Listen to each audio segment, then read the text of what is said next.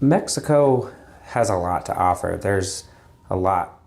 Aaron's first trip to Mexico was supposed to be peaceful, a road trip for bird watching and wildlife photography, but that calm evaporates when a pickup truck roars up behind him on an empty rural road. The vehicle closes in fast, its passengers armed and standing in the back. Another car coming up behind us.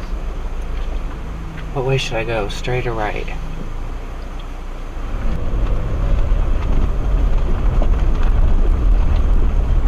The car behind us is kind of scaring me how fast they're going.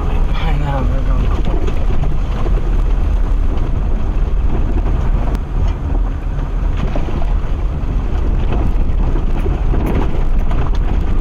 They probably just drove this way lots of times. Oh my god, they have guns. Jesus.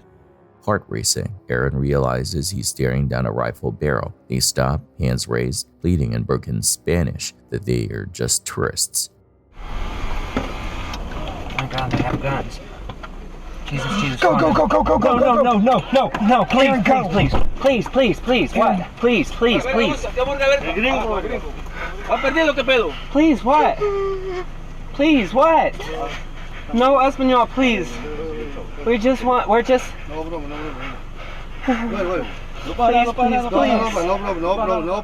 The men order them not to continue straight, warning that others ahead will kill them if they do. Whether they were protecting the travelers or threatening them remains unknown. The moment ends as suddenly as it began, leaving behind one truth. On remote roads, you can never predict human intent. Please.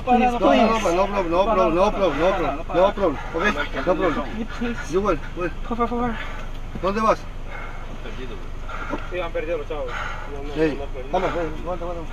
Please. No problem, okay? I'm about to pass No out. problem, okay? No problem. Logan, don't. It's okay, it's okay, it's okay. No problem, okay? Para acá. Okay. Sí, Oh my god, I'm gonna pass out. You're Mira, okay. hey. You're okay. You're okay. Hey, You're okay. hey, Here, you need your medicine? mira.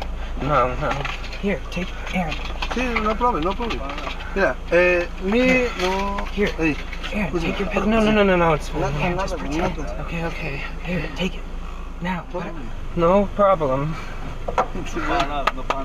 tranquilo, pero.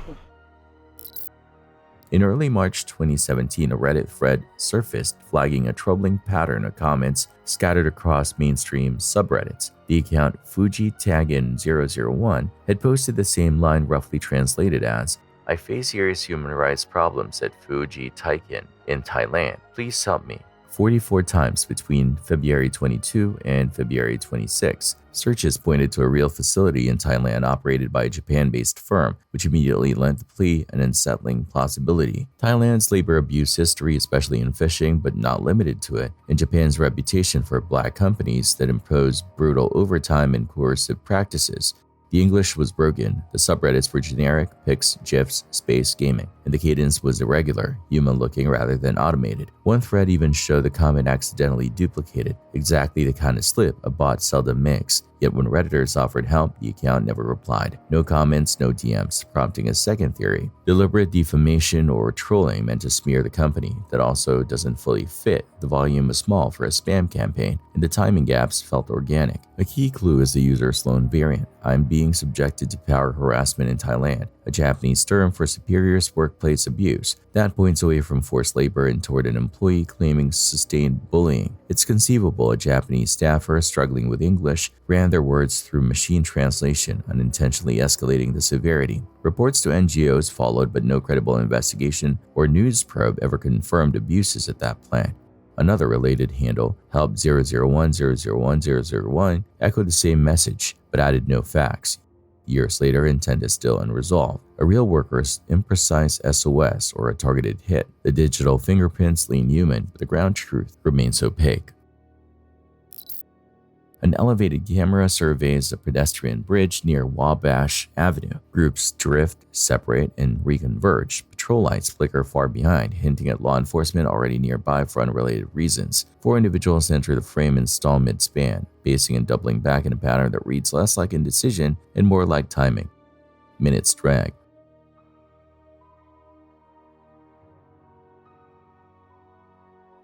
A man in a black t-shirt suddenly draws a handgun and angles downrange toward an off-camera target.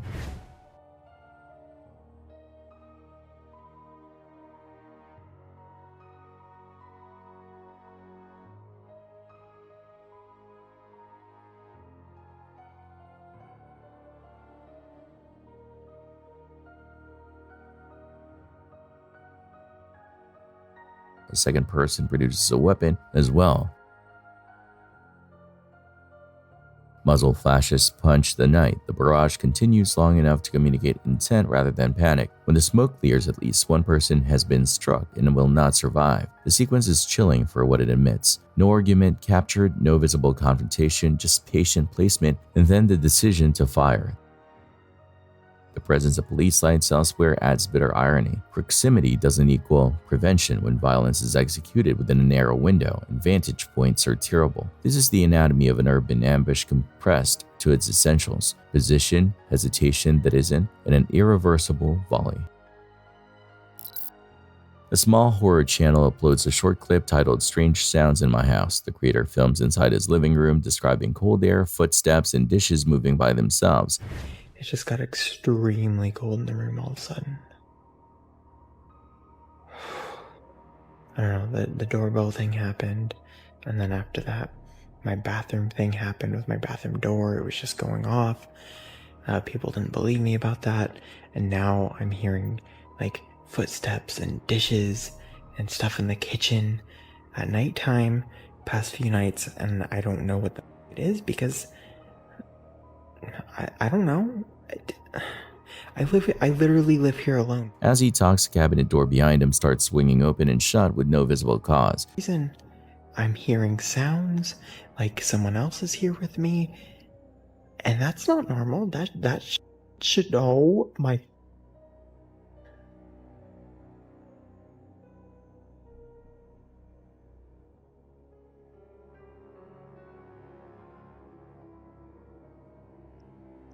What the fuck? What the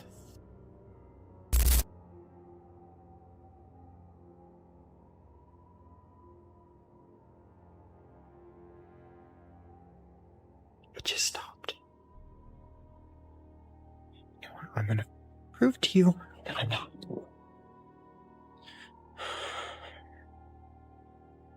Look, I swear to God, hold on. I swear to God, I'm telling the truth. Okay? Look, there's nothing here. There's no fishing line attached to this fucking door. I'm not going crazy. There is nothing here. You would see it in the light. Look, nothing. There's nothing here. I don't know. This is so stupid. This is stupid. He flips on lights, pulls the door to show no string, no magnets, no tricks, nothing. The sound stops for a moment, only to start again, louder this time. His voice shakes as he insists he lives alone. The video cuts without explanation, and no follow-up was ever posted. The lack of answers makes it worse, leaving viewers wondering if the haunting stopped or simply wasn't filmed again. In late 2019, a new Reddit account, Snapped Fingers, asked for advice about escalating hallucinations, shadow shapes, spider crawls in peripheral vision, serpentine masses rising at the bedside, and occasional full-form apparitions. He described similar phenomena since youth, worsening into adulthood, and isolation from relatives who interpreted it as supernatural and friends who had walked away. He feared clinical evaluation, saying prior doctors made him feel like a lab case. Replies urged psychiatric care for probable psychosis or schizophrenia. Instead, his posts quickly shifted: numbness after seeing a real fatality, questions about biting off a finger and reattachment, a 2008 incident where he drilled his own arm during a visual episode. He rejected most medical advice, but embraced the single speculative comment that he might be glimpsing another dimension. That inward idea became a belief system amplified by fringe voices on Discord. He recast the visions as interdimensional entities, denied schizophrenia, and announced a mission: locate and close hellish portals in the Paris catacombs. In May 2020, he claimed to have stolen a car, headed underground, and promised video proof in a day or two. Silence followed. Given the catacombs' vast, largely unmapped network, hundreds of kilometers, many assumed he perished from dehydration or disorientation. 2 years later, he resurfaced. He admitted there were no portals, hinted at surviving his foray, and posted a brief closing note. He was alive, not cured, improving incrementally, and planning to disengage from the saga. The account was later deleted. What remains is a stark case study, untreated psychosis redirected by online myth-making, nearly culminating in a fatal labyrinth. The lesson isn't occult, it's clinical. Early sustained treatment and a support system can be the difference between recovery and a disappearance. This footage comes from the cabin of an Asiana Airlines Airbus A321 on short final to Daegu International Airport. As belts are fastened and the aircraft is descending through landing checks, a man in his 30s reaches the forward left exit and physically opens the door.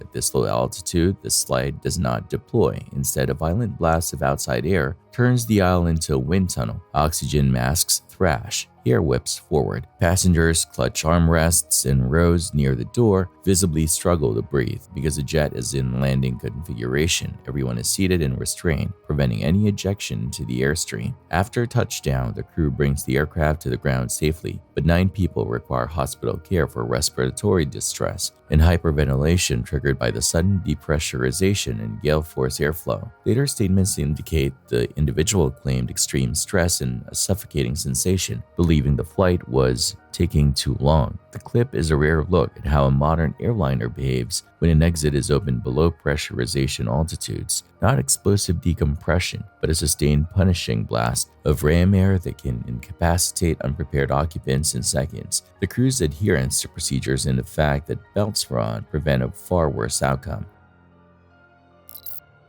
A Texas DPS trooper investigates a minor crash on I-37 near George West. One driver, 43-year-old Silva Patricia Santa Maria, acts evasive, claiming she's hauling mattresses. Her story keeps changing. Troopers open the 2005 box truck and find a suffocating hide. 30 mattresses stacked in front of a false void where 25 migrants, some children, are crammed without ventilation. Victims from India, Mexico, Cuba, Honduras, Venezuela, Guatemala, the Dominican Republic, and El Salvador stumble out, weak and struggling to breathe. All are evaluated and then transferred to Border Patrol. Santa Maria is arrested on 25 counts of smuggling. The scene recalls the San Antonio tragedy in 2022 that left 51 migrants dead in a trailer, proof that minutes in airflow can separate rescue from mass casualty. Police body cam footage shows a chase that turns violent in seconds. Officers order a suspect to the ground. He resists and runs.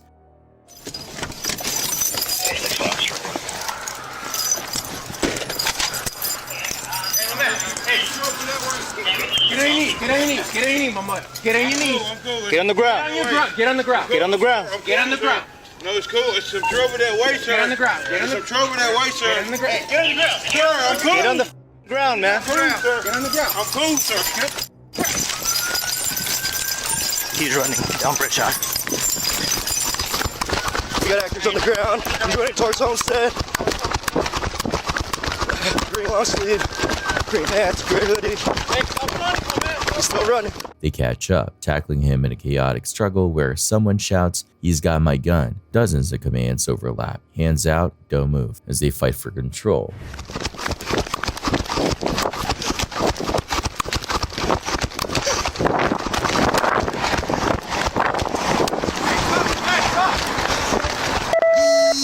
Alright, he's going north on Homestead.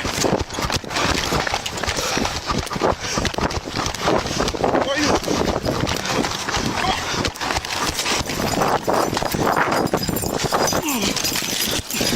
Quit your shit, bro. Come on. Oh my god. Hey, Oh my God. stop! Oh, Out! move, move, move. Move, Verdugo. Yeah, my god! Yeah. You go. Don't move. Don't move, my man. Don't move.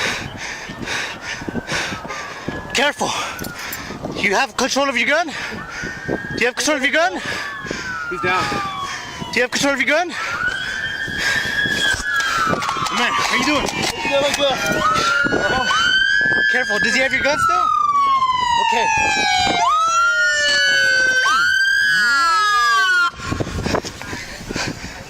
Careful. If his hand is on your trigger, be careful. Still got my gun, dude. Stop blocking the streets. Hey, what? Hey, get down! Careful, careful, careful. If his hand is on his gun, be careful.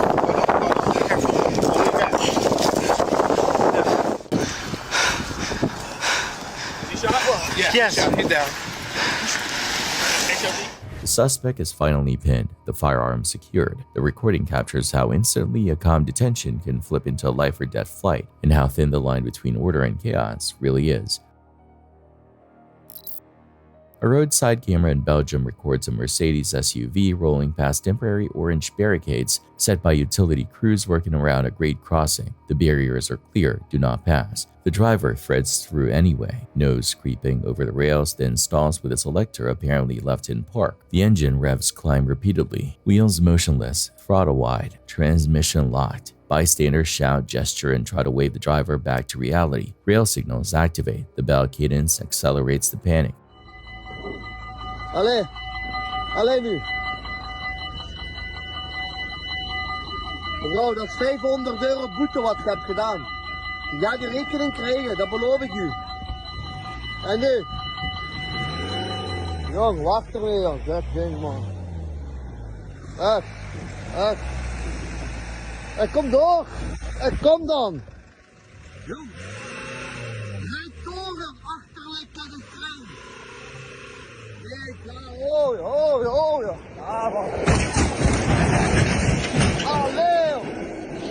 The camera holds long enough for the awful arithmetic to finish. Mass and speed meet immobility. The train shears through the SUV, scattering fragments down the right of way. Miraculously, the occupant survives, but with severe injuries. The incident is infuriating because of its preventability at multiple decision points, ignoring work zone controls, entering a live crossing while distracted, failing to verify gear position when the vehicle doesn't respond, and freezing under pressure. The video has since been used in driver training to illustrate task fixation, pressing the same pedal harder instead of diagnosing why the car isn't moving, and to reinforce that rail lines are unforgiving. If a vehicle stalls on the tracks, kill the engine, shift to neutral, and evacuate at once at a 45-degree angle in the direction of the train's travel.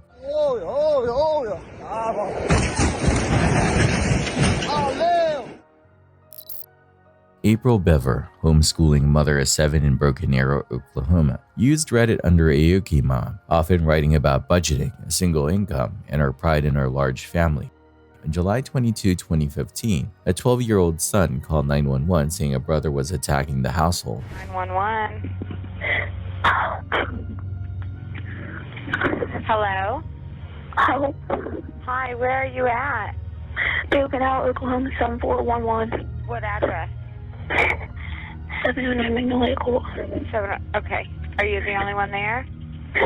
No, my brother's attacking my family. Your dad is attacking your family?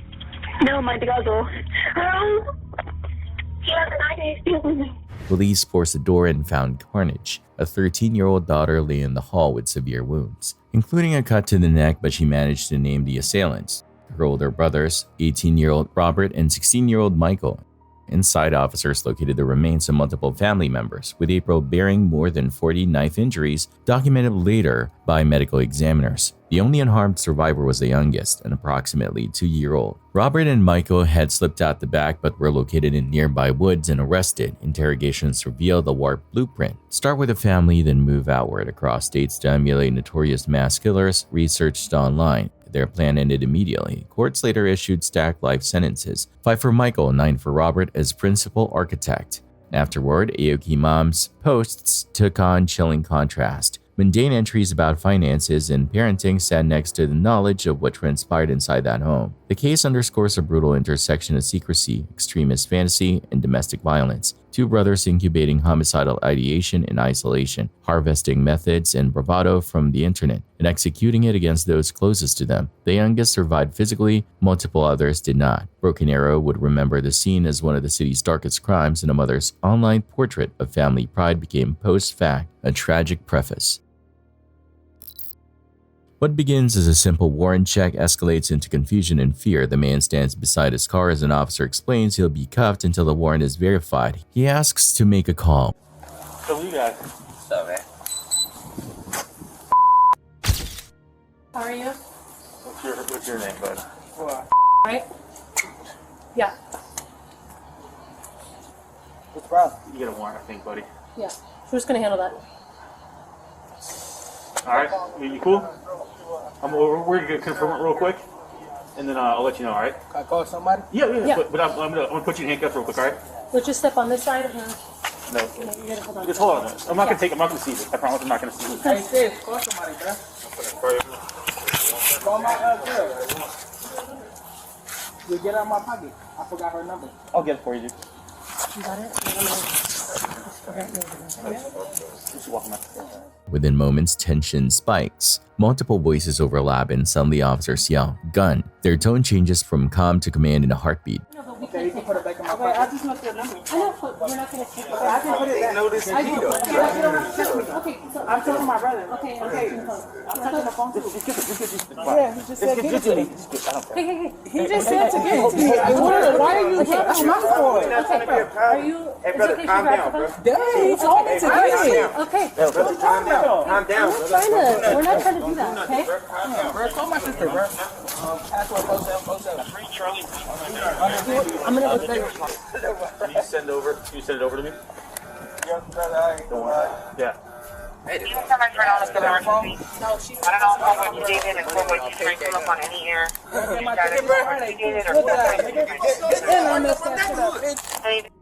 Come on now, tell them, big bro. Y'all doing in my neighborhood? Got a warrant. We're taking him around. He ain't got no warrant. Ain't no fucking police, nigga. Ain't no police. Uncuff me right now. Yo, I'm on my soul. Uncuff me right now. You call him up. I wish somebody would roll up once, boy. The king is outside. Nigga, get the out of my hood. They just trying to get their we finna go what? We going now. They gotta roll up here. Uncuff me right now. Got a gun. Hey! Uncuff me right now.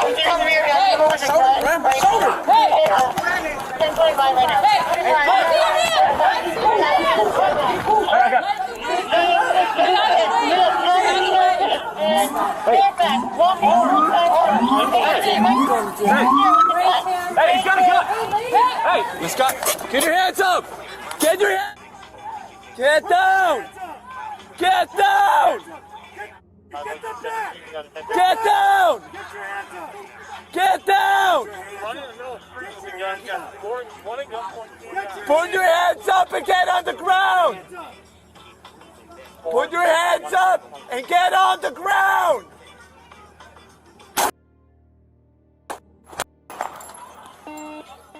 Backup moves in, weapons drawn, and the suspect is taken into custody. The footage ends with everyone breathing hard. A routine stop turned into a critical incident before anyone could process what happened. Multiple CCTV angles from a Brazilian street show two pedestrians chatting as a white cargo truck rolls by. Moments later, the tractor's tilting cab, left unsecured, pitches forward on its hinge, yanking controls and obscuring the driver's world to a steel wall.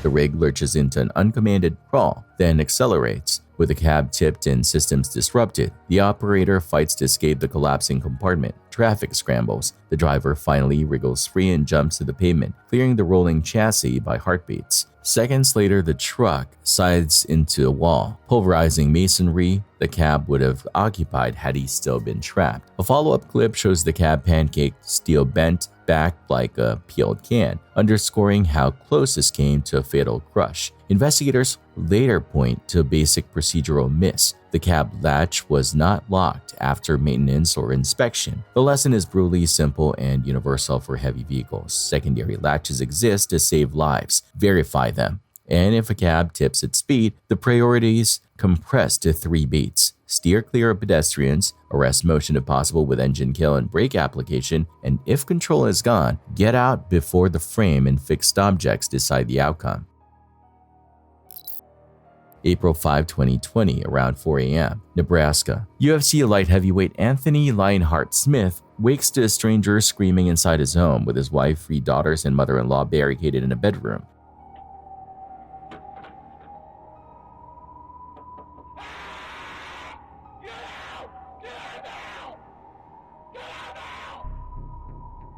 To you, they want to hurt you. They have something, whether it's a weapon, a gun, a knife, a bat. You know, so I'm expecting he has something, and I don't. So I just needed to get to him and honestly do as much damage as I could before I was going to succumb to whatever he had, and hopefully my family could get out, or you know, if I ended up dying or from a gunshot wound or whatever, at least he'd be hurt enough that they could deal with it.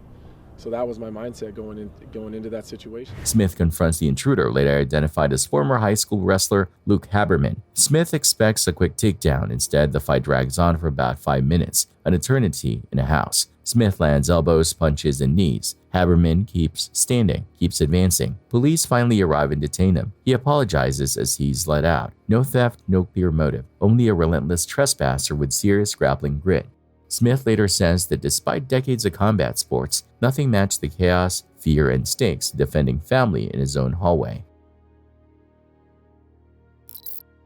In August 2015, a Reddit user, Is There Life After Lyme, described crushing symptoms, brain fog, memory issues, visual problems, and said an LLMD Lyme literate doctor had diagnosed congenital Lyme plus co-infections despite negative standard tests and one inconclusive result. She was a single working mother with no insurance, sinking into debt for pricey herbal formulas. Her practitioner opposed antibiotics, claiming bacteria outsmart therapy. She believed her young one displayed congenital signs, hostility, impulsivity, and attention, though none of this squared with evidence-based pediatric assessment. Redditors noted red flags, symptoms mismatched with typical Lyme presentations, total reliance on a non-standard provider, adverse effects from herbs including psychosis-like episodes, and a business model that looked predatory. In September, she posted about a grocery store breakdown with commanding voices threatening harm if she didn't buy specific items. Commenters urged inpatient psychiatric care. She said she would go quiet.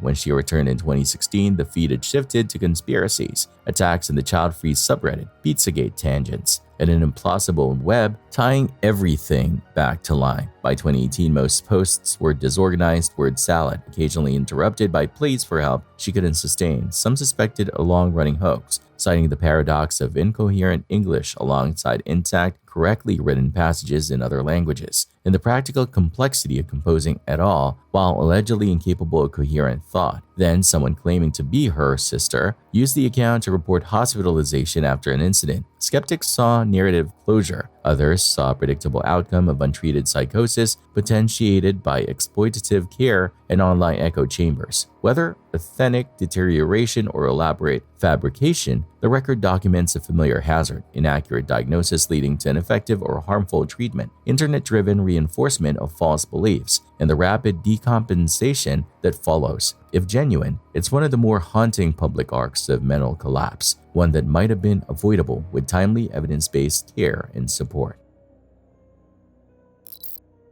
A dashcam from Australia captures 2 people trapped by cars boxing them in. They decide to push through instead of waiting. Get out of it. We're gonna have to run. No. Run. No. Go out, babe. It's just because the road's blocked off. Just go out. Are you sure? Yep, go out and drive out. Straight past them all. You even got him to Put your window up. You'll be right. He's just gonna move that and then... Go, go, go, go, go, go, go, go! Go! Go, baby, go! Just go. Just go. Just go. You're right, babe, babe, you're alright! I know, I'm just getting away from it for us. Now, how's that for driving, darling? Get me away. The driver hits the gas, clipping a barrier as they escape. They realize they've blown a tire, but stopping isn't an option. They keep going, rim grinding the road. Careful. Careful. Honey, careful, because I'll get air patrol out. I know, we're going to get out and run. Not yet. I've got a flat, we have to. You got a flat? I popped the tyre down. Did ya? Yep. Keep going. Did you really? Yes. I wouldn't say it otherwise. Alright, you gotta get us out of here though, to get us, like, out of here. Away from them before we can ditch the car, babe. I know.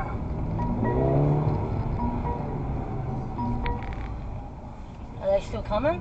I don't know. In the background, panic builds as they argue over where to ditch the car and how to avoid being tracked. I'm gonna be there. I don't know. They're tracking the car. Yeah. Should I take that message? No, you should just out of the car and go. We should just go. I know, but we can't just ditch it here. They know what we look like. We got to get out back to Paranway. No, we don't. And ditch it. No, we don't. Can't ditch it here, darling. I'm telling you, we're going to get pinched if we ditch it right here, right now. Darling, we're not going to be able to drive it around. They're tracking it. Okay, well, we need to get it somewhere where we can get out and get on a tram or something straight away. Darling. Yeah, but don't go too fast where they can see you, darling.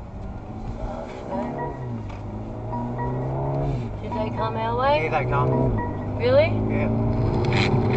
Really? Yeah. We're in a chase? Yeah.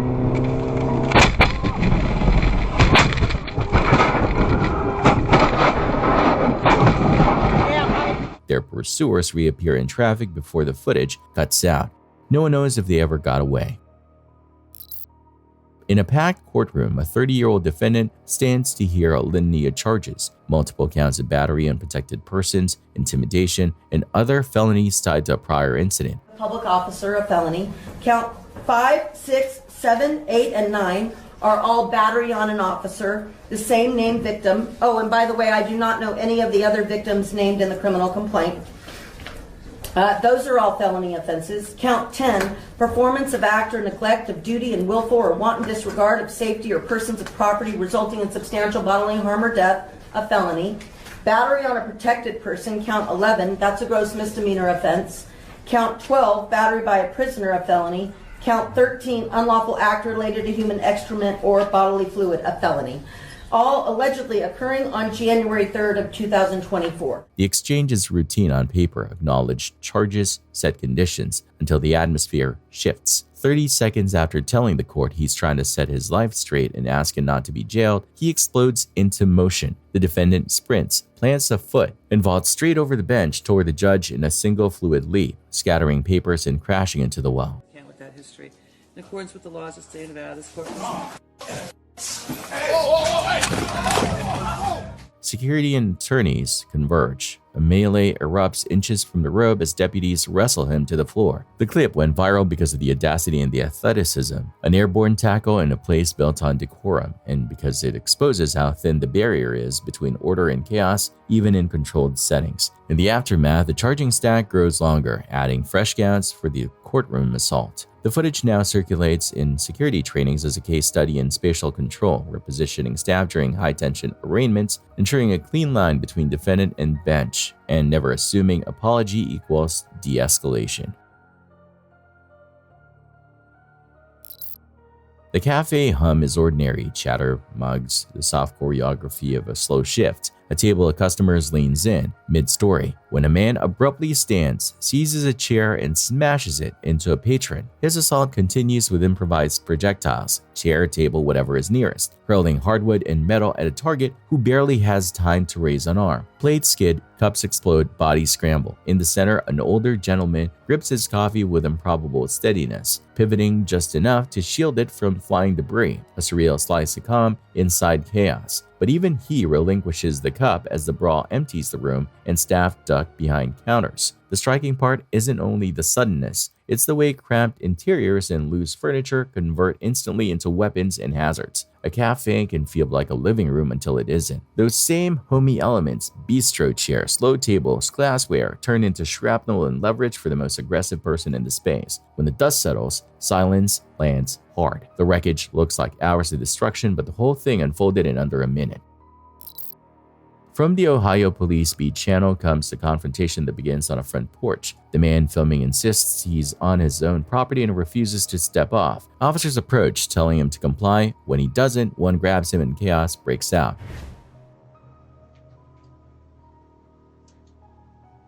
For what? For what? What are y'all bothering me for? No. Yeah. No. I'm on camera, no. No, I'm not stepping off the porch. Step off the porch.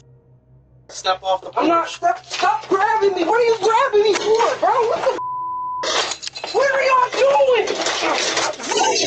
Stop. I didn't do nothing, bro. What the? Hold my stomach. Man, what are y'all doing, bro? Man, what are y'all doing, bro? Watch your door. Man, what the? He shouts that he's being kicked, demands a supervisor, and begs someone to call his mother. Look at me! What the are you talking about? Get your hands behind your back. Get your hands behind your back. Why are you kicking me? No one's kicking you. Yes, he is, dude. What the? Stop. Man, I didn't even do nothing. I'm sitting on the porch about to smoke. Why do you see a supervisor? I want a supervisor. I'll do you one better. Sergeant, I'll get the. I want a supervisor. You want the sergeant or lieutenant? I just want a supervisor. You got two of them here. I want the supervisor. What are y'all bothering me for? Hello. All right. Call my mom. They just walked on this porch and beat my. Who is this? It don't matter who I am. Y'all didn't have no reason to approach me. I'm on the porch trying to smoke. The clip ends without resolution, leaving unanswered questions about what justified the encounter and how it ended once the camera stopped rolling. Heavy rains hammer southeastern Switzerland, overloading catchments and bursting riverbanks. Zermatt, an alpine resort town, finds itself ringed by brown, fast water and debris. This onboard video shows one of the final Matterhorn Goddard band services edging a long track bed that runs frighteningly close to an engorged channel.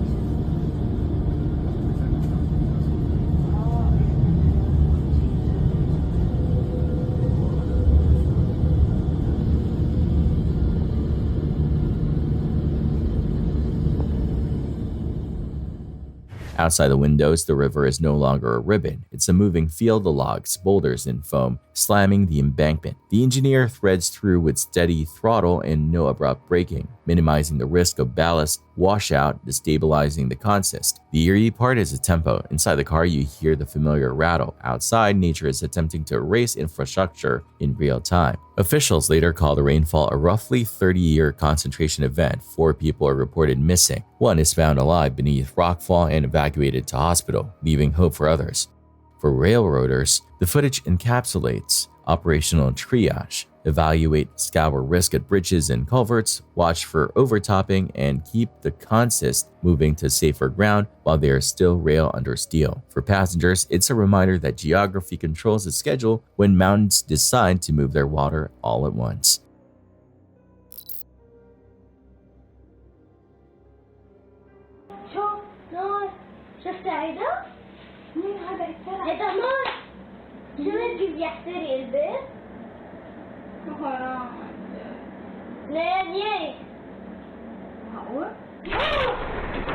A home camera in Beirut frames the nanny and several young ones watching a distant plume unfurl over the port. They're transfixed, pointing, whispering, and for several seconds nothing moves but the smoke, building into a towering column. Physics invisible until it isn't. Closes the distance. The shock front arrives late but merciless. Windows implode inward. The pressure wave slams walls, and the room becomes a storm of glass and splinters.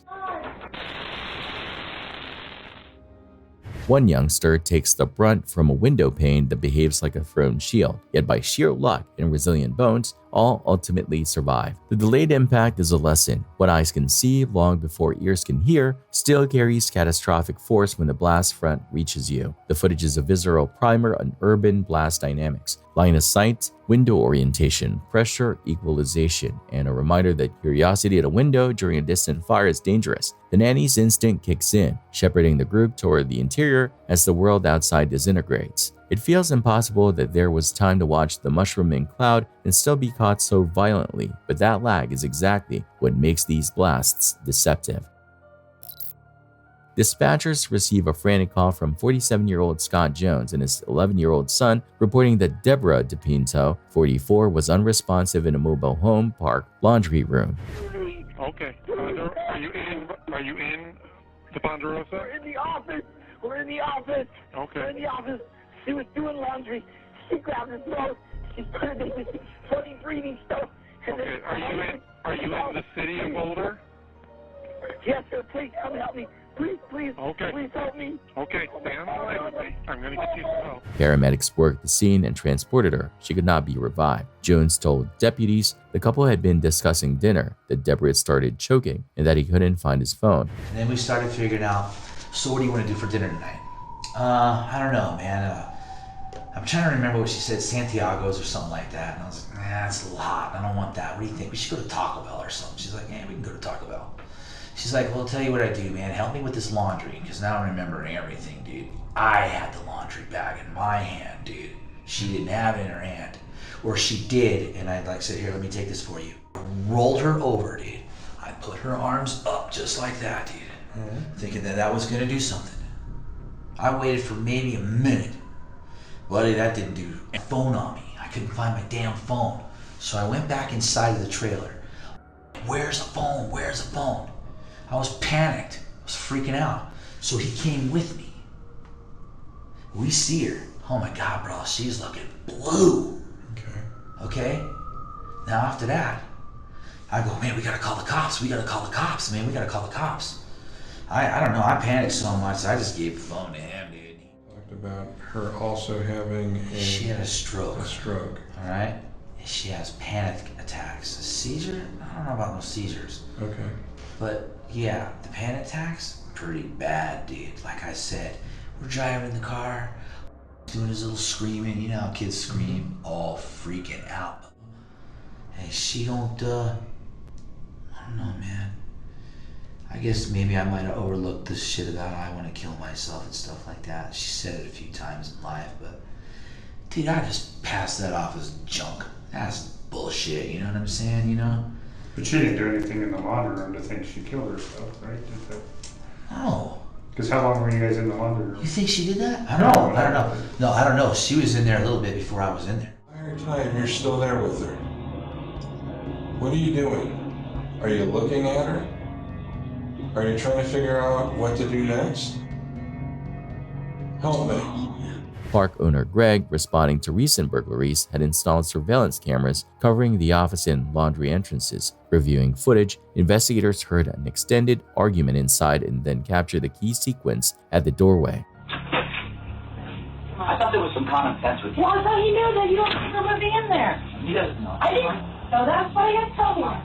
Deborah attempted to leave. Scott blocked her path. A struggle followed. She collapsed, and he remained with her without summoning aid for approximately 45 minutes. What are you doing over there? I'm getting one.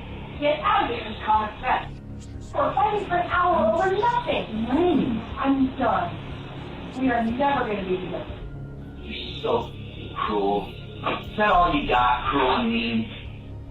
You're in my way. You can't force me to love you anymore. Get out of the... Where's the door? I'm trapped. Get away from me. You make me feel terrible. Get away from the door.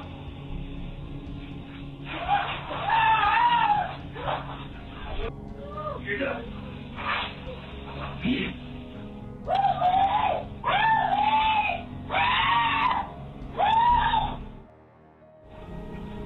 Oh my God. Oh my God. Oh my God. Oh my God. Oh my God. Oh my God. Oh my God. Please, Mama, wake up. Mama, please. Oh God. Please. Oh God. Please do help us. Oh my God. Confronted with a video, Jones's account unraveled. A jury convicted him of second-degree murder and child abuse. He received a 49-year sentence.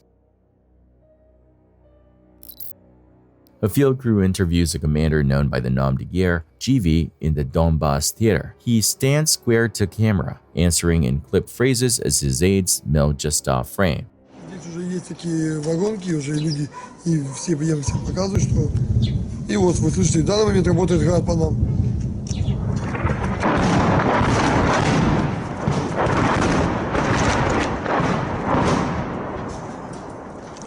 Вы все слышали, все видели? Вот осколки по нам летят, смотрите, аккуратно голову берегите. Вот осколки.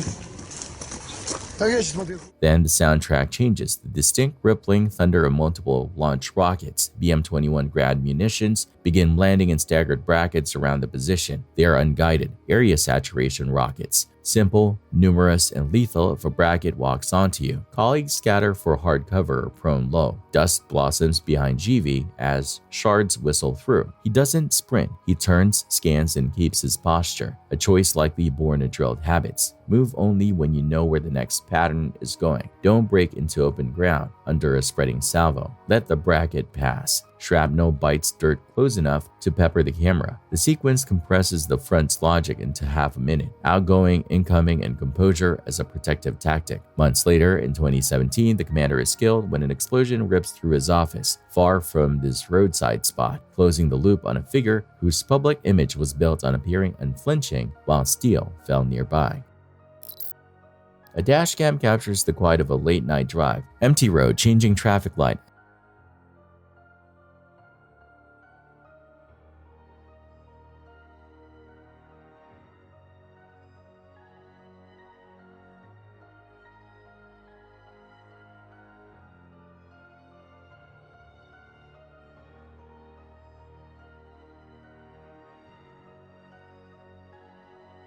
As the signal turns green and the car moves forward, a motorcycle shoots across the intersection from nowhere.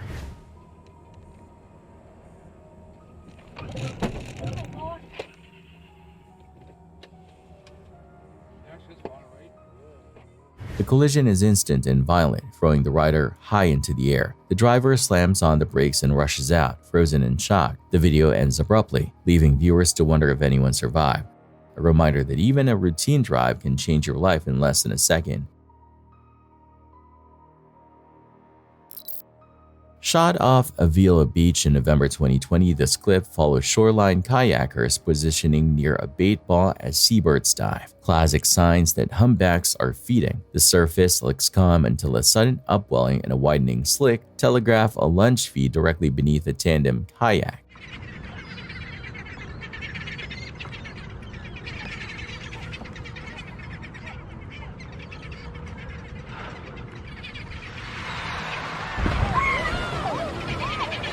Oh, shh.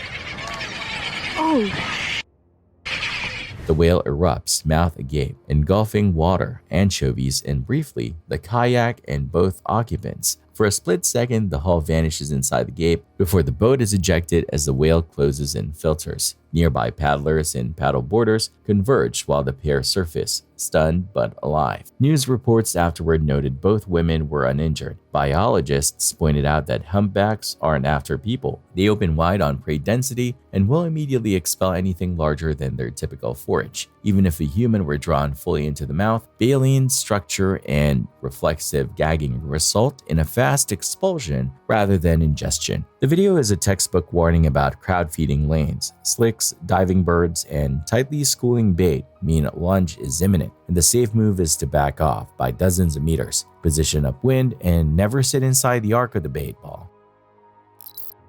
Bad weather aborted a planned ocean's deadliest tiger shark shoot off Port Douglas. So Steve Irwin and cameraman Justin Lyne shifted to shallow water for pickup shots with a large stingray. After filming clean passes, they attempted one last swim-away shot from behind the animal. The ray, agitated, delivered multiple rapid tail strikes. Lyne turned to see a cloud of blood and helped Irwin to the boat to avoid attracting sharks. Steve's shadow was a tiger shark, which feeds on them very regularly. And so it started to attack him. I didn't even know it had caused any damage. It wasn't until I panned the camera back that Steve was standing in it. Irwin said, "It's punctured my lung. Then moments later, I'm dying." The barb had penetrated his chest, causing cardiac trauma. Both lungs collapsed. Irwin's death, one of very few fatal stingray incidents recorded in Australia, triggered debate about wildlife, show risk, and trainer proximity. His family continued conservation work through Australia Zoo and subsequent foundations, stressing Irwin's belief that the animals were not to blame for instinctive defense. To deal with venomous snakes, as I learnt at a very young age, is give them space. This is his territory. This is his terrain, his environment. He's the biggest predator out here. And this is just such a special moment. This is what I want to share with you. TikTok creator styling himself Wolfie Clay films at the front counter of a fast food chain, then pivots into a kitchen lane and dumps ice into a live deep fryer.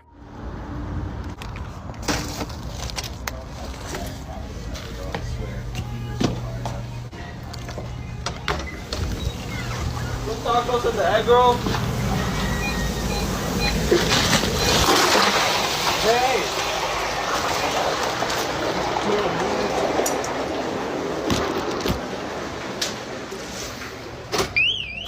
The thermal shock flashes steam and sends hot oil erupting upward, a hazard that can cause scalds, grease fires, or permanent blindness in under a second. He's done variants before, slapping food from a paying patron's hands, baiting staff, and labeling himself as supervillain to drive views. These aren't pranks, they're workplace endangerment stunts that force hourly employees to manage industrial hazards while also dealing with a camera pointed at them. Commercial flyers run around 170 to 190 degrees Celsius, 340 to 370 degrees Fahrenheit. Introducing water or ice violently expands volume as steam, ejecting oil in plumes that can jump containment and ignite adjacent residues. Beyond injuries, this behavior can shut down a line, contaminate product, and trigger insurance or OSHA-style investigations. The account's rapid growth since April highlights a platform dynamic. Escalation gets reach. Clip stands as a case study in why many restaurants now bar filming on the line, train crews to hit the emergency power cut instantly, and keep lids or fire blankets within arm's reach. In a crumbling industrial building, a lone explorer records what looks like harmless decay until he finds a rusted metal door half buried under debris. Against every instinct, he opens it.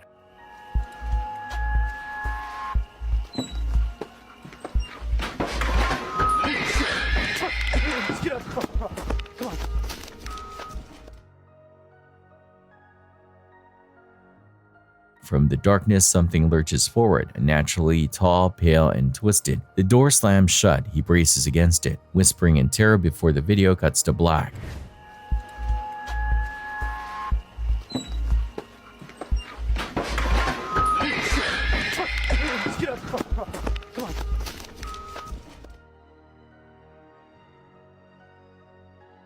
No context, no aftermath, just the sound of breath and metal. Whatever was behind that door remains unseen, and maybe that's for the best. This is 21-year-old Marie Avalos, a college student with a clean record and a part-time job at Hollister. But behind the counter, she was running a quiet scheme that lasted nearly a year. On April 23, 2025, Boca Raton police arrived at the Hollister store after loss prevention uncovered evidence of long-term theft. Investigators had received an anonymous ethics hotline tip claiming an employee had been stealing merchandise, and that employee was Marie. According to store records, she'd taken over 55 items of clothing since 2023, using clever methods to avoid suspicion. Sometimes, she'd slip small pieces into her metal water bottle, which wasn't see-through. Other times, she wore the clothes right out of the store. 324 received an anonymous tip from the ethics hotline that stock associate Maria Viles might be committing merchandise theft. The following are the details from the call. Since March 2024, Maria has been stealing clothes that fit in a water bottle at the Hollister store that is located at this store. Over the last year, Mary has stolen around 500. No one at the store knows about this situation. That's all we had. Okay, is that something I can get a copy of? You can, if you want this case report that we have right here, you can take it. So. We have, this is Marie. She has taken some merchandise over like the past year, I would say. And we've got that merchandise here. She was nice enough to bring it back to us today. She never more. This whole pile? Yes, sir. So it's 26 items valued at $750, $70 before tax. However, it is under in each separate occasion. She never took this all. Like, this is over an extended period of time. So if you guys wanted to go about it for a theft, then you can.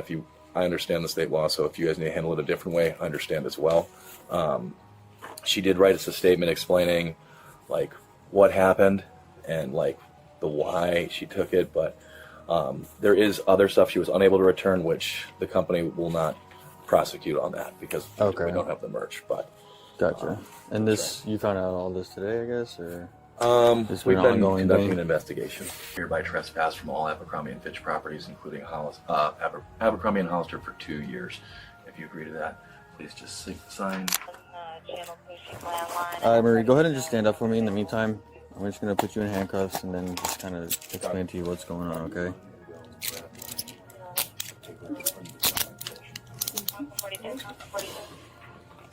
When officers arrived, Marie was cooperative, even remorseful. When questioned, Marie admitted to the thefts, explaining she'd been working there for over a year and started stealing just 2 months after being hired. She returned a portion of the stolen merchandise, about $750 worth, though not all of it could be resold since much of it had already been worn. The rest, she said, was still at her home in Orlando. There was a lot of stuff on that list.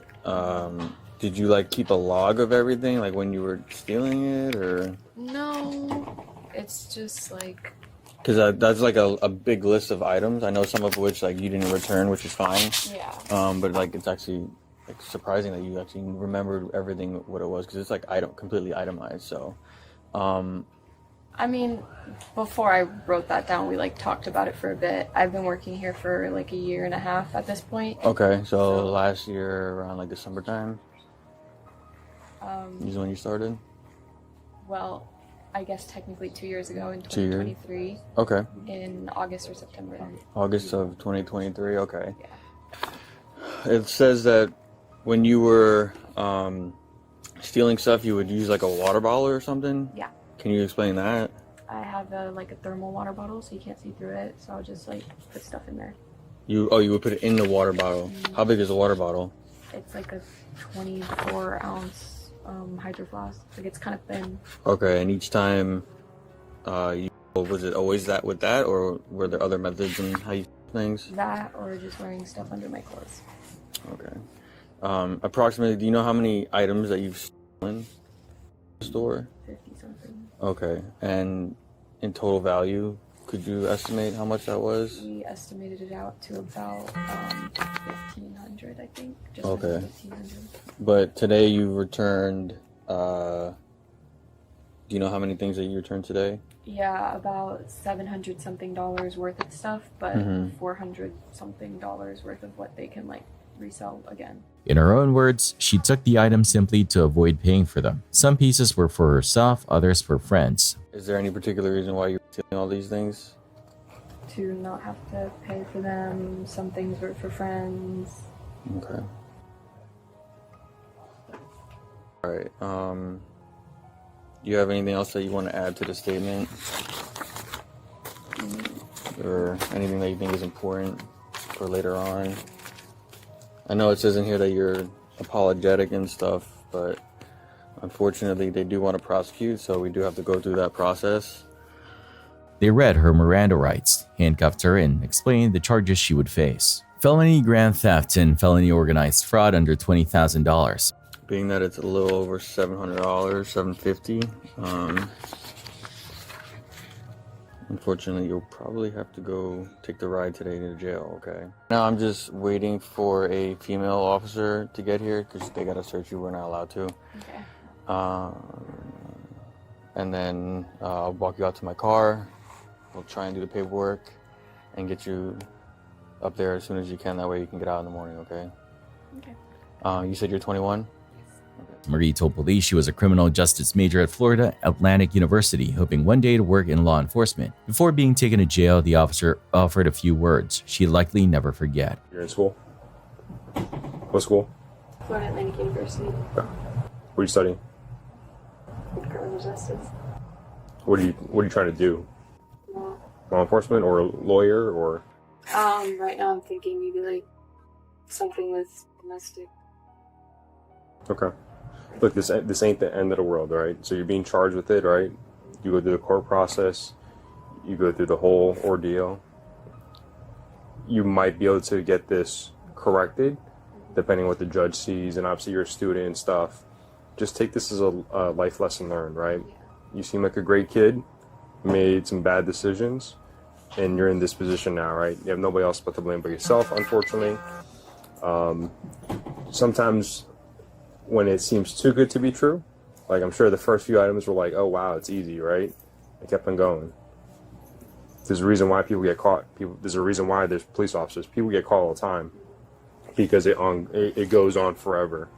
But this is not bad because there's other people that steal more valuable things, and they're probably looking at a little bit longer, sentences and things like that because they do it so often. They get caught so often. Again, you seem like a great kid. You just made a stupid decision, and hopefully this ends here. I'm sure your parents are gonna be pissed, and you're 21. You don't have to tell them, but you're getting arrested. You're probably gonna need a lawyer and stuff. When you go to court. Marie nodded, quiet, realizing her dream career might now be the very thing she'd stolen from herself. A driver's nighttime travel vlog seems ordinary until the next day's playback. Frame by frame, a shadowy figure appears in a nearby field, motionless, watching.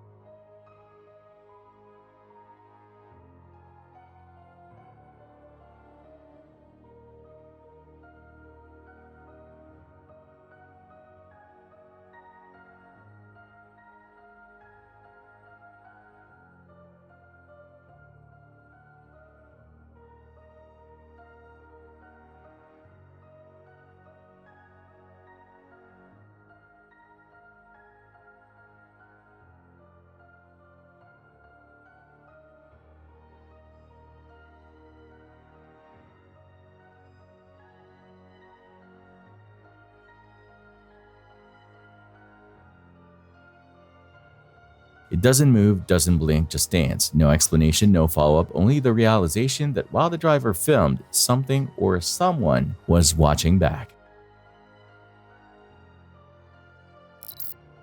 At West Virginia's Bridge Day 2022, multiple base jumpers step off the span in rapid sequence. One jumper delays slightly, pitching a canopy lower than the person above.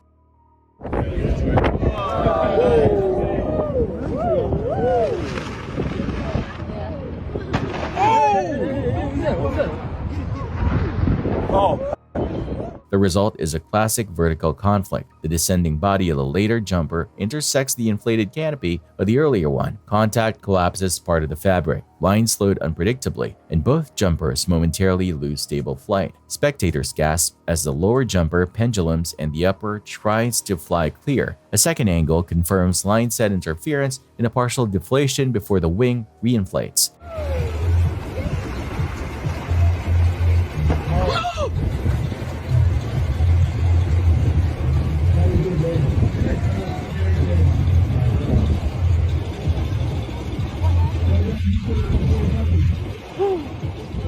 Both land safely, but it's too close. Organizers drill spacing precisely to prevent this. Exits should be staggered by altitude and timed to guarantee horizontal separation before deployments. Low pulls compress decision windows and magnify risk, particularly over a river canyon where rotor and crosswinds can stack canopies. Debriefs after incidents like this hammer the basics, agree on exit order, honor minimum intervals, verify object separation before pitching, and abort if the traffic picture isn't clean.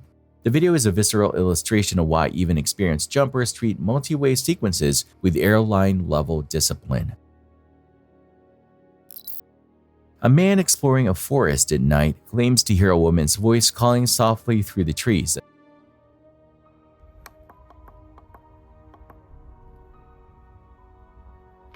Maybe she'll talk more on the way through.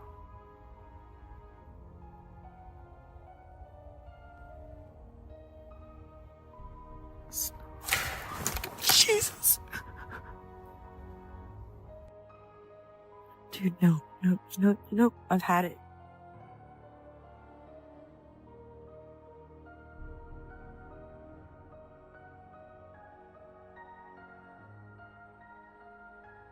Okay, my loves, I've tried to slow it down here. It is huge. It comes out, and it's got really long arms and a cone head, and it looks like breast.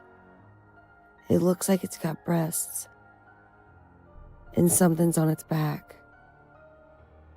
It looks like there's something holding on to it, and it's huge. As he records, a tall figure emerges, a human-shaped silhouette with elongated arms and a smaller form clinging to its back. He whispers that it looks like a woman carrying a child. The figure turns, then vanishes between the trees. The clip ends instantly. No one knows who filmed it, what the figure was, or if he made it out. Even years later, viewers still argue. Was it a person, a spirit, or something that doesn't belong in our world?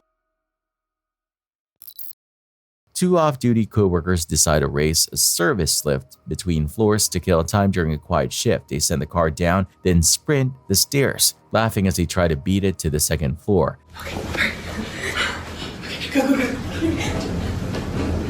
Harmless until the doors arrive and begin cycling open, shut with no floor change, no call chime, and no visible obstruction.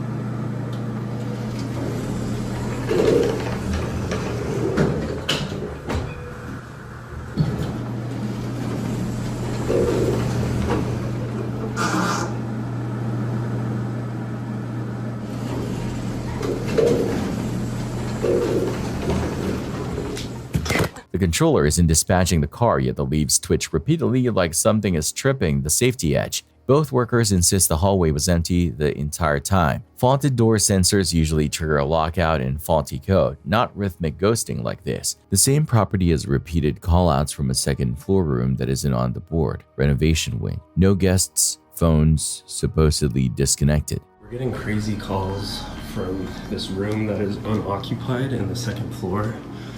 And this is like the third time it's happened. And I'm bringing y'all along with me, so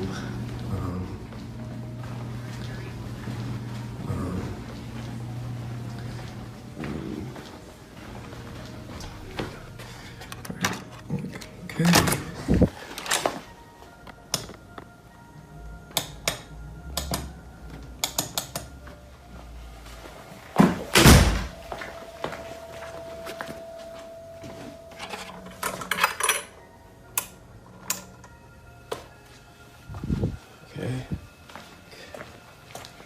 There's the phone. No one's calling, no one's here. Everything's chilling.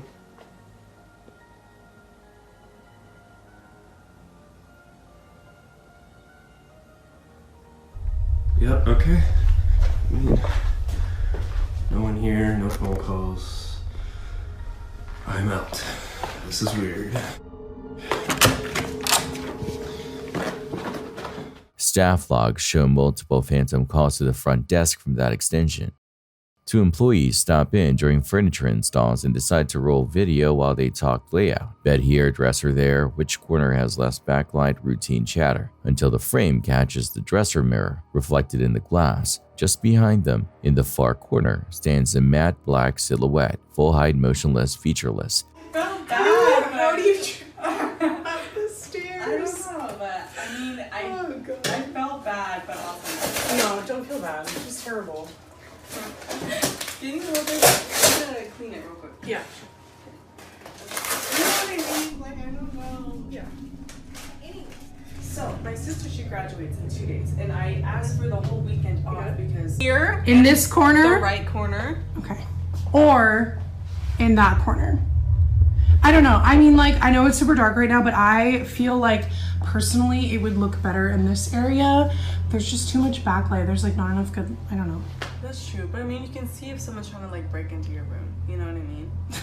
Okay, all right, weirdo. It doesn't flicker like shadow banding. It resolves as a human outline and then is gone when the camera pans back. No footsteps, no door latch, no HVAC gust pushing anything into view. Cross-checking with the occupancy log shows the entire wing out of service. Between phantom calls and that reflection, the second floor is earning a reputation the staff would rather not have.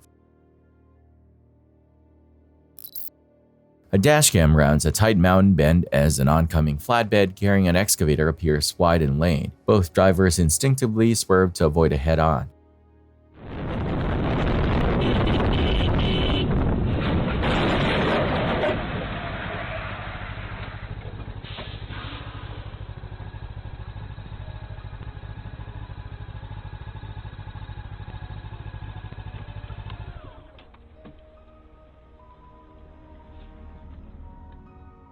The truck's evasive input plus cornering load overwhelms its securement. The excavator's boom and house vault off the deck, slamming into the roadway and missing the camera car by a narrow margin. You can see the arms scythe across the center line, exactly where the dash car set a heartbeat earlier. On replay, the truck entered the corner too deep and too fast for the load and geometry, converting lateral G into a lever that defeated tie-downs.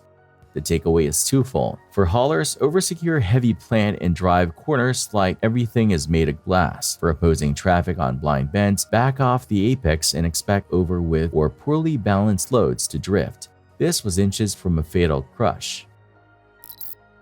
A group lingers beside a building during winter works when one man decides to clear an overhanging slab of accumulated snow by throwing an object upward. He succeeds too well.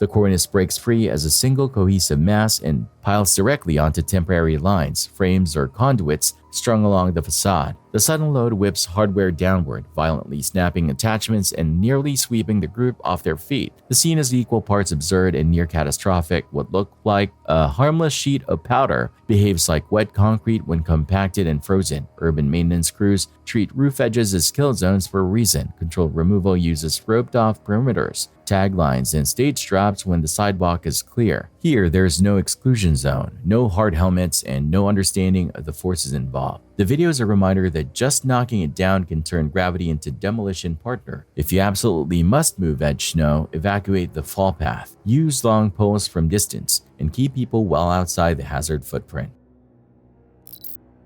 Security video from an upscale Auckland home records a masked intruder slipping through a door and heading straight for the nursery. It looked too precise to be chance, and it is. The person on camera is working with the household's nanny, her cousin, who betrays the family from the inside. The target is an 11-day-old young one. The plot's backstory is stranger than fiction. The masked woman had faked a pregnancy for months, complete with a sham baby shower. Engineering a social facade to support the abduction she eventually attempts. Coordination with a caregiver neutralizes the home's strongest defense, routine. The intruder moves like someone briefed on layout, schedules, and soft points. Fortunately, fast responses and subsequent investigation unravel the scheme, but the footage is harrowing because it revises trust downward. You can harden windows and sensors, yet insider access dissolves those layers. In post-incident reports, detectives often remark that the planning looked unsophisticated, emotionally driven rather than criminally expert. That's exactly why it's dangerous. Desperation and fantasy don't obey risk calculus, and the first sign to outsiders is often the break-in itself.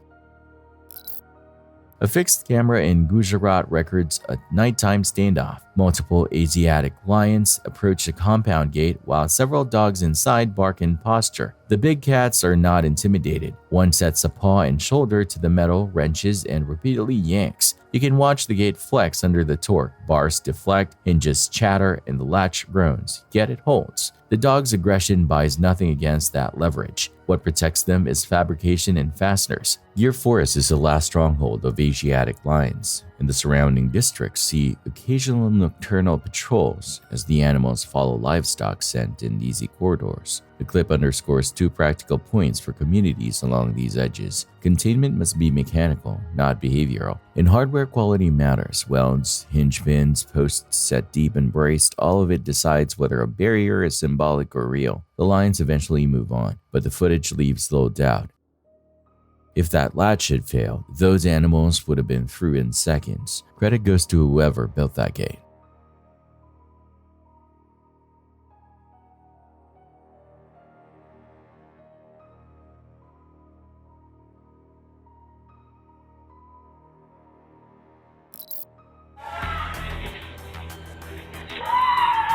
In a quiet residential neighborhood in Japan's Akita prefecture, a peaceful morning turned into a scene of terror. An 82-year-old woman was out for her usual walk near a railway station when a massive bear suddenly appeared, charging straight toward her in a parking lot. Surveillance footage from a nearby business captures the chilling encounter. You can hear her scream in pure horror as the animal lunges. For a brief, heart-stopping moment, it seems like the bear will overpower her, but then she somehow manages to move just fast enough. The creature swipes and misses before abruptly turning away and retreating into the nearby woods. The woman stands frozen, shaken but alive, watching as the beast disappears into the trees. Moments later, a car pulls up beside her, and she quickly climbs in, desperate to escape. Authorities say bear attacks like this are becoming increasingly common in Japan. With shrinking rural populations, bears are wandering closer and closer to human areas, and this time, one nearly claimed a life. It started as a loud argument in the middle of the road, a woman screaming, cursing, and drawing attention of everyone nearby. Police arrived to find Ryland, clearly intoxicated, in a heated confrontation with a man. Officers repeatedly ordered her to calm down and put her hands behind her back, but she refused to comply. Her words slurred, her anger escalating. She shouted about her wallet, her boyfriend, anything to avoid being restrained. Put your hand behind your back. Put your hand behind your back. Put your hand behind your back. Can I give homeboy my wallet? Yeah. My wallet. 188, Alright. My car. Hey, I said can I give them my wallet? Yeah, we'll do that. You said yes. Yeah, we'll do that. Okay, so how am I? Hey, back up. Back up. You said I could give them my wallet. Stop. You said I could give them my wallet. Back up. You said. Back up. I will talk to you in a second. Back up. Left pocket. I'm not going to tell you again. Left Go on the street over there. My wallet. You said I could give my fucking wallet to my left pocket. Left pocket. Go on the sidewalk. Outermost pocket. Thank you. As officers moved in, she kept arguing, kicking, and screaming as they tried to get control of the situation. Her partner pleaded from the sidelines, torn between calming her down and avoiding arrest himself. That's not my fucking left, is it? Calm down. Stop. Officers warned him multiple times to step back or face charges, but the chaos only grew louder. If you knew your left from fucking right. I said left. Did I not say left? I said left. Did I not say left? Stop turning around on me. I said left. Watch out. Back up. And if I said left the first time, really? Really? Stop fighting me. Look, you are about 100 pounds. You need to stop. You're not going to win this. Stop. What? How many rats say that? How many rats say that? How many rats say that I'm 100 pounds? Sir, can I touch her, please? I'm telling you to back up. I can't touch her and at all. stop. No! Back up or you're going to jail too. Back up now. I'm not going to tell you again, dude. I have been... Back up! Take my glasses! You're gonna go to jail if you don't back up! Take my glasses! By fire! Ryland, please stop fighting. Can I have a unit, please? Just for transport? Ryland, please. I'm done. My You're done? hands are cupped Thank to you. each other. Alright, we're done, we're done. All right, grab it before he runs over them. Grab them. Babe, relax. Before he runs over them, grab them. We're not gonna run your glasses. Grab them. He I can't do don't shit. know how many times I have to When tell you he's tied to me. to back up. He To can't back do up shit. on the sidewalk. When he's now. tied to me. When he's tied to me. okay?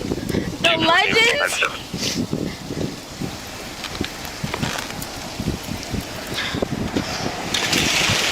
Hey, baby, grab them! Stop! Grab them! Grab them! Put her in your car for me. Actually, Grab my fucking sunglasses! Alright, hey, let's go up against the car. Hold on. Like this. Okay. Wait, you're joking. You're going in the car? You just search her real quick. Yep. Alright, let's What the fuck are you doing? Alright. On the... Hold on. Really? Push her back this way. She's probably gonna kick, so just... She's not been searched.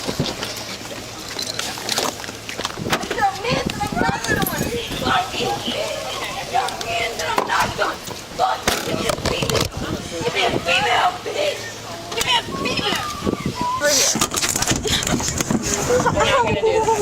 Yeah. We're not gonna do that.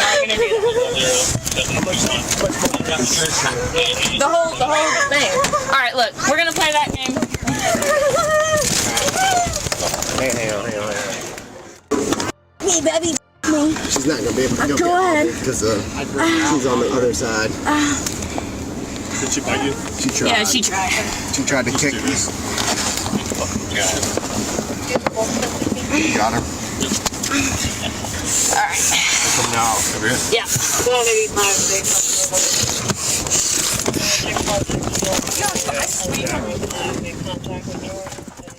As the scene settled, police explained what had happened. Ryland had allegedly swung at a man, chased him through the parking lot, and resisted officers during their attempts to detain her. Can I explain something to you real quick? I can take you to jail right now for obstruction. I'm not going to, but listen. Sir, I backed I'm not going to up. argue You said with you. back up, I and you backed kept up. coming back and arguing with me. And I told you to do something. So you could take your glasses and walk away, because we're done. She will be able to call you. So where is she? Can I ask where she's fucking I haven't going? decided if I'm going to take her to jail yet or take her to a drunk take. Her boyfriend tried to defend her, saying she was drunk but harmless, but officers had seen enough. In the end, Ryland was charged with battery on law enforcement, resisting an officer, and disorderly intoxication. She pleaded not guilty to all charges, but on September 3, 2025, the court found her guilty in all three. A night of chaos, captured on camera, proved that one drunken outburst can unravel into something far more serious than anyone expected. A homeowner, Claymore, starts recording after nights of percussive knocking from below grade, solid, timed hits, not settling pops. Alright, you guys are in luck. You wanted it, right? There it is. Ain't me knocking on shit. Ain't nobody down here, right? You hear it? Now, you guys are gonna say, oh, it's somebody in there. It's an animal. Nope. Let's go.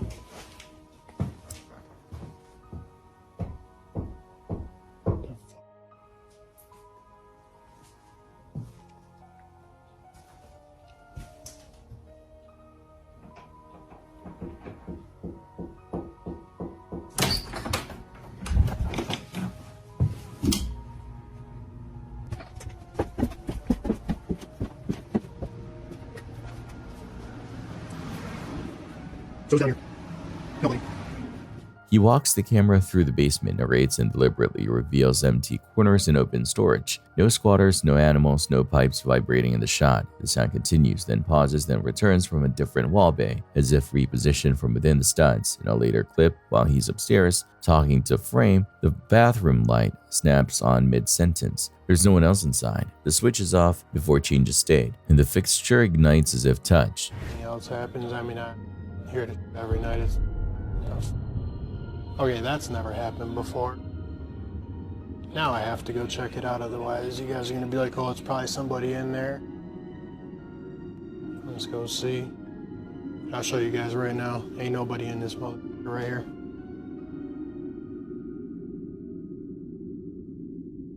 And it is empty. He immediately opens the door to show an empty room in the absence of motion sensors. Electrical fault? Possible, though intermittent wiring issues rarely coincide with pattern knocks that track a moving point in the house. He's left with a record that's short on explanations and long on timing that feels deliberately responsive. Handheld video captures the man narrating casually as he inches along a rail or a narrow ledge above a congregation of alligators. He jokes about Edward going for toes, then tests footing over a span where several jaws wait directly below. The camera jitters as he seemed to slip or overcommit a step, eliciting a reflex woo, and then he pulls back and climbs off. Trust you, okay. See if we can get over there. Woo, they're all like right below me. Woo! See, look at that. What's my feet? Let's see here. Whoop! The clip cuts with him apparently unharmed. Even without a mishap, the setup is reckless. Alligators are ambush predators with explosive acceleration inside a few body lengths. A single misstep would have dropped him into multiple animals capable of a death roll. Facilities that house large reptiles design platforms with rails, anti-slip grading, and enforce standoff distances precisely because humans overestimate their balance and underestimate reptile reach. The only correct takeaway is boring. Do not straddle, lean over, or traverse above these animals for a camera bit. The margin is not there, and the animals will not negotiate. A bank lobby in China becomes a close-quarters battlefield when a young man draws a blade and lunges toward the service area, fast, direct, and aimed to intimidate. Clients recoil behind columns and counters, but a 50-year-old security guard closes distance instead of yielding. The camera captures fundamentals done well under pressure, angle the approach to the weapon side, disrupt the attacker's balance, attack the wrist and elbow line, and keep momentum forward so the blade can't reset. There's no baton, no taser, just hands, footwork, and timing. Within seconds, the guard has the assailant pinned and the knife on the floor, converting a lethal threat into a custody problem. In jurisdictions where firearms are rare, blade assaults are the default escalation, and outcomes hinge on whether anyone present understands how to break the rhythm of a knife wielder's first rush. This guard did. The lobby returns to a stunned, trembling quiet, but the recording remains a precise tutorial. Situational awareness beats bravado, technique beats size, and decisive action in the first 5 seconds can prevent a list of names from being read later. A rider on an electric scooter chooses a shortcut through an area where multiple free-roaming dogs maintain territory. The first sparks are warning, the second wave is pursuit. Hey,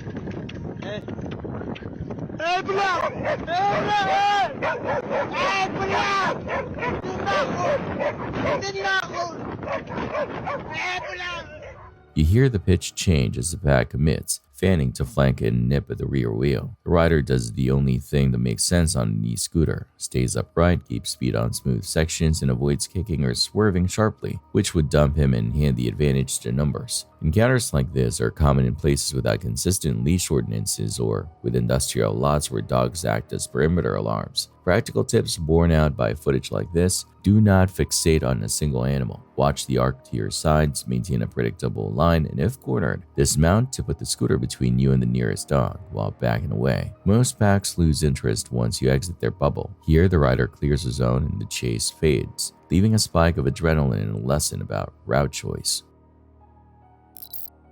Brit steps outside, phone in hand, rattled. Inside, her dog Josie is fixed on a closet opening and won't break gaze. Ears forward, low growl, then hard barking and nothing but air and framing. I'm recording this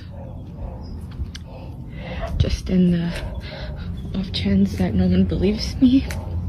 Maybe I can catch it. And by the way, I have a freaking cemetery in my front yard, which probably doesn't help my cause. But I was just inside. I'm by myself with my dog.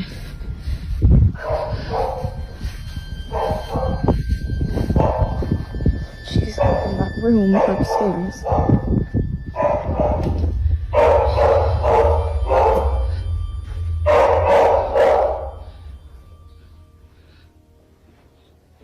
Josie?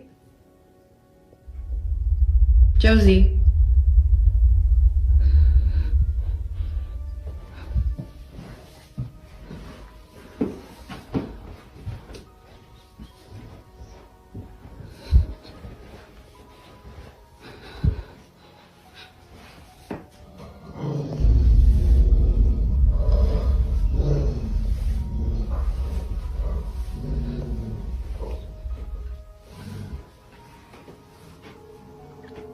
Yeah, she's just been staring at that, and then she started barking, and she growled. And when she growled, I kind of like booked it. Staring at that, and then she started barking. And she growled. And when she growled, I kind of like booked it. I just don't really know what she's staring at. Because again, like, this is usually how she looks when she's waiting for me to come in, and I'm just like,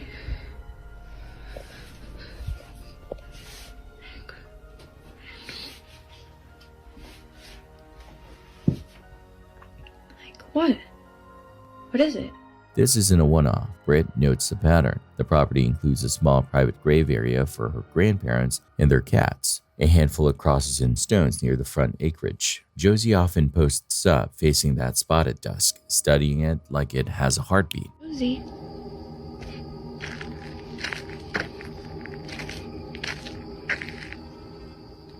Josie, what's going on?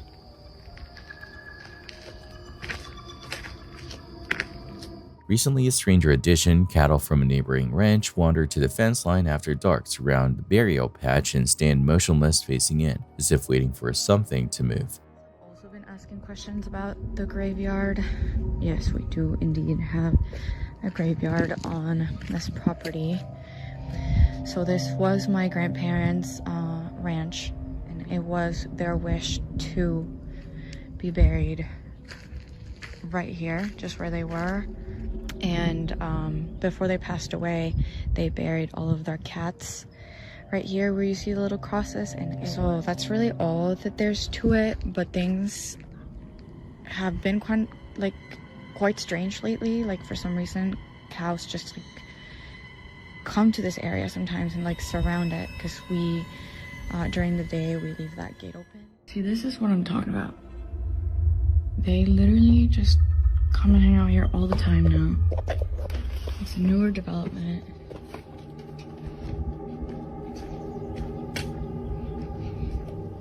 Like, why?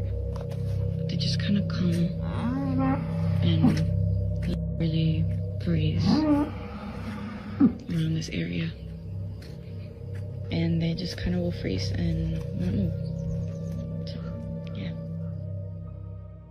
Britt films the delivery drop. As she re-enters to silence the alarm, she feels a yank at her sleeve, sharp, targeted like fingers tugging fabric. Spooks, dumps food, and bolts back outside. Thank you. Thank you so much. Sorry about that. Yeah, this location is outside. No here. Oh, that's so Yeah. interesting. Yeah. Oh, I'm so sorry. Yeah. It's okay. No problem. Thank you so much. Okay, thank you. Have a good night. Oh my god. Yeah, You're a cow? I scared is a cow. They're actually not mine. I don't know. It wasn't showing up.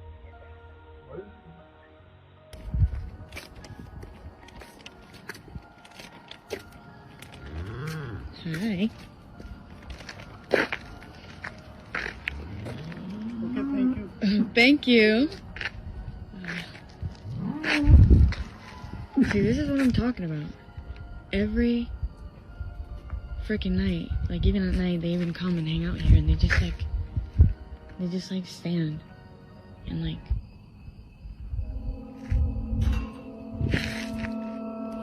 Are you for real right now?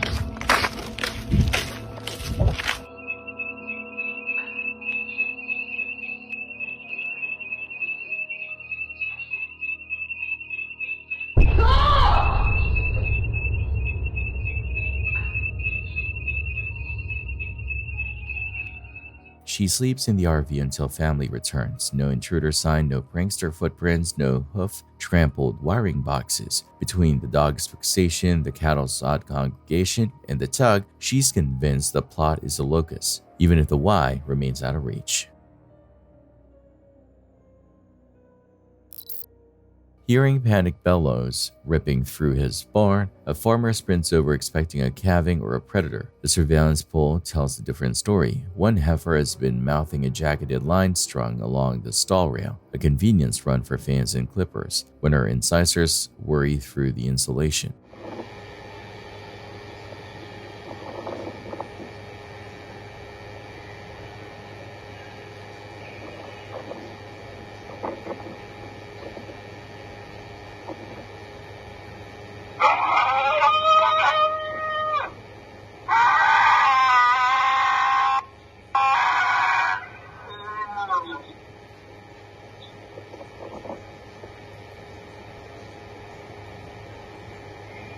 The instant the copper is exposed, current arcs. She locks up and drops as if poleaxed, legs splaying on the concrete. The distress call is immediate and contagious. The entire herd pivots toward the downed animal, lowing and stamping. It reads like chaos, but it's also herd response. Attention and agitation focused on a member in trouble. The cow lies stunned, then gives a shuddering kick. According to the owner, she survives, but only after the breaker trips and the contact ends. Takeaway for any operation: never route energized lines where stock can reach. Protect cords with steel conduit or hard PVC. Install GFCI on all wet location circuits. And audit barns routinely for chew points. Cattle investigate with tongues and teeth. Salt residue on plastic makes it worse. So what looks temporary to humans becomes a target. One bite changed a quiet evening into a mass alarm and could easily have sparked betting or caused a fatal fibrillation.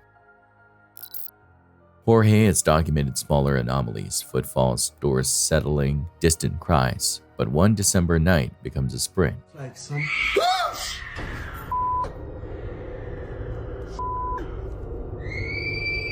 What the f is that? What the f is that? You gotta be kidding me!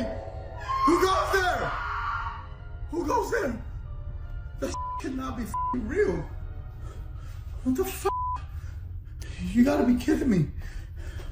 What the f was that? You gotta be kidding me. Oh,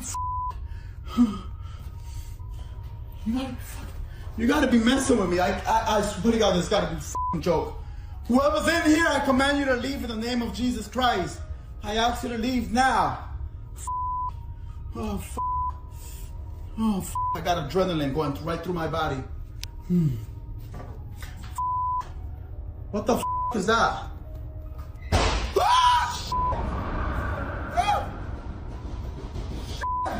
What the who goes there?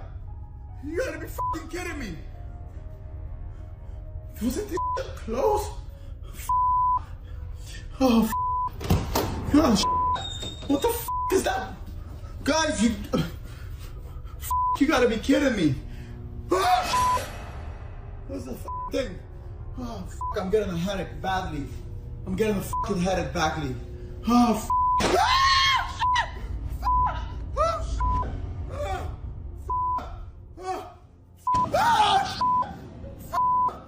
you gotta be kidding me. Oh, While filming, a scream cuts through the house, a long, distorted, not a neighbor shout. He challenges the intruder he assumes must exist. Cabinet thuds answer from another room. He swings the camera repeatedly between hall and galley, orderly then empty. Then, after a beat, absolute disarray. Chairs spilled, drawers yawning, every cabinet door blown wide like a staged crime scene. The edit is continuous enough to compress the window to under a half minute. Could someone off camera have ransacked the kitchen that fast and slipped past him in the same corridor? Possible in theory, improbable in practice. The skeptic's checklist remains: string pulls, pre-loosened hinges, accomplices. Jorge's own conclusion is simpler and darker. He's dealing with something that wants to be allowed, to be seen, and to own the space. Guangdong, October 11. Flames boil out of a second-story unit, black smoke shearing across a facade. At a barred window, a woman braces herself, one arm clamped around an infant, the other white-knuckled on the grill as heat curls paint from the sill.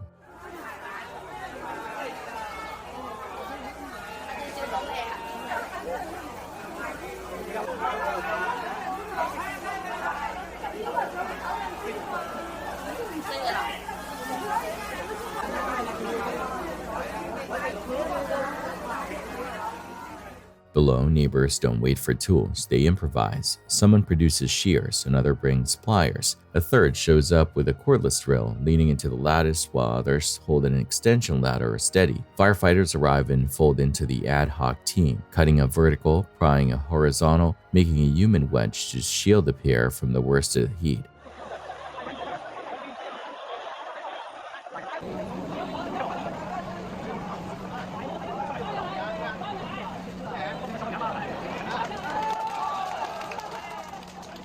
The moment the opening is negotiable, hands thread the infant out first. Carefully, then the mother is swung down into a ring of arms. By noon, officials declare the blaze out and astonishingly no fatalities. The video is a stark lesson in how window security can invert in an instant. What deters intruders also traps residents. Retrofitting barred flats with interior quick-release mechanisms, keeping a glass-breaking tool inside, and drilling evacuation routes are the difference between a near miss and a headline with a body count. Here, speed, numbers, and nerve turn a worst-case scenario into a saying. Anything I called you guys for help. Oh, shit! Oh, they about to go to... Oh, they're going to Matamo Bay. Ah! These niggas dumb! Ah! Ah! It was a quiet Friday morning in Ohio until police were called to a local convenience store about a woman causing a disturbance. She claimed the store was selling alcohol to minors, refusing to leave until someone was arrested. But when officers arrived, what began as a simple conversation spiraled into chaos. The woman, later identified as Taylor, insisted she'd witnessed an illegal sale. The officers explained that without proof, she'd need to report it to the state liquor authority and leave the property as requested by the store. But Taylor wasn't having it. Her voice grew louder, her frustration boiling over. Each question turned into an argument. Every instruction met with defiance. You guys here will not leave me alone. She says I'm selling a minor, which I'm not. She don't have an ID on it, so I wouldn't sell it to me. Okay. You want her to leave the property? Please do. Hi. Hi, are you the police officer that I got called? Okay. Sure am. Okay. I see him selling to a minor. And what did he look like again? What was that? Sold a cigar, right? No, he sold beer to a minor. He goes to school over there at Akron U. Okay, call the state liquor control. Call the state liquor control. I will do that. So you can't arrest him now? Nope. But that's what you're supposed to do as a cop, right? If I have evidence. If you have evidence. Yeah. I'm telling you. So he wants you to leave the property, okay? Oh, does he? Oh, does he really? Okay. That's fine. I will. No problem. Who got my wait? What Are you going to leave the property? You need to arrest you? Yeah, if you don't leave her. Why? I didn't do anything. Criminal trespass. Is it?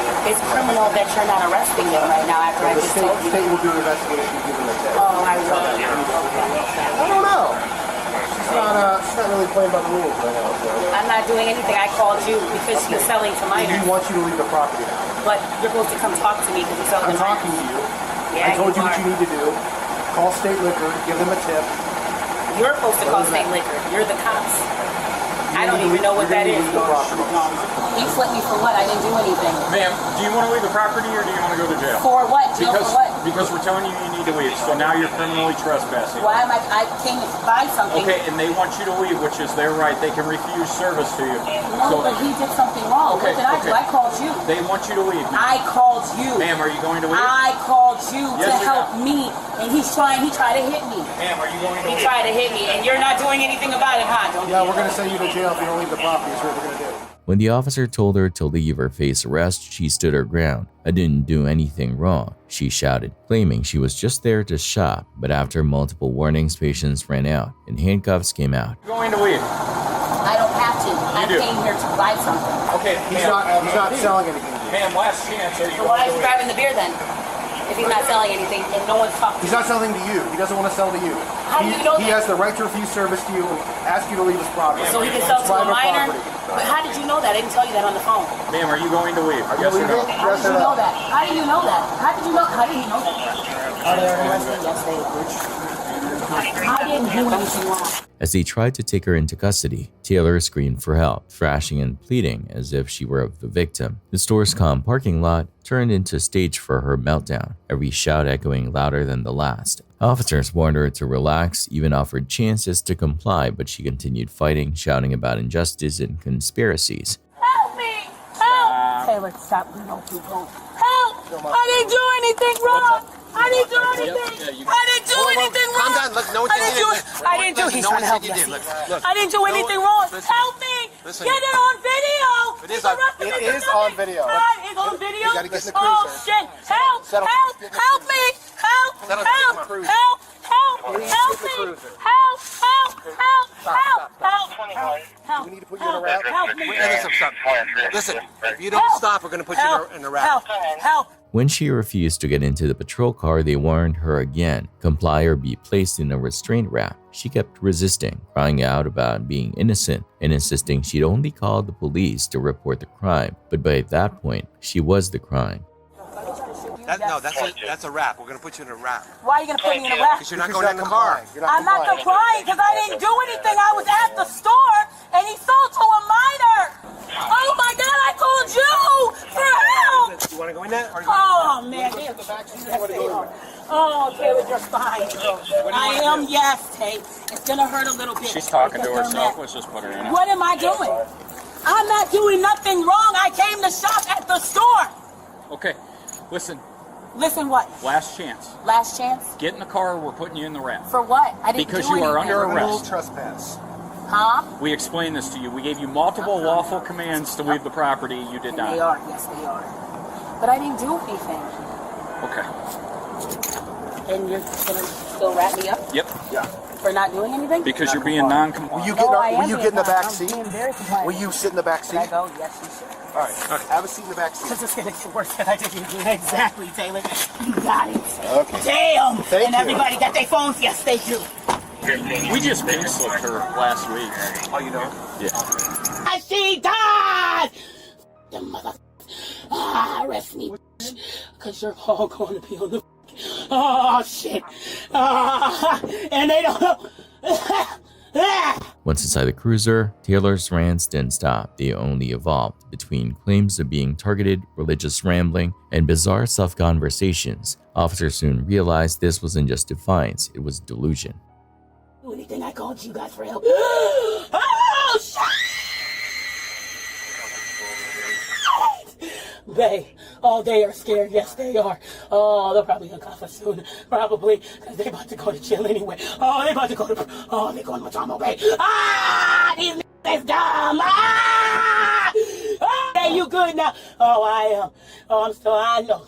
Because this shit does hurt, babe. Does it? Yes. Yes, it does, but this is the practice run. Oh, it was a practice run. Oh, shit. I think he didn't need, you can get out of them cuffs. I think I can, but don't run, Taylor. Deputies later discussed prior incidents involving her erratic behavior, even mentioning welfare checks tied to her young son. I got called for her twice last week. First time she was having a full-on conversation with herself in a car window. I just let it go. And then we got called the second time because she was screaming out her window for like an hour. She was just screaming bloody murder like this. So we went up, we went in the apartment. 9-year-old son's in there with her. Yeah. And we ended up pinking and Rule 6 in the kid.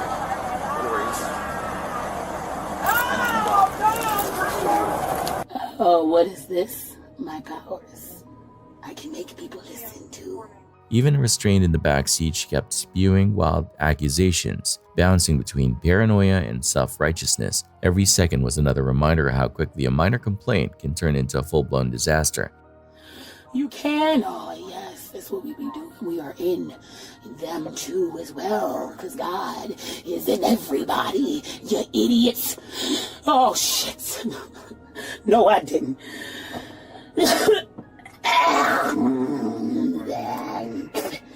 Give no fucks, because you got me in this hot-ass motherfucking car, and you can't breathe in this bitch. Oh, that's what you're trying to do. Oh, yeah, but if I can't breathe, neither can he. Yeah, because I'm just going to go to sleep. Exactly, bitch. Oh, she knows. Yeah, she knows. She just don't want to be in these cuffs. It's only until you... In the end, Taylor was arrested and charged with obstruction and criminal trespass. Her story stands as a warning. Sometimes the line between standing your ground and digging your own grave is just one refusal too many. A tour guide named Landon is tailing a leopard across scrub when the cat pauses. 2 hyenas already on a kill. Except it isn't antelope flesh they are worrying. It's serpent. A massive python on the order of 4 meters had apparently just finished choking down a South African antelope in the bushline. Hyenas, being consummate opportunists, crashed the scene with the snake exhausted and distended, the roles invert. Apex ambusher becomes carrion. Jaws clamp, hide stretches, coils slacken. Enter the leopard. Reading the hyena's distraction, it darts in, seizes the serpentine prize, and hauls it off in a fluid theft that leaves the scavengers snapping dust. 3 guilds intersect in seconds: constrictor, scavenger, stock and pounce predator, and the tourists get a field lecture in energy economics. Effort versus reward. The python's mistake was time spent digesting. The hyena's mistake was security around their find. The leopard's edge was timing. For viewers, it's visceral. For biologists, it's textbook intra-guild competition and kleptoparasitism. One animal intercepting another's food to conserve its own calories. No narration required. The hierarchy shuffles right in front of the lens. A morning reporter, Sam Hesler, goes live from a cemetery known for twilight tours. She frames stones behind her and delivers a standard bridge. As you can see behind me, As you can see behind me here, we have a few gravestones, but what you can't see because it's dark out. viewers later flag a brief, pale form moving left to frame, taller than a headstone, gliding rather than stepping. There and gone between syllables. No crew member was placed in that axis. The live van is parked opposite, and traffic is nil pre-dawn. Could it be a distant walker or a moth near the lens creating parallax? Both are candidate explanations, yet the outline reads human scale at the background plane, not macro. Sam didn't notice it in the field, the audience did later, prolonging a clip that would otherwise vanish with the morning. To free a bogged tractor, workers jam wooden planks into the tread for bite. The moment the driver throttles up and the tires hook, 2 things happen at once. Torque reaction tries to rotate the chassis opposite the wheels, and instantaneous traction shifts a line of force after the center of gravity. The front lifts, first a wheelie, then a near vertical stand, while the spinning mass keeps climbing. Without forward momentum to bring the nose back down, the machine arcs over its rear axle. This is the classic rear overturn, fast, violent, and often fatal. It's why every AG safety course drills the same rules. Recover with the toe from the drawbar at axle height, never high on the frame. Feather throttle, avoid sudden grip changes, and if you must self-extract, dig ramps and use traction mats rather than loose lumber. Security video from Paler, Gujarat shows a half-finished bridge buckling without warning. A worker sensing the shift breaks into a run, 2 strides, 3, and then the deck drops in a hinged fold.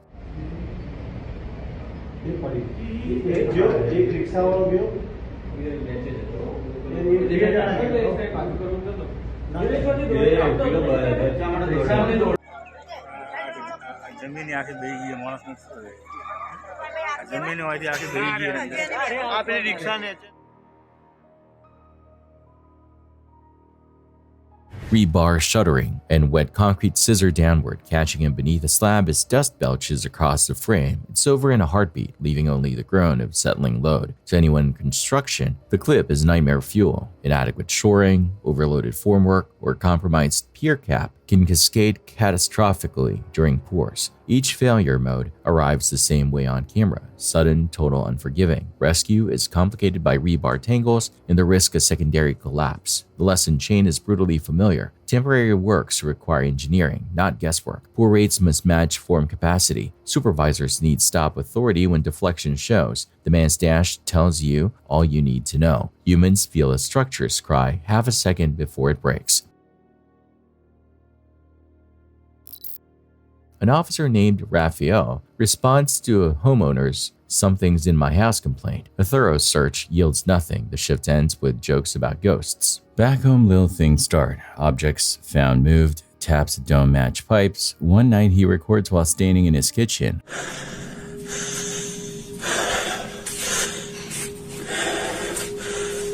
Tem alguém aí?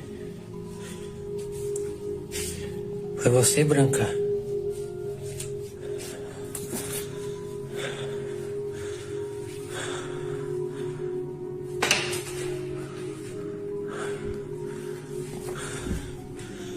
Quem tá aí? Ai! Ai!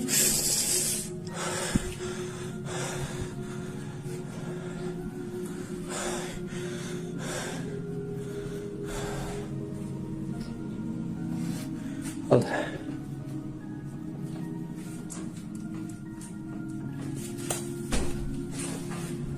Alexa, liga a luz do banheiro, Alexa.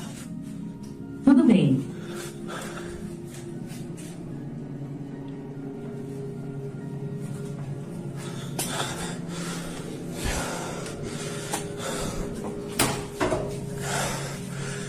Não pode ser. Ai!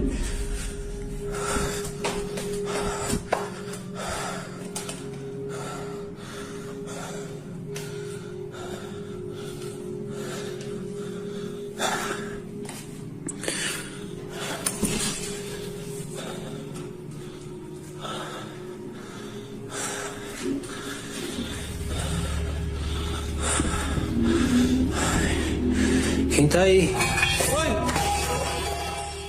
A dark mass humanoid without edges slides across the doorway in a single smooth pass. He enters immediately, empty room. An item on a surface shifts a beat later, as if nudged. If staged, the blocking is good. If real, it fits a pattern officers sometimes whisper about. You don't always leave a scene with only paperwork. The unsettling question for Raphael isn't whether the homeowner imagined something, it's whether he inadvertently offered whatever it was a ride.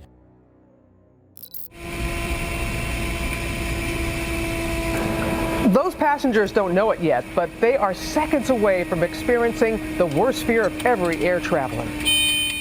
Hawaii, December 2013. A 9-seat commuter hop turns into every flyer's nightmare when a warning tone slices through the cabin and the engine sputters over open water. Within seconds, the pilot commits to ditching. Phone video catches the surreal calm before impact. The prop drone clipped exchanges. Then the violent slap of the fuselage hitting the Pacific and green light flooding the aisle. Suddenly, the alarm sounds. The plane is going down, spiraling into the ocean.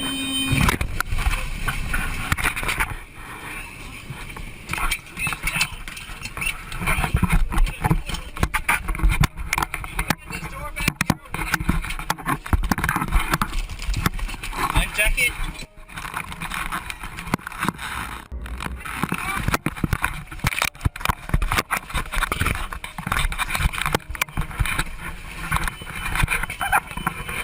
A mad scramble as water fills the inside of the plane.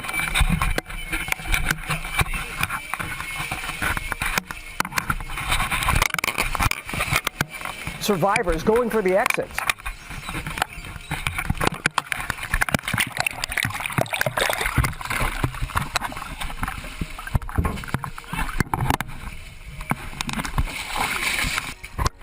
Clinging to anything they can get their hands on.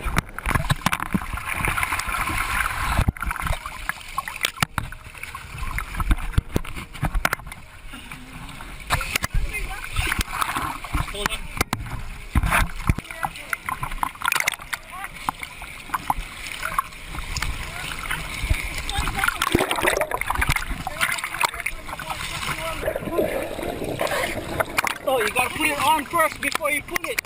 You gotta put it on first.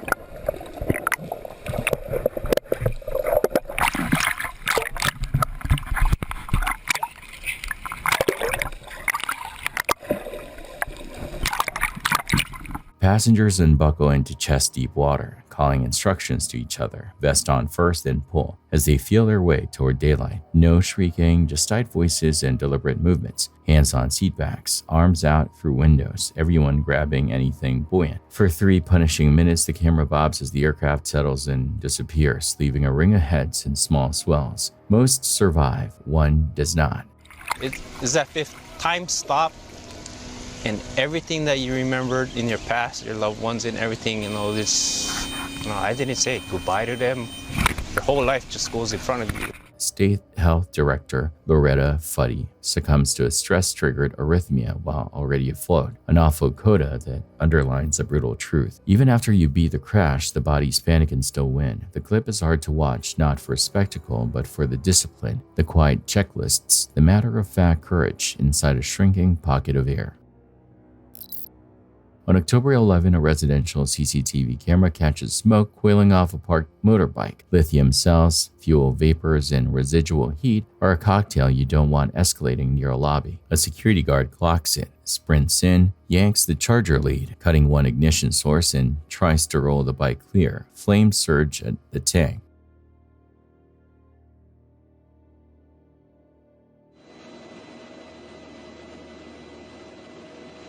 He swaps plans, grabs the fork, and drags the machine by brute force away from cars and walls, creating standoff distance if the tank vents or the pack goes into thermal runaway. Only then does he pop a canister and paint the seat, tank seam, and engine cradle with suppressant, starving the fire before it can ladder into adjacent property. It's a near textbook sequence. Isolate the power, increase separation, attack the base with the right agent. Also a reminder, mixed parking areas should carry Class B or C extinguishers. Keep e-bike charging out of egress, and mark muster points. His quick risk math likely kept a courtyard from becoming a crater. A TikTok user pulls into his drive and films from the car. Already unnerved, through the window he can see the stovetop lit, though he left the house cold. He enters cautiously, narrating.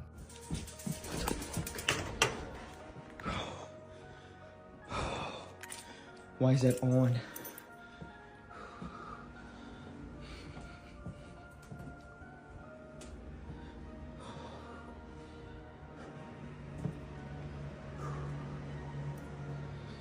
Why was that damn door?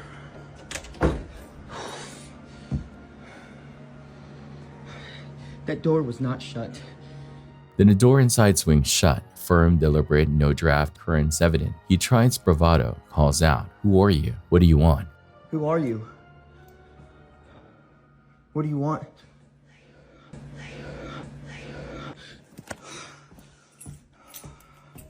I'm out.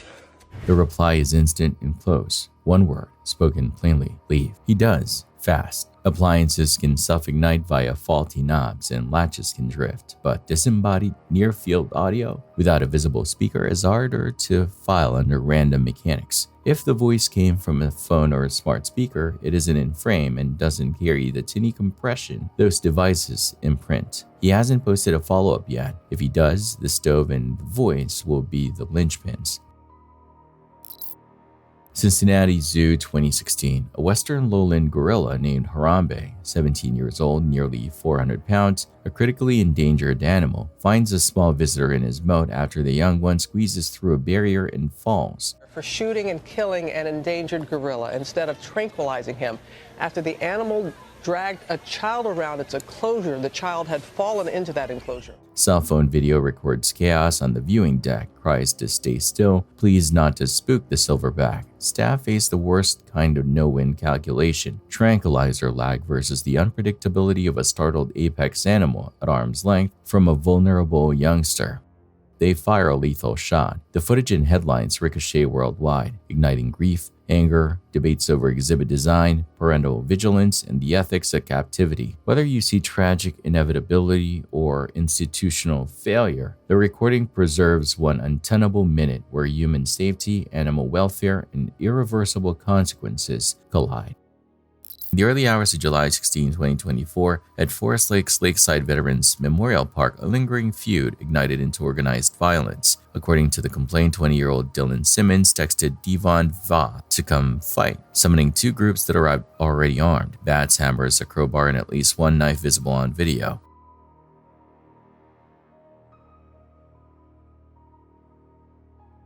The clash surged, ebbed, and began to disperse. That de-escalation ended the moment Simmons re-entered his car. Dash angles and witness statements converge on the same sequence. He accelerates at the cluster, narrowly misses several people by inches, shunts a parked vehicle hard enough to brush one person's leg and nearly crush another foot, then reverses and drives forward again. The second surge tracks directly through 17-year-old Darisha Bailey Voth, Devon's sister, who was struck and run over by both axles.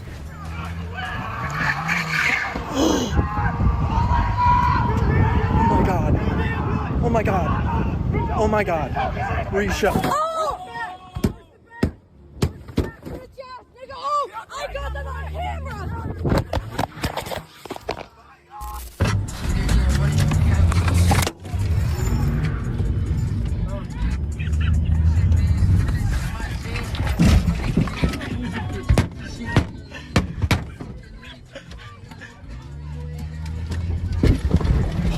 gotta go, bro. You gotta go. Responders arrive within minutes. CPR and advanced life support are attempted on scene for a patient with catastrophic polytrauma and head injury. She does not survive.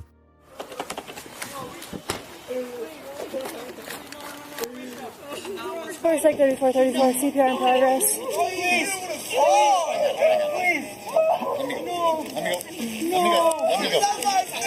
No, please. Oh, please. Stay with me.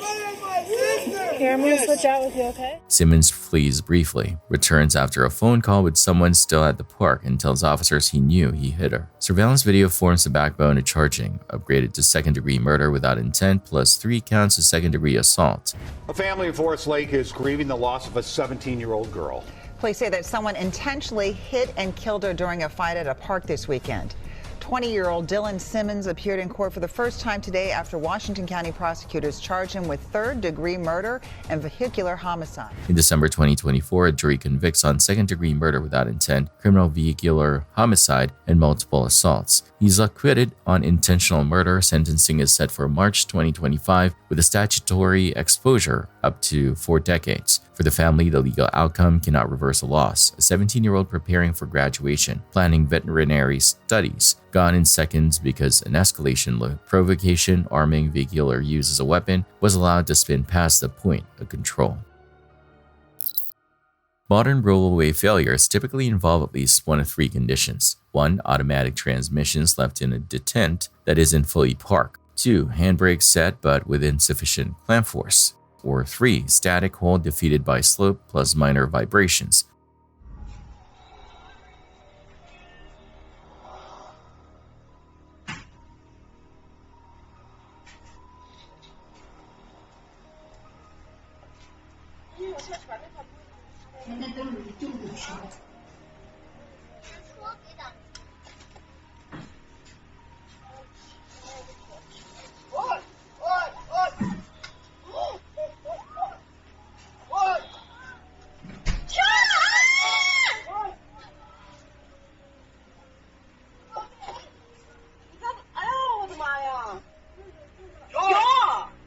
Countermeasures are simple and layered. Wheels chalked on grades, steering pointed into the curb when downhill or away when uphill, and brakes set while the service brake is still depressed to trap higher line pressure. Quick diagnostic after parking. Release the foot brake and watch for creep before anyone exits.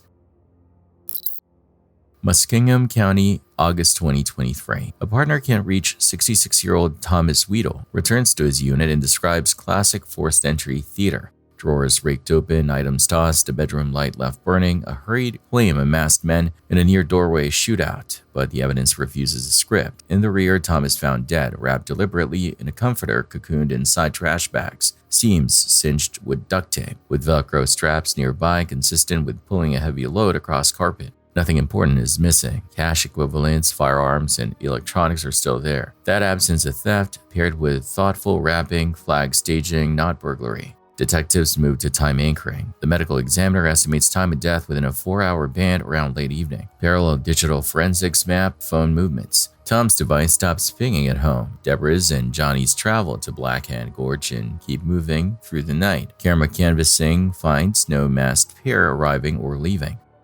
Contact Tom. I texted him. I called him. And I never heard back, which was weird. Well, Tom was shot and killed.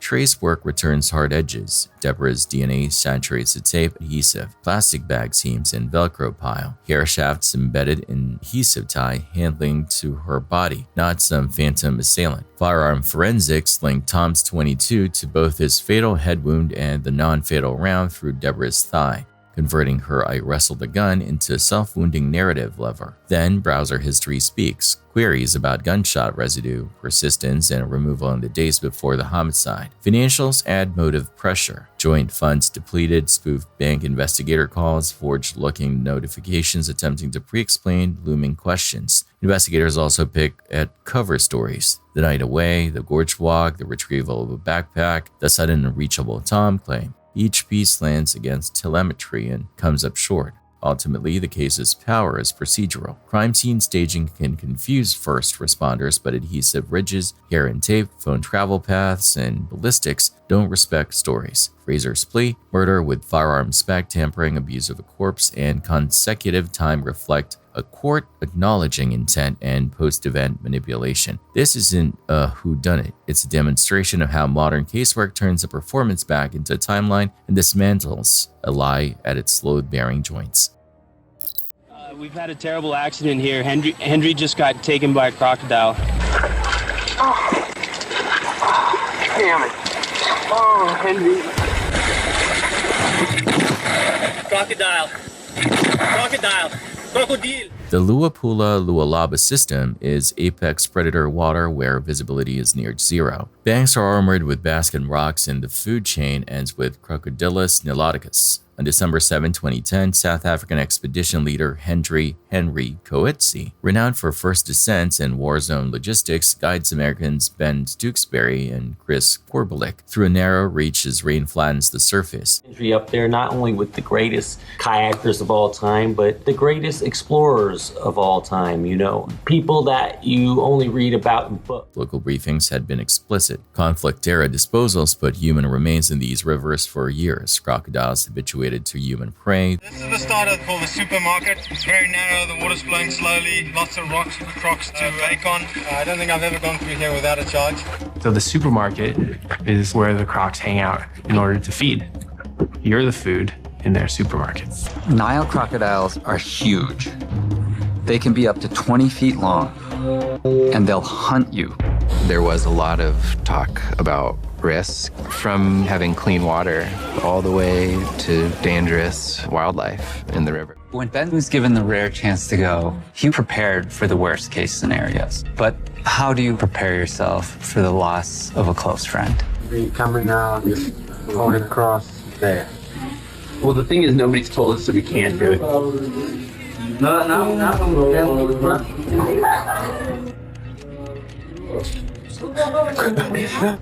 With Henry as their guide, the trio began their 2-month-long expedition. Their starting point was Uganda, where they'd paddle through the White Nile in Murchison Falls National Park. Then, their journey would take them to a more turbulent region along the Ruzizi River, which marks the border between the Democratic Republic of Congo and Rwanda, where decades of bloody battles have only added to the danger of a region that's also full of apex predators. Eventually, they'd end up in the Lukuga River, where they'd press on for another 700 miles before reaching the end of their journey. It's gorgeous out right now. Jeez. Doesn't it just? Everything's gone great. Had a beautiful time. I think everyone's super stoked we took the chance, but hopefully we walk away from this just good memories. And remember, kids, don't cross international borders at home. The trio tightens formation in a constricted 60-meter channel, alternating strokes to avoid paddle clashes. Several large crocs slide off rocks and vanish. Seconds matter. A massive head, described later as the largest seen on the trip, erupts beside Coetzee, flaps and disappears in one movement. We've had a terrible accident here. Henry just got taken by a crocodile. God damn it.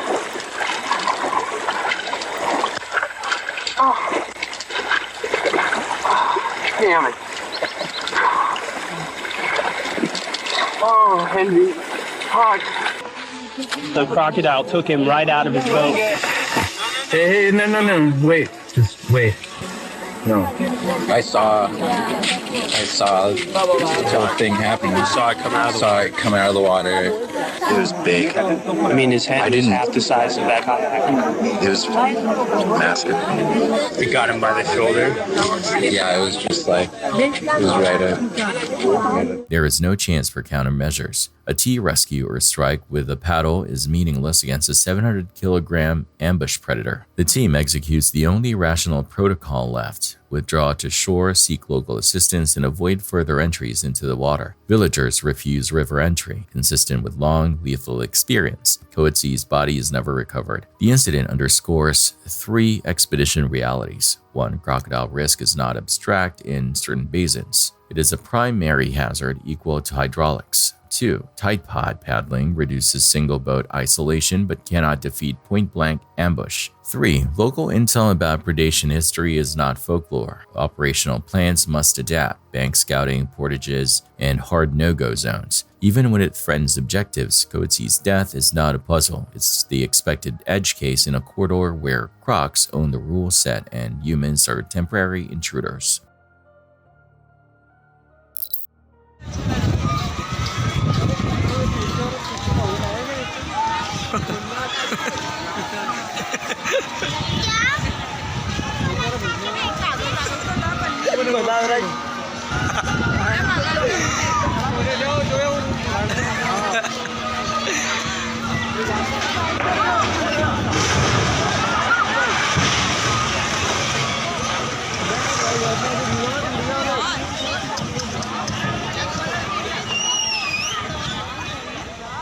Dynamic rides impose alternating tensile compressive loads with high cycle counts. Without periodic non-destructive evaluation UTM-TET, microcracks at stress risers, weld toes, keyways, shaft shoulders grows subvisibly until a sudden rupture. A credible postmortem should include hardness mapping to spot bad heat treatment, fracture surface reading, metallography, and bolt preload audits on the swing yoke. If redundancy isn't designed in secondary support straps or catches, a primary brake equals ground impact. Public transparency of findings is itself a safety control. Secrecy guarantees recurrence elsewhere.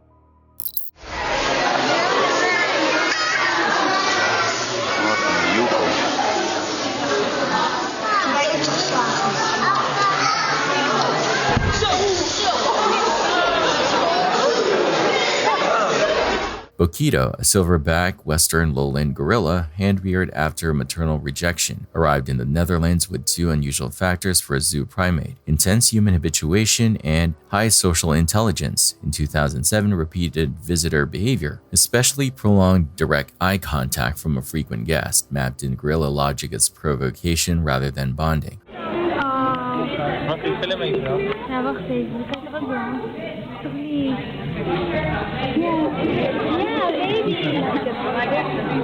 Zou die nou niet aanvallen of zo dan? Nee hoor.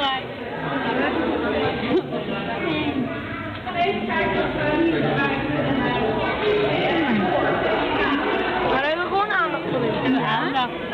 Nou, dan doet hij zo. Nee, laat maar zo. Oh, wat heb je gekregen?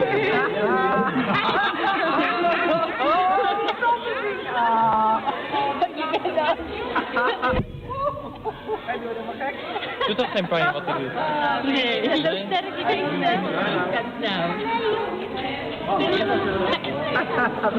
Nou, kijk eens.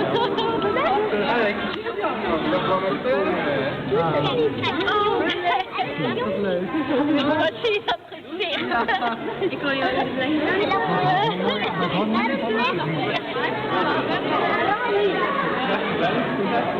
Ja, ik zat een beetje. On May 18, stimuli stack. Children throw objects, crowds bunch along the viewing edge, and Boquito's arousal cues escalate. He clears the water barrier with a leap and scrambles the rock face. Routes previously assessed is unlikely, then moves with purpose toward the visitor whose gaze behavior he recognizes. The attack is not exploratory. He seizes, drags, and bites, inflicting more than 100 wound sites before staff sedatives take effect. While terrified patrons stampede from the cafe terrace, the victim survives.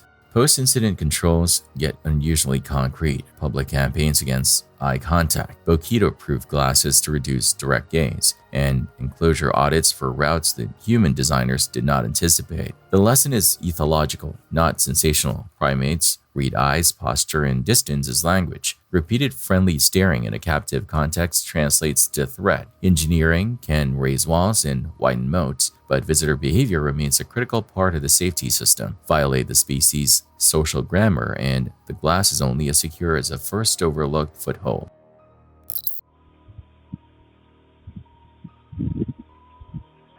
I'm underneath there, like a bit not like here. I'm here. Left. Quick, run!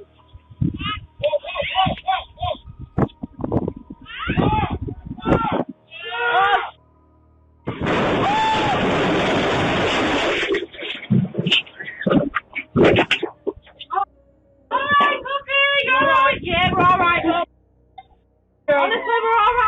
Vehicle-mounted cranes are rated by load charts that assume outriggers deployed on firm level pads, real streets at camber, manhole voids, and soft verges. Slewing with a suspended container shifts the resultant beyond the outrigger polygon, causing soft roll. Pre-lift checks should verify bubble levels within tolerance outrigger pads on spreader plates, not bare asphalt. Boom angle and radius within chart and 0 pedestrians inside the swing envelope. A competent person should serve as banksman with whistle signals and authority to abort. If you ever see a boom slewed over a public footway without pads or barriers, that's already a reportable near miss. Scully's early public mask is a familiar one, holding his companies to development pattern, pitch timelines, confident returns. In practice, the builds don't exist. The investor capital is diverted and regulators begin assembling a ledger of deception exceeding 100 charged acts. When scrutiny tightens, he exports himself to Manila, selecting a geography where poverty lowers resistance. Intermediaries can be bought or fooled, and enforcement seams are wider. The skill crossover is direct. Social engineering honed on investors becomes grooming on the vulnerable. Entity layering designed to hide funds becomes infrastructure to compartmentalize abuse. And the practice lie, said smoothly to auditors, becomes the same calm denial to victims and associates. Witness accounts from before departure already hinted at cruelty. Punishment by humiliation, coercive control framed as partnership. In the Philippines, he expands the toolkit. Front businesses in rentals and land, network of local fixers, funds routed through cross-border accounts that hop jurisdictions to frustrate tracebacks.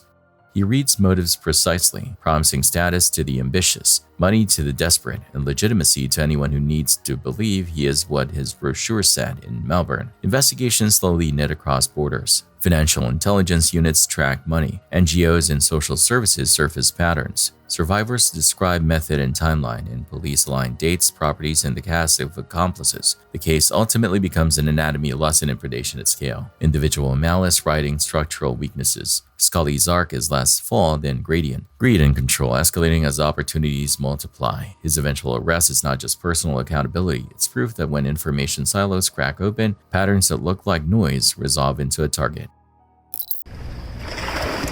Oh my gosh. Oh my gosh. And then Katie, I think that was your first time seeing the video, that right? was. Yeah. I'm so glad he's okay. Crocodilians can burst 0 to 12 miles per hour in a second within their strike cone. The safety margin isn't distance, it's geometry. Professionals set up use slip-resistant surfacing, COF greater than or equal to 0.8 wet. A designated commit line never crossed during feeding. 2 handler protocols, one throws, one watches the animal, and a pre-planned lateral egress, not rearward retreat. Volunteers should never feed headline specimens. If they do, PPE and a spotter with a barrier board are minimums. Every feed is a behavior mod session. Toss timing and trajectory shape the animal's target fixation. The turkey redirected drive here. Without it, the lunge path was the handler's shin. Crib Gawk is a grade 1 scramble only on paper. In practice, it demands mountaineering judgment, route finding, exposure tolerance, and strict time control. Craig and his friend Chris commit to the knife edge late in the day after a draining approach. Fatigue, rising wind, and compressing daylight combine into the classic error chain. On terrain like this, easy detours often traverse friable ledges on the north side. The psychological relief of stepping off the crest trades clear handholds for unstable blocks. Okay guys, we're back out on another adventure. Me and Chris, we've travelled up to Snowdonia. Just took about 3.5 hours to get here. And we're just setting off. It's just coming up 2:45. The plan is to take on the mighty Crib, up to the summit, back down the miner's track, and camp by one of the lakes. Video shows deliberate but slowed movement, camera pauses, and mountain comments about gusts and loose rock. Objective warnings. Okay guys, we're on the knife edge. It's a bit windy, it's a bit airy, but you know what? Fucking hell. It is actually. Don't want to fall off here. Huh? Oh, fucking hell. I may have to stop filming because if my family see this, they're gonna tell me off. Definitely. But God alive, guys. What a place. What a place.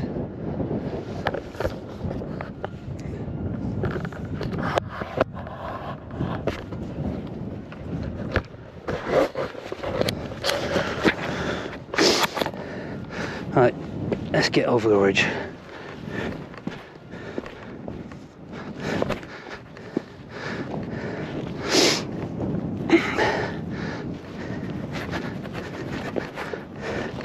God, you say you don't want to fall up here. Up, I say, as I trip. Okay.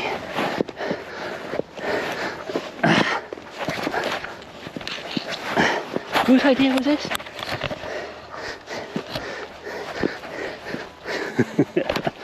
Oh, God, gotta drop that side.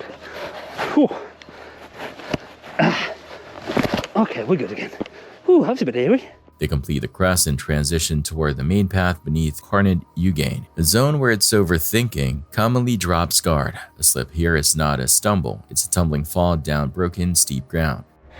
In all fairness to Chris, so when we got to a turn off for Crib Golf or staying on the easy track then up to the summit, even though he was starting to struggle, I said to him we can take an easy option. You don't have to do Crib, we can come back in summer on a day trip and do it. But no, he wanted to tackle it. He didn't want to come all this way and not do it. Right, I'm going to put the camera away for this bit because he looks a bit of a bugger. Okay guys, still going strong. Still going strong. Chris is just making his way over to me. Yes, that's what we've just come across. Ah, it's scary up close, honestly. I think this is the last climb now. And then it's just climbing off the rocks down onto one of the paths. Oh, okay now. Okay guys, I think that's the worst of it over. I ain't gonna even attempt that. That looks like a tough climb. I'm gonna cut round the side here. That looks a more sensible option there.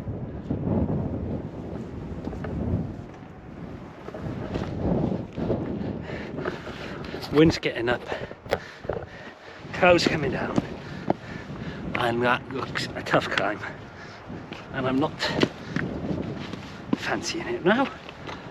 Oh, do I? No. Not when as I'm walking, there's bits of blood all over the rocks. That's not a good sign either. That's a bit scary.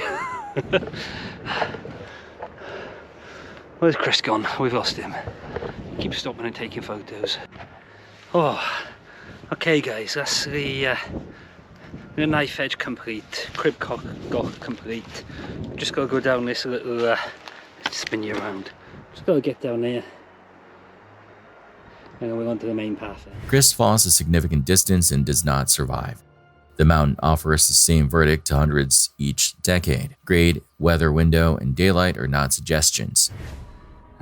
It wasn't long after that sadly Chris took a bit of a slip or a fall that resulted in him falling quite a significant distance.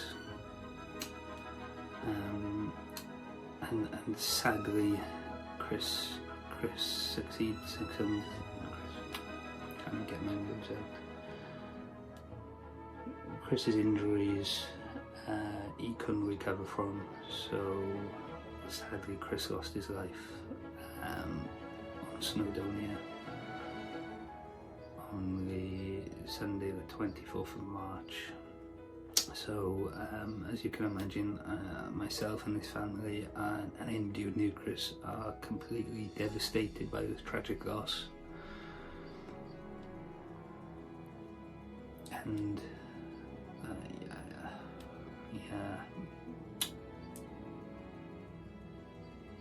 I really don't know what to say. Just rest in peace, buddy, until we meet again. Fly high. Mitigations that matter most on Crib Golf are unglamorous, start times that put the crest in full light, hard turnaround rules, 3 points of contact movement, and willingness to downclimb instead of cutting around on unknown ledges. The ridge is unforgettable for 2 reasons, its beauty and its refusal to forgive lapses once fatigue sets in.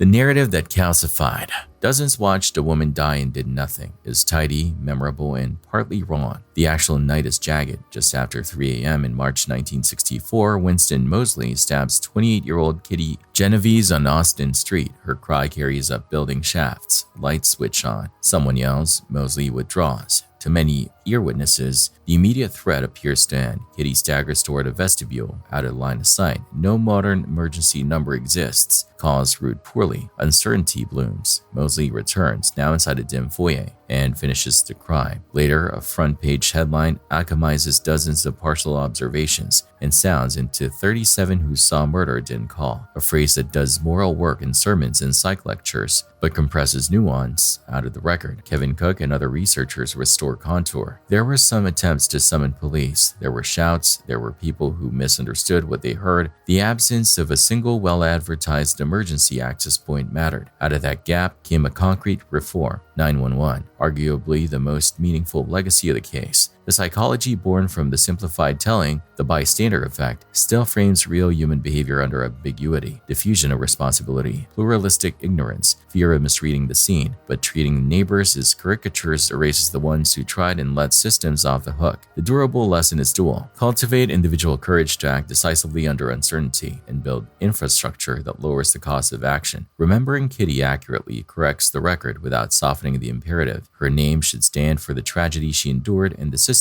we built so the next person who hears a scream can do something that reliably triggers up. A static courtyard camera records a mother on a bench with a stroller when a small figure drops from an upper story and impacts the paving.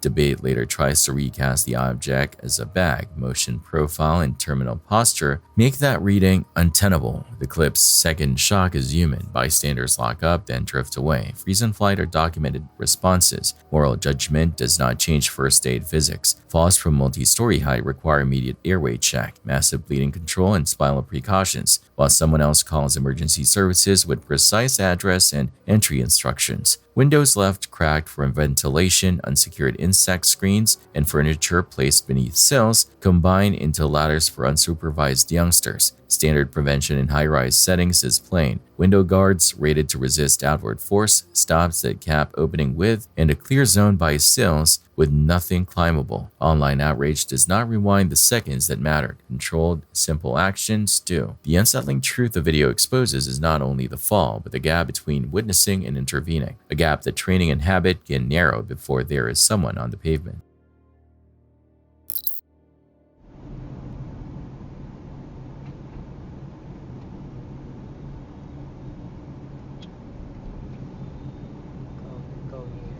Không trâu giật rồi cái ở ngay đảo cái chú mạnh khi đợt Covid chú mạnh là chú ôi chết rồi mạnh quá mình lùi không có bình tĩnh không sao ôi ôi leo trôi không nổi ôi báo cho ai đi. Flood scour undermines abutments and piers by removing supporting soil. Once embedment depth is compromised, bearings misalign and girders shift until shear keys fail. Warning signs civilians can spot: deck undulations, spalled concrete around bearings, visible rebar, scouring pits at piers, and debris rafts hammering upstream faces. During and after typhoons, assume low water bridges in older rural spans are at risk even if the deck looks dry. Heaviest vehicles should knock you on midspan. Spacing reduces live load. If authorities haven't posted closures, local knowledge still rules. Turn around if the river is brown, fast, and carrying timbers or propane bottles. Mesa, January 2016. Officers form a firing line down a La Quinta hallway, muzzles up behind a stack of shouted directives. The precipitating call, a rifle silhouette at a window, turns out to be a pellet gun for pest work, but in the corridor it's still a gun until proven otherwise. The audio tells you almost everything about human limits. Shaver is told to lay his fingers behind his head, cross his ankles, look down, crawl forward, never drop his hands even if he loses balance, and not to pull up his slipping athletic shorts. Those demands are mutually stressing. You can't maintain high hands, knee crawl, and fight gravity without corrective micro movements. Add alcohol, adrenaline tremor, echoing commands, and the ever-present threat. One mistake and you may be shot, and you have a compliance maze with a lethal fail state. Get on the ground, both of you! Lay down on the ground! Lay down on the ground! Training questions radiate from this moment. Why not resolve with a simple prone hands out, then team approach to cuff undercover? Why deliver cascading precision motor commands to a frightened, intoxicated person whose proprioception is degraded? Why frame the encounter so any correction for clothing reads as draw? When he reaches to hit shorts, ambiguous motion at waistline, 5 rounds ended.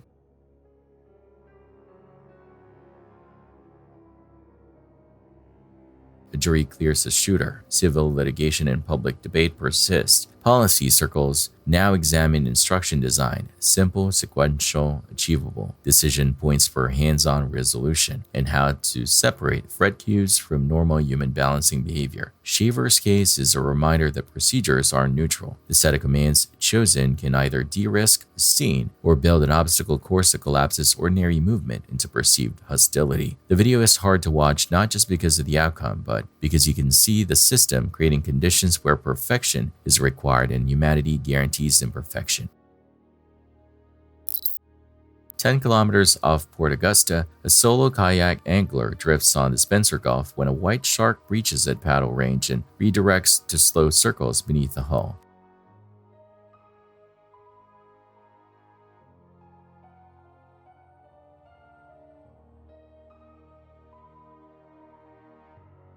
The behavior reads as investigative, not immediately predatory, but the risk is the same. A plastic sit on top can be rolled or holed by a test fight. The angler has no deterrent deployed. A modern electric shark deterrent creates an aversive field at the strike zone and materially lowers close passes. Standard operating discipline for shark den's waters, no fish kept on board. Quick release leaders to avoid fish on thrashing near the hull, and paddle blades kept quiet once a shark fixes attention. The correct move once a breach occurs is lateral displacement toward a buddy craft or escorted run-in. Solo holds fewer options. That he leaves uninjured does not make the encounter benign. It proves only that curiosity did not escalate to a bite. The footage remains an instructive near miss. An apex predator probed within meters, and luck, not layers of control, closed the gap.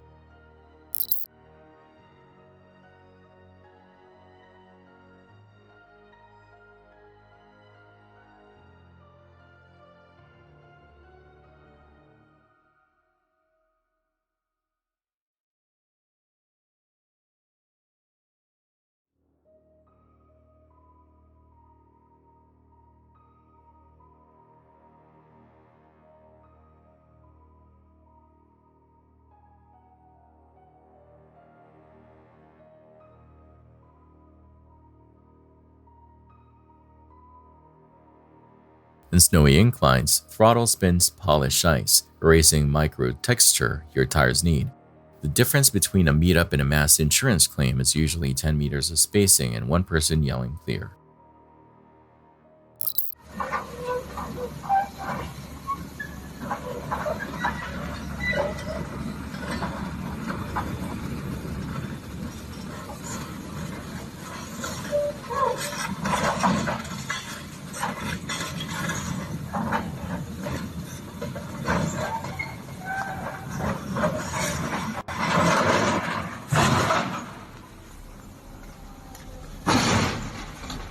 Excavator stability follows a simple rule. Boom low and in toward the car body. Tracks perpendicular to slope, never undercut the uphill toe. When you must work on grade, cut a bench, track straight up down. Keep the drive sprockets uphill and place spoil downhill to build the catch berm. If the machine starts to go, jumping is not doctrine. Preventing the setup is. The operator's survival here is a credit to reflex. The machine's cartwheel is a debit to planning.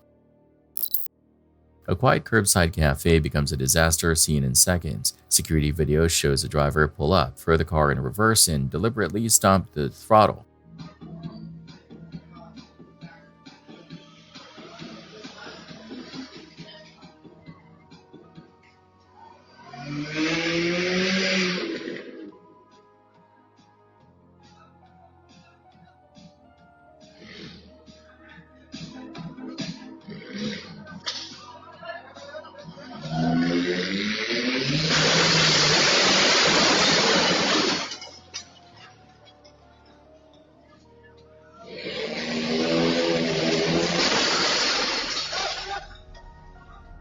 The sedan surges backward through tables and metal railings, smashing glass and bodies alike before jolting to a stop inside the storefront. Reports from locals say the driver had just argued with a man outside and, in an act of rage, turned the vehicle into a weapon. Among those stuck is the proprietor, a woman wearing a helmet who is fatally injured, while another patron is clipped and sent sprawling but ultimately escapes with survivable harm. The camera angle captures the brutal physics of low-speed urban rammings. There's no warning arc like with a swinging object, just a straight line, full-weight shove, which should have been late morning routine, coffee, scooter sidling, friends talking, turns into a scene of shattered chairs and stunned onlookers because a single person decided the car skier selector could settle a grudge.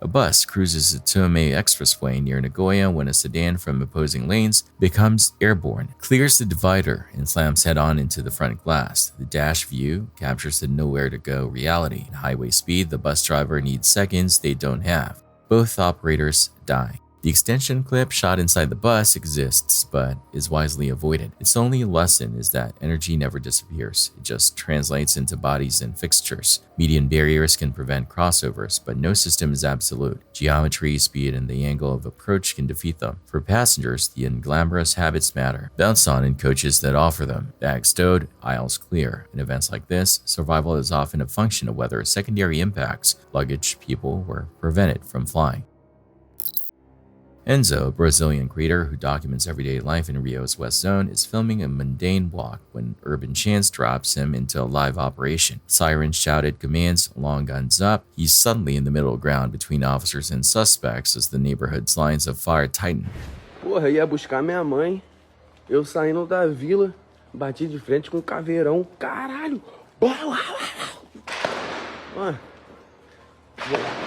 Bom dia, chacrinha. Eita porra! Eita, passou aqui perto! Passou aqui perto! Eita porra! Caralho!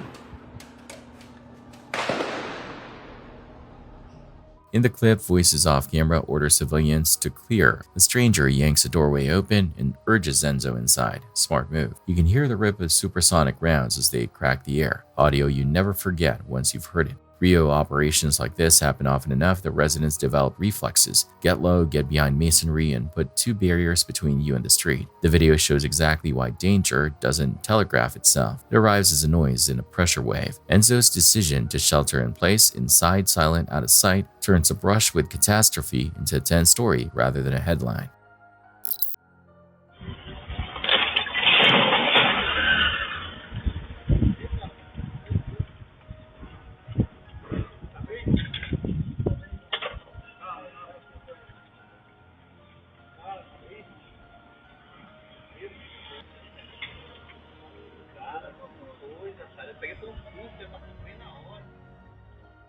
A man walks along a drab neighborhood block in Manaus, glances down for a moment, then the pavement simply opens and swallows him. The slab looks intact until it isn't. A void beneath, undermined by water, utilities, or a washout gives way. He drops vertically, legs kicking, then scrabbles at a ragged edge that crumbles under his palms. It's over in a blink, and then luck intervenes. A motorcyclist witnesses the collapse, jumps off, and hauls the man up before the lip shears further. People think of danger as moving objects, cars, bikes, cranes. Ground failures are silent and lethal. Here, the best case still looks horrifying. Bruises, abrasions, and a story about how close he came to vanishing into a storm void. At a makeshift fair, a hand-spun mini wheel tries to simulate carnival fun with chain-slung seats and smiles until a chair rotates on its axis and flips a rider upside down mid-arc.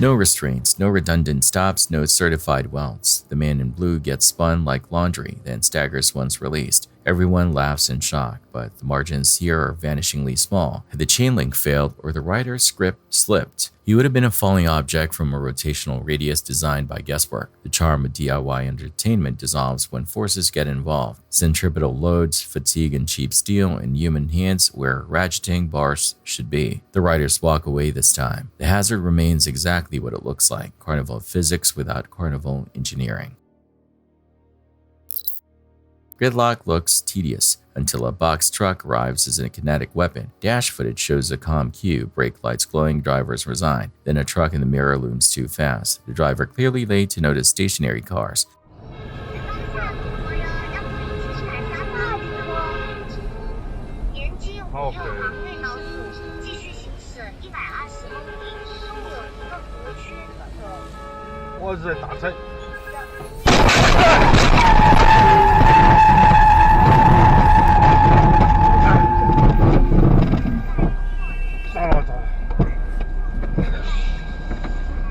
There's no evasive weave, no horn, only the sickening lift of rear end as the first car is driven under the chassis ahead. Bodies pitch forward, glass fans out like sleet. Modern crumpled designs and airbags do their job. The narrator notes the occupant of the camera car suffers only minor injuries, but the violence of the contact is eye-watering. This is what 15 tons at urban speeds looks like when attention lapses for 2 seconds. The clip's lesson is unromantic. Leave space you can sacrifice. Angle your wheel slightly to escape if the vehicle behind can't stop. And watch your mirrors when traffic compresses. Most pileups are born of one operator deciding a notification on their dash mattered more than brake modulation.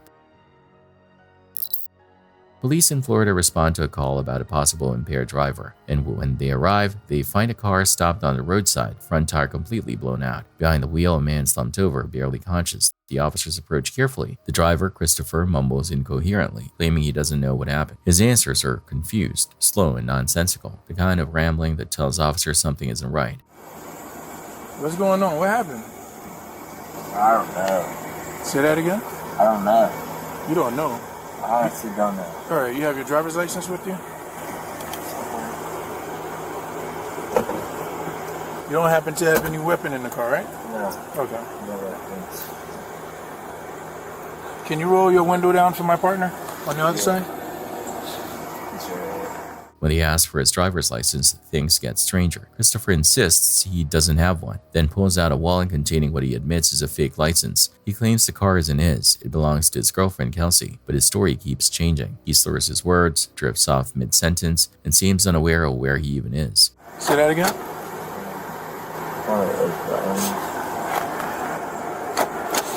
That's not the button to lower your window. Wait. I'm still waiting on your driver's license, man. Yeah, I know. I don't have it. You don't have it? No. Okay. Like, you can look it up all you want, but... Say that again? You can look it up all you want. I can look it up? Yeah.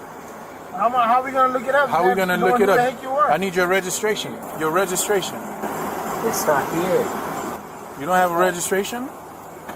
This is not my car. Whose car is it? That's my wallet, and that's... Okay. Whoever... I saw a driver's license in a wallet. Could you open that up for me? Yeah. You wish you saw a driver's What's that? license. Yeah. That is not... That's my driver's license, okay? You got another driver's license in there? That's my one that is not real. And there's money outside that. Okay? What do you mean by it's not real? What do you mean it's not real? It's not... It doesn't... If you run it, it will run back as not real. So, do you have a driver's license out of Florida? No. No? Because all I've driven is the ones that I have license for that want to say that I don't have a license for. Okay. All right, just give me a minute. This one? Yeah. Jesse, that's not a driver's license. No, I know. These are...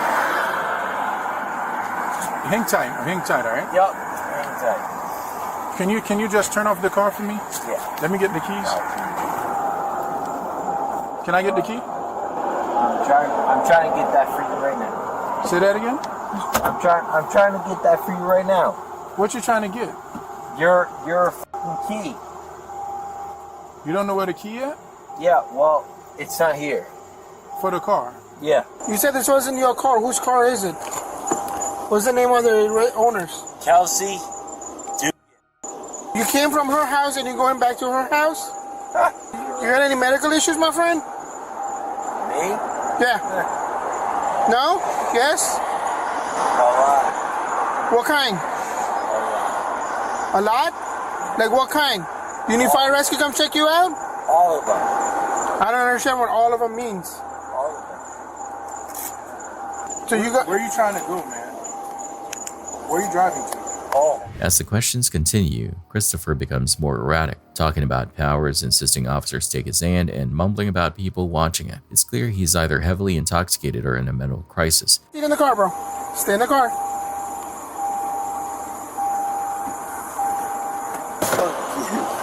Stay in the car, man. Yeah. Stay in the car. Yes. Tell me. Tell me right here. Tell me. I'll give you my hand right here. I'll give it to you. What do you want me to do with your hand? Yeah. Let all your powers up there. I have no idea what you're talking about, my friend. Right here. Here. Let all of them. Let all of them. You think that I'm about to fight you? Why would you think that? They're right there looking at me like that I'm gonna fight you. Come on. We're just trying to figure out why you want us to hold your hand for you. I'm trying to ask you why you're not holding my hand. Why would I want to hold your hand? No. Why is this bitch honking at you? Who's honking what? Yeah, yo. You want to be up here, right? Chris, do me a favor, just have a seat for a second, okay? No. Why don't you just take my arm? Do me a favor, have a seat. Just No, have a seat. take my arm. Car. Take There's it. no reason for me to take your arm, okay? No, Just take have a seat. it. Take it. Have a seat. Yep. I'm the culprit right here. Take it. Take it. Right here. Chris, do you know what happened to your tire? Yeah, look at it. Right here. Yeah, what happened to the tire? Right here. What happened to your tire? That's the culprit of an 18-year-old guy, okay? 18 years old. Do you want to look at him and say that, yeah, this is what you owe? Yeah, spit it at him. Spit it. I have no idea what you're talking about. Yeah, exactly. You stupid. That's me. When investigators from the Palm Beach County Sheriff's Office arrive, they give him one last chance to complete a field sobriety test. Christopher refuses. He tells the officer, "I know I'm up beyond up," before finally admitting he's too impaired to do anything. I'm Investigator Ward, Palm Beach County Sheriff's Office. Yeah. What's going on tonight? Go ahead. Go ahead, what? Ask him all about whatever you want. I'm talking to you right now. Ask him. Ask him what? Yeah. You tell him. I'm talking to you. What's going on? Nah. You tell him. Tell him I'm the fucking problem, right? Yeah, you tell him. I don't know. I just got here. I know. Where are you coming from tonight? All over the world. All over the world? Yep. Where are you heading to? Yeah, all over the world. Do you have any medical issues? All of them. All of them? Yeah. You taking any prescription medications? You want to lick them from me? Huh? You want to lick them from me? What? Yeah, you want to lick them. Christopher, at this point I'm going to ask you to complete voluntary field sobriety tasks. Are you going to complete those tasks? No? Understand, if you choose not to complete those tasks, then I have to base my decision to arrest you on the probable cause I've already seen. You know what? If you choose not to complete those tasks, it can and will be used against you in the court of law. Do you understand that? Yeah, you want to spit all this bullshit at me, but like I've been trying to tell you that, yeah, I cannot complete these tests right now. Why not? Because I know. Because you know what? I know the position that I'm in right now. What position? I know that I'm f***ed up beyond f***ed up. Okay. Yeah, so you want to keep asking me like that. I'm going to talk to you like a real person? Okay. Do you want me to? The officer calmly explains that his refusal leaves no choice. He's under arrest for driving under the influence. That's when the meltdown begins. Christopher repeats over and over, "I'm the problem, right? I'm the problem," as he's placed in handcuffs. In mind, will you complete the task, yes or no? No. Fantastic. Go ahead and turn around. Dude, what am I doing that is fucking... You're going to be under arrest for driving under the influence. Yep, I'm the one that's under arrest right now, right? What? Yep, I'm the fucking problem right now, right? Right, Who's yeah. coming? It's already done. Yep, keep doing it. It's great. Yep, I don't keep need... doing it. Keep doing it. Yeah, keep doing it. After the camera was turned off, things got worse. While officers were processing him, Christopher leaned out of the patrol car and spit on one of the deputies, hitting him in the chin. He was charged with felony battery on law enforcement and DUI. In court, the battery charge was dropped, but the DUI stuck. Christopher was found guilty and sentenced to 18 months of probation for the DUI, 12 months concurrent probation for resisting, a 1-year driver's license suspension, mandatory DUI school, an ignition interlock device, and $1,836 in court costs. 2 days in jail, a criminal record, and a long road to recovery, all because he refused to hand over his keys when he should have. The video shows a progressive hiss that becomes a bang, windows bow, a fireball punches out the back, and debris arcs into the lane.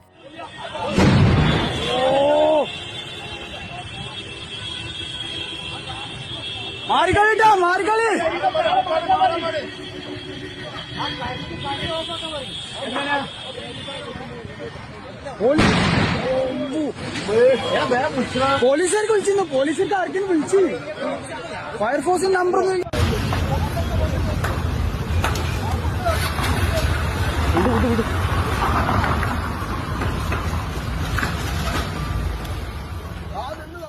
In Indian cities, domestic and commercial LPG cylinders fuel thousands of kitchens. When installation shortcuts, tired hoses, worn valves, casual leak checks meet an ignition source. The result is explosive overpressure in a room that has only one relief path, outward. Here, mercifully, the timing saves lives. By accounts, no fatalities are recorded, but you can see how easily it could have been worse. A cook between cylinder and door. A customer stepping in as the flame front rolls. The fix is boring. Regular leak tests with soapy water, regulators replaced on schedule, cylinders upright and secured, and a clear signed shutoff reachable in a panic. That quiet discipline is the only difference between steam rising off chai and a charred storefront. The camera pans the serene kitchen, tile kettle breakfast plates, then you catch the stare. A male lying at the window, eyes like amber stones, another shape moving behind him.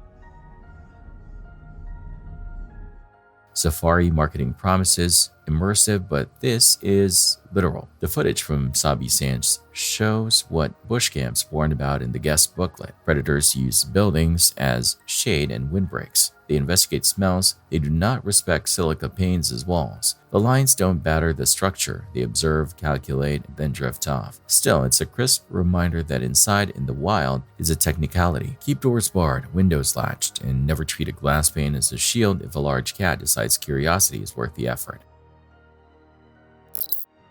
Back in 2001, pre-YouTube, pre-viral as we think of it, a mini DV tape circulated around Southern California showing a trespass at Redlands Historic Barn Villa, then sitting vacant, that detonated into urban legend. A small group climbs through, filming everything to prove they'd actually gone inside. The first half is familiar. Exterior pans, busted windows, the creak of an old staircase, under flashlight. Night falls, they push deeper. With the upper landing, the camera jitters. Someone whispers for a rear guard, and then all chatter collapses into a single alarm breath.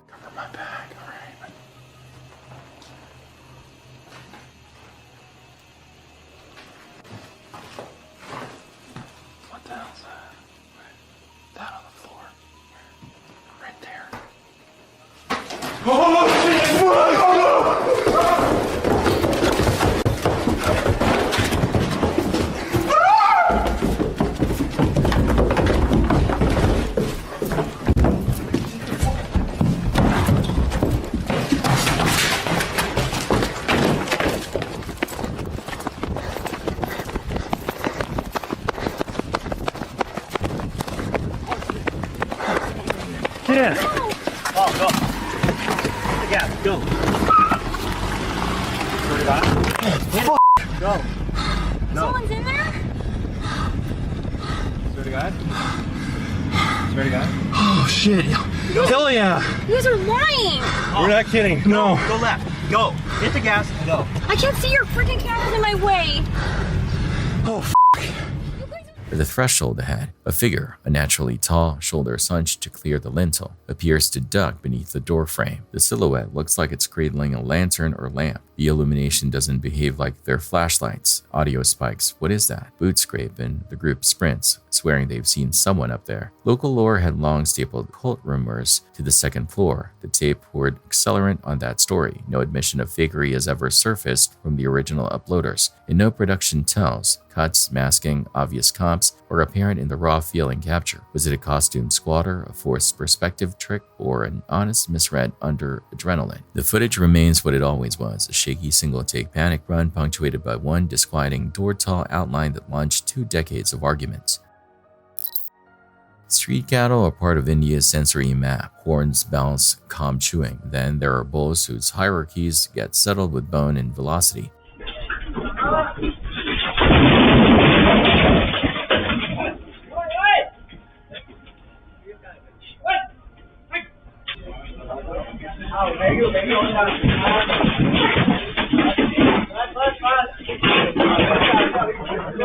A police officer sits at a small roadside post when 2 bulls lock horns, torque their bodies, and slingshot across a frame. One launches into the officer station. Furniture and bodies tumble. It's over as fast as a scooter tip over, but the kinetic energy is orders of magnitude higher. India is estimated to have millions of free-roaming bovines, and while most traffic around them is choreographed by experience, territorial bulls are exceptions. The clip ends with the bull walked off, which tells you the animal absorbed the collision better than the furniture did. For people sharing streets with half-ton ungulates, the rule is simple. Never assume their calm is permanent. Give them lateral escape space, and don't put your back to a wall near them. You're not on the bull's map. They're on yours. A family on a small yacht, 12 aboard, celebrating a mother's birthday, film each other laughing when a white hull swells in the background like a cliff, closing distance far too fast. Ne yapıyor ya? Ne yapacağız? Çarpıyor. Çarptı. Yapacak bir şey yok. Bismillahirrahmanirrahim. Bismillahirrahmanirrahim. Sakin, bir şey yok. Bismillahirrahmanirrahim. There's frantic yelling, a scramble to grab railings, then impact. The large vessel rides up the smaller stern quarter, sending people tumbling. Miraculously, no one goes overboard in the prop wash. Water pours into compartments. Nearby craft race to evacuate the party before buoyancy is lost. The probable causes read like every collision at sea report. Poor lookout, over-reliance on instruments, and relative motion that fools the eye. Big boats seem slower than they are. Coal redges exist because the sea is big and attention is small. If you're the more maneuverable vessel, assume the other guy either doesn't see you or will not yield in time. A small hobby channel surfaces in 2010, DIY costumes, light personal posts, then disappears. A year later, it returns with a blunt title, My Stalker. The camera opens on a parking lot in a conversation already on edge. The creator calmly lays out a pattern. A man who follows him from train to train, shadows him to his vehicle and tries to extend contact. He's explicitly declined. You followed me my car a lot. How does that not make me uncomfortable?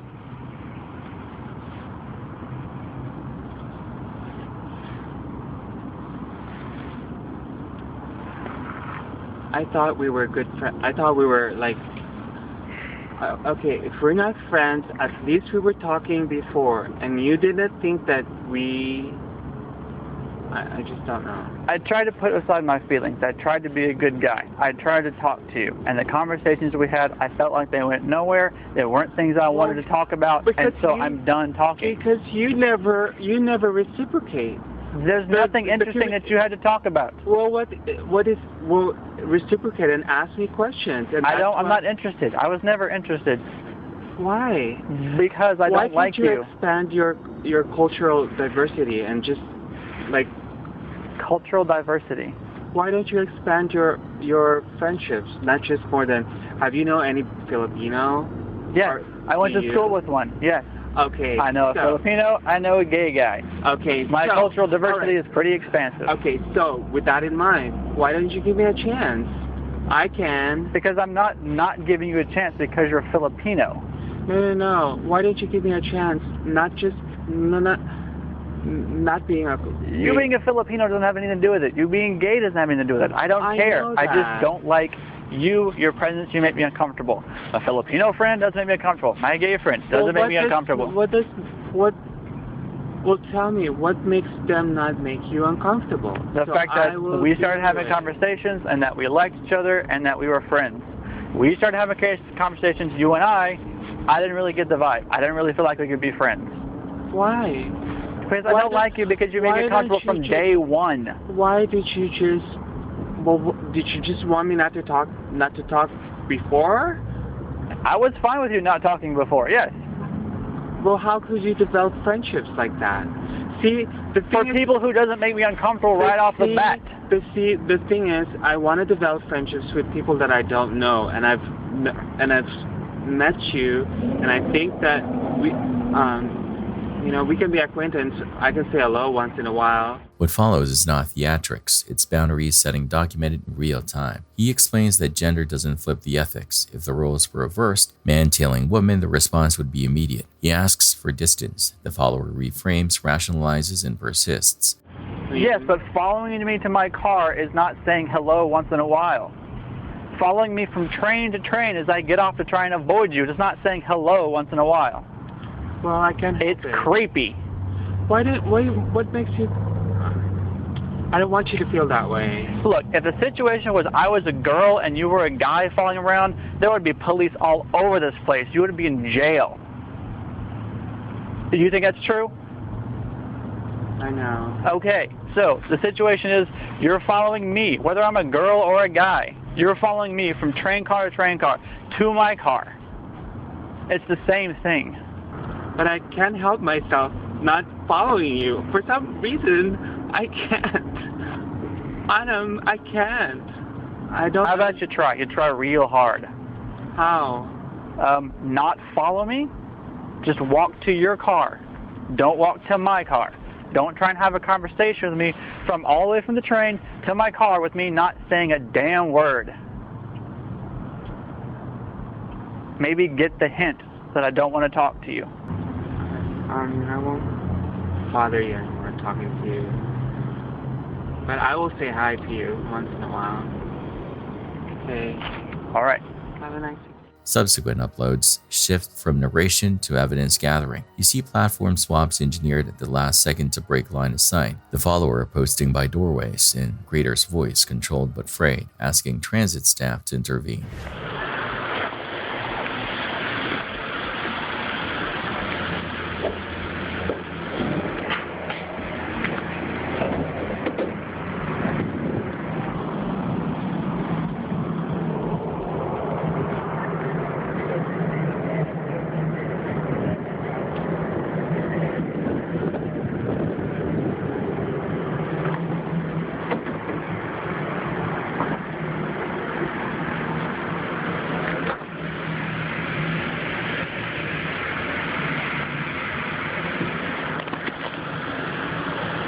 And I have the train cars.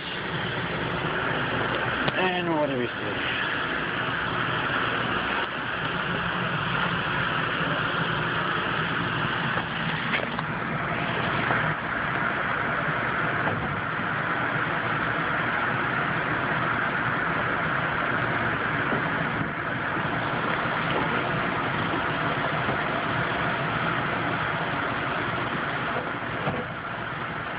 then followed me to a different train car. Thank you for riding Dart.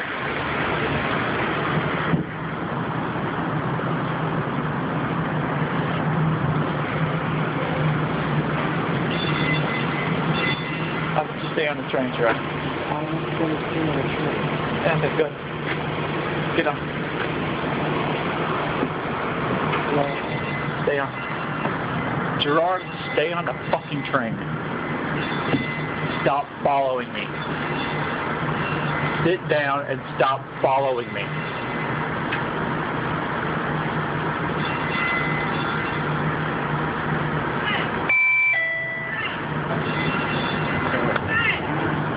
Sit down and stop following me.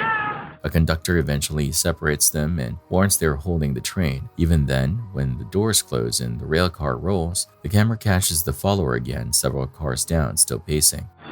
We're going. Sit down. We're going. Sit down.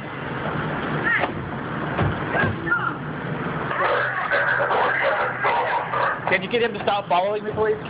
Okay, somebody to get off the train and somebody to stay on. Why are you following him? I don't know. Okay, you want to wait for the next train? You holding the train up. Step off for a second, sir. I'll go. Well, let's come up here.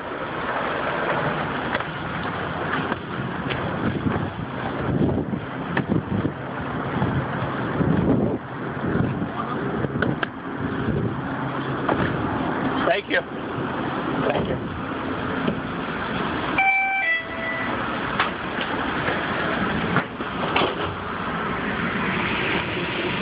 And here he is. Still following me. The channel later updates. Police contact was made, the behavior stopped, and the creator walked away physically unharmed. Though he hints at numerous other events never shown, the series lands like a caution briefing. Document patterns early, articulate no, loop in transit staff and police, and accept that politeness is not a safety plan when persistence crosses into fixation. The ceremony in full glow, lights, flowers, guests pressed shoulder to shoulder, transforms as the floor starts to ripple underfoot. The first seconds are denial, smiles freeze, eyes start upward, chandeliers sway, then the wobble becomes a shove. Phones drop, people lunge for door frames. A chorus of prayers and cries replaces the music.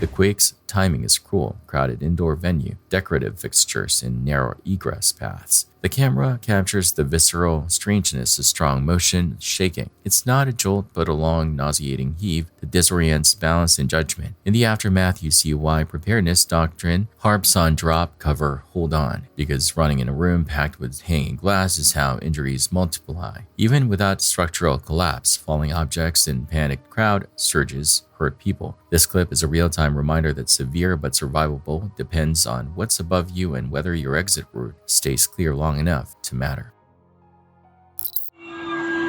หายแล้วเละแน่เลย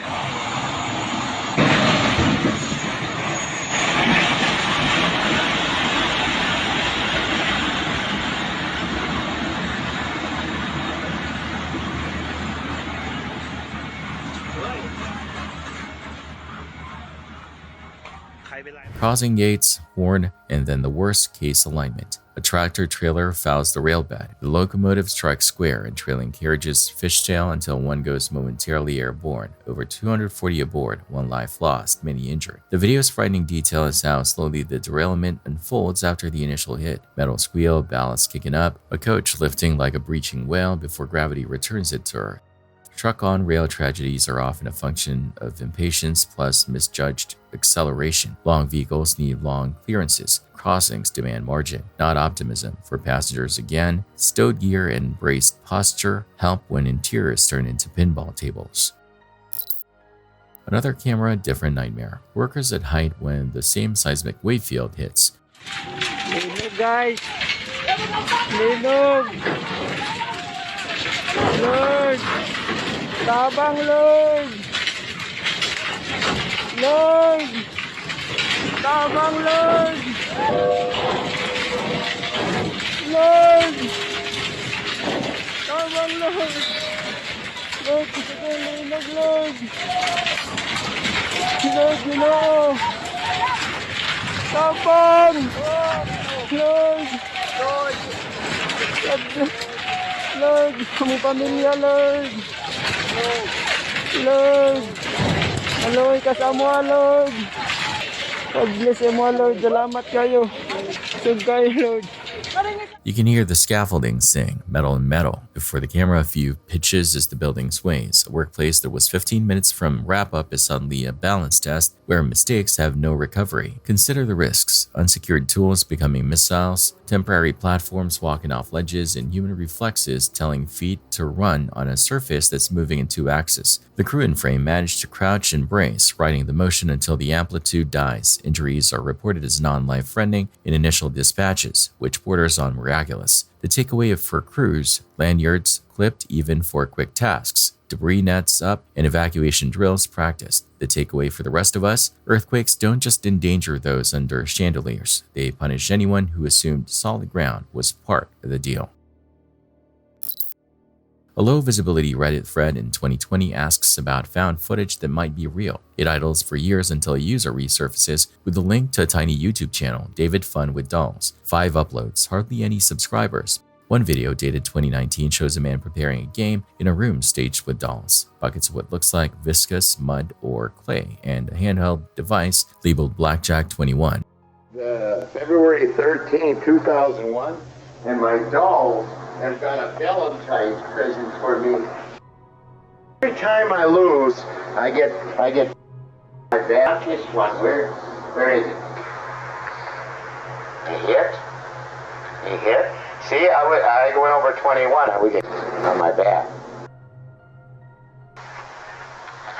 Come on. By golly, you're going to get it right down your... You put 3 belts around your shirt now.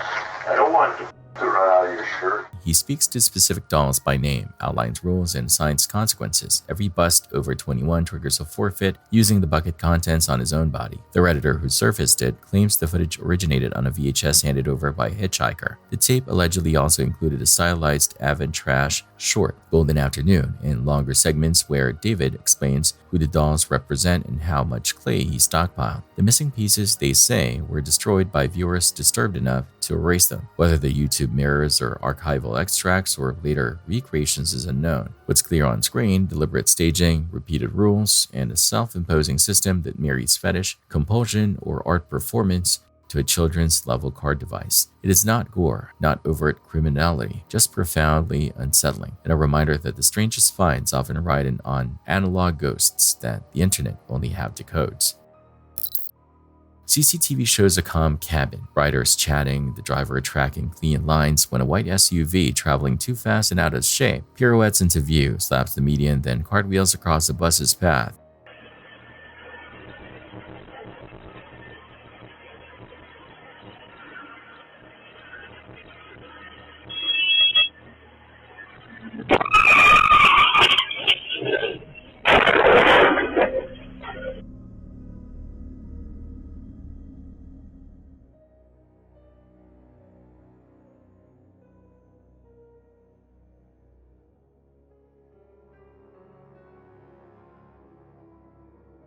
There's barely time for brake application before impact, and the violence transfers to human bodies. The narrator says the bus driver had been compliant. Speed, lane spacing. So we're watching a catastrophic other people's choices crash. Tragically, one person dies. Vehicle dynamics are cruelly simple. Once lateral grip is gone, mass remember straight lines until barriers and opposing traffic turn that memory into shrapnel. The video is a grim argument for lane discipline and consequence. Your overtaking decision is never just yours when 2 tons of momentum cross the center line. A tiny open boat rides slower and lower as chop slops over the gunwale. Como eu estava falando, a gente pegou uma aqui, acabou até molhando o celular. Vocês estão vendo aí a embarcação totalmente submersa aí, afundada debaixo d'água. Como pode ver aqui o estado, tá aqui branco, tá aqui branco. O pano a gente já tirou, fizemos uma ruminha pra ali. E é isso aí, pessoal. Tá aqui, estamos descendo aqui a deriva.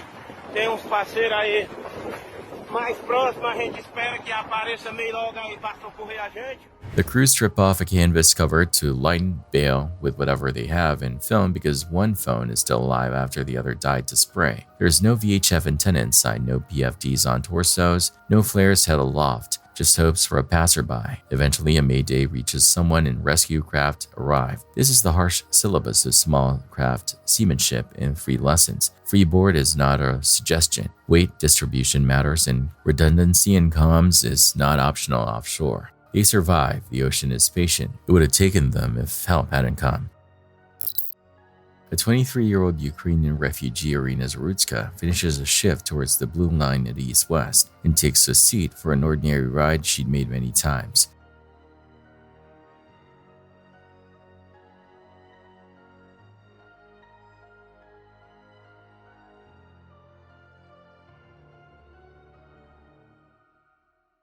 Roughly 4 minutes later, the man behind her stands, produces a pocket knife and attacks with zero prelude, driving a blade into neck and torso before stepping off at the next stop.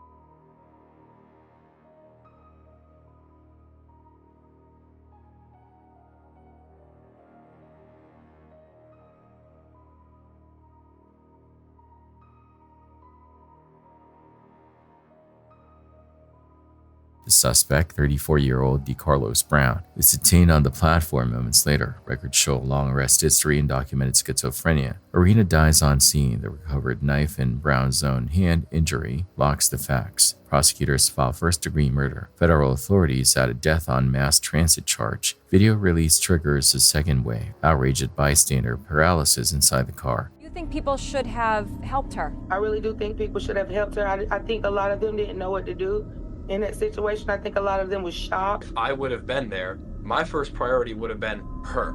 She was obviously losing blood. Do you think they were scared for their own lives? I think they were scared for their own lives, and that's completely understandable. She was scared, holding herself, and then slumped over unconscious, and they just let her lie there. A GoFundMe campaign for Irina's family. The hardest questions are policy ones. How a repeat violent offender remained free. How transit cars deter or interrupt sudden lethal assaults. What safe actionable intervention looks like for unarmed riders in a confined space. Irina's trajectory, fleeing a war to build a future, then killed on a weekday train, turns the clip from crime video into indictment of systems that didn't protect her and if a society still unsure how to balance mental health treatment, public safety, and accountability.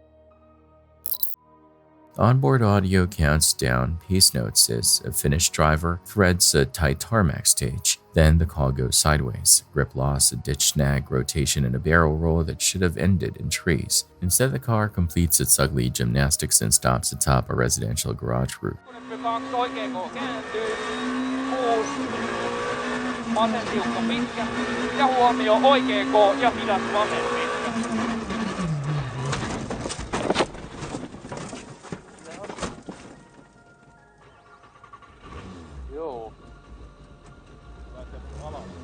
Ollaan katolla. Anna olla paikallaan. Anna olla paikallaan. Me ollaan talon katolla. No niin näin.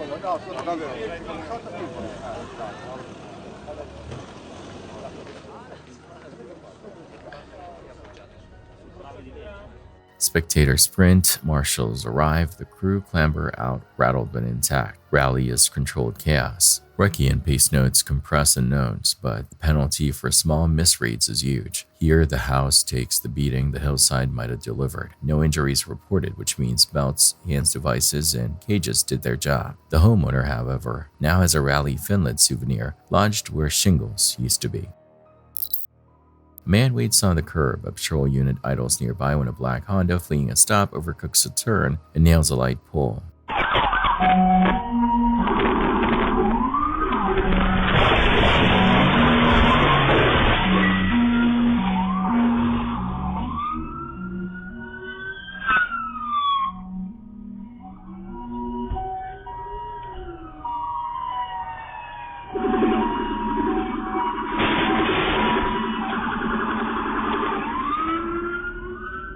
The pole shears in sights toward the sidewalk, exactly where the 71-year-old stands. He's struck and thrown, but astonishingly he survives with non-life-threatening injuries. It's the final destination sequence nobody can predict. You don't have to be in the chase to be in danger. The city's fixtures become projectiles once a car's kinetic energy finds a hinge point. The clip is the argument for traffic calming and against reckless flight wrapped in one. Streets are shared systems. There is no solo risk when tons of metal are out of control. Troopers answer a shots fired call and encounter a driver, Anthony Alonzo Sanchez III, who has already caused multiple crashes and appears to be seeking head-on impacts. Out of the vehicle! Out of the vehicle! Out of the vehicle! What's going on? I got you. Dude, get out on the ground. What the fuck? Hands behind your back. I didn't do shit. Hands behind your back. What's going on? Get on the ground. Okay, I got it. Textbook TVI, rear quarter tap, spins the car. Officers pull Sanchez out, cuff him behind his back, recover a handgun from the vehicle, and load him into a marked SUV. 28. Maneuver. Hold trap. TVI successful.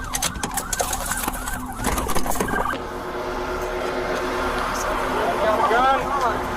I didn't find a gun. It's right there. Okay.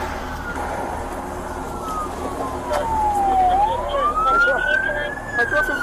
All right. Put your down. My girlfriend fucking shot at me, and I don't know what the fuck's going on. Open your back seat.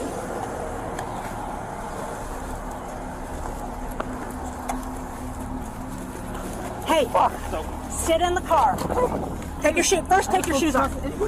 Take your shoes off. Okay, sit. Put your feet in. That should end it, but urgency leaves a single link undone. The sliding partition between rear cage and front seats remains open from a prior prisoner drop. Within 90 seconds, Sanchez works the cuffs to the front, worms through the opening, and drives away in a state patrol vehicle.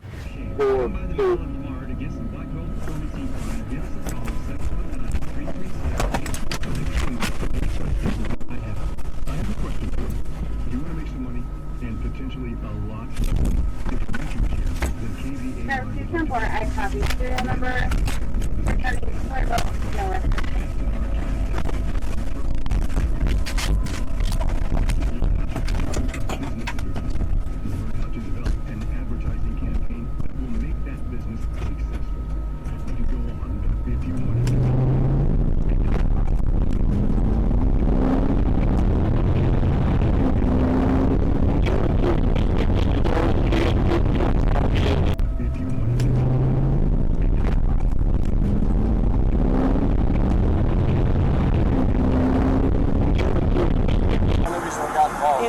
Crash on road 5.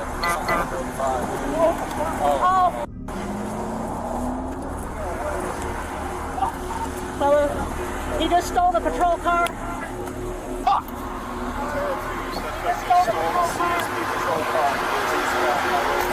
What follows is 21 minutes of high-risk pursuit at up to 120 miles per hour, 2 failed stop-stick attempts, then a third that shreds tires and sends the cruiser offline into a parked semi. Fire blooms at the firewall. Officers yank Sanchez out, but he dies shortly after. The original trooper is placed on leave pending review, then returned to duty. Good sticks. We got a ticket.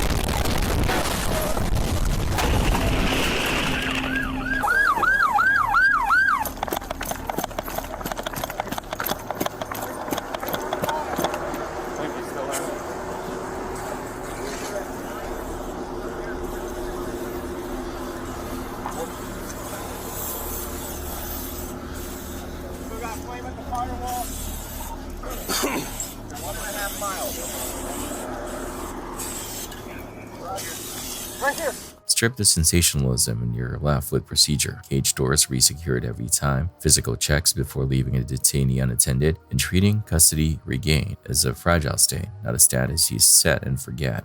One missed slider transforms a contained arrest into a lethal chase that could have killed anyone in its path. Pre-dawn quiet roads to shuttered food carts and then a sudden bloom of flame from one unit.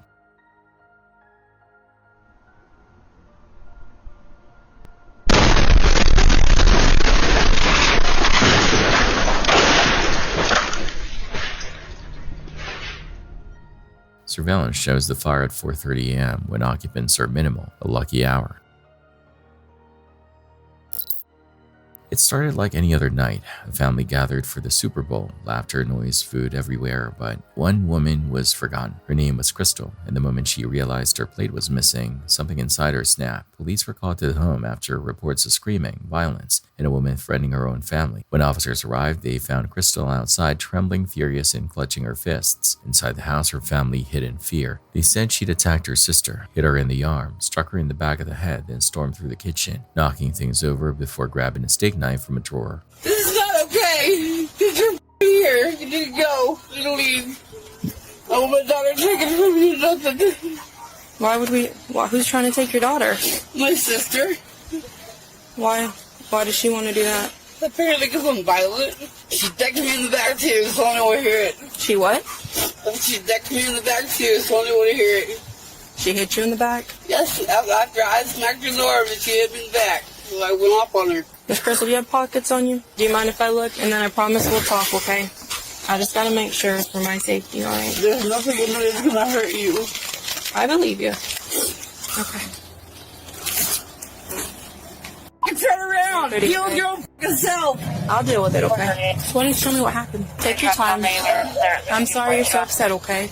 Don't worry about that. Stay the fuck over there! You guys go to the road! Don't worry about them. Whenever you're ready, we can talk about it. They were going to get some fucking Super Bowl and they told them they couldn't have certain stuff because they couldn't eat it. They wanted just as much as they did. So they got this little big ass spread and they got me a little chicken pot pie, which pissed me off to begin with. So I went to sleep. I was like, I can't deal with this shit no more. They're all happy. I'm bunch of shit. I'm sitting there pissed off. They don't even give a They don't give a fuck about nothing. So it kept pissing me off. Everything's good for them. They don't even give a fuck about me. Which one's your daughter? Is she out there? No, she's inside. She's inside? Is she okay? Yeah, they don't give a fuck about her either. Are you guys all living together? Yeah. I'm sure that makes tensions run super high. You guys got an argument about the Super Bowl spread. What made you think that they wanted to take your daughter or anything from you? Because that's what happens every time I get an argument with anybody. They want to take my kid. Well, you know it's not their decision to be allowed to do that. What happened where she knocked you in the back of the head? Tell me a little bit about that. Back of the shoulder. I walked by and I was like, she just being a smart ass. I'm tired of it. What was she saying to you? She wasn't saying anything to me. Her fucking body was going out there. So I hit her in the back of the arm and she decked me in the back of the shoulder. So I started pounding her in the back of the head, trying to pound her. And I get that to get a contact. How'd you get the blood on your knuckles? I hit the refrigerator. You hit the refrigerator? I'm not going to jail. I didn't say you were going to the jail. You hit her in the back of the arm because of y'all's argument, and so she hit you back. It's a sister thing. I told her if I'm going, she's going too because she hit me too. So what happened after that? She told me that I wasn't welcome here no more. Where's she at? Probably not. Probably inside somewhere.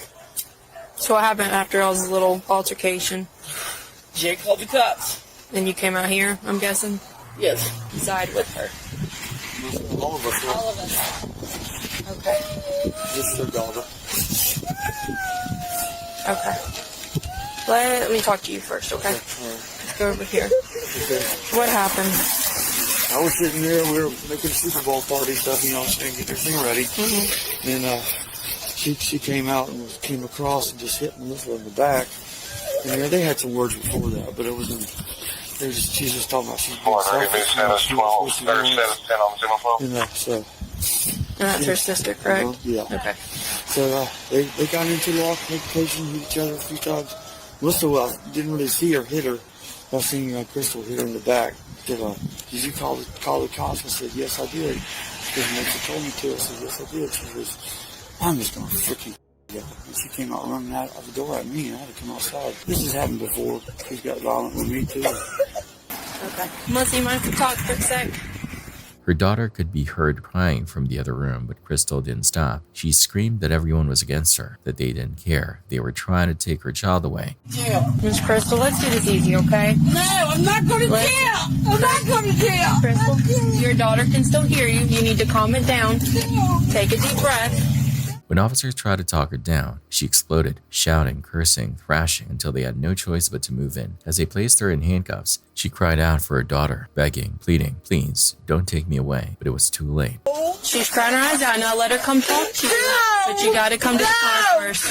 No, I'm not going to jail. That's not an option. No, I'm not going to jail. Yes, ma'am. I didn't want to have to do it, okay? I don't want to go to But jail. You struck your sister first. She hit me too, man. But you hit her first. Oh, God damn it. Ah. No. Crystal.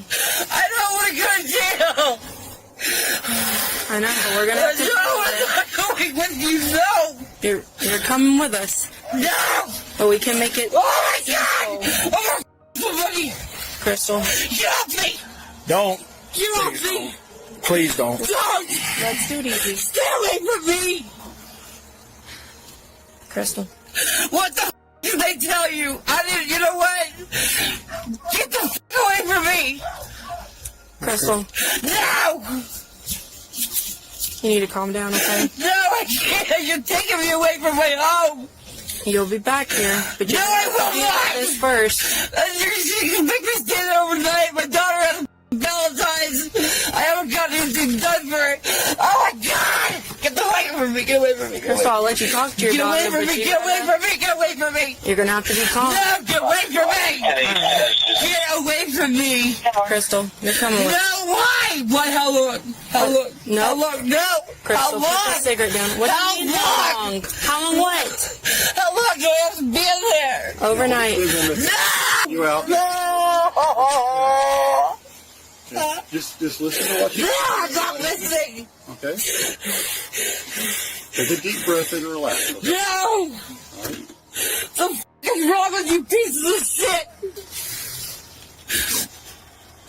Just relax, take a deep breath, okay? Oh my God, get the f away from me now! Please get away from me.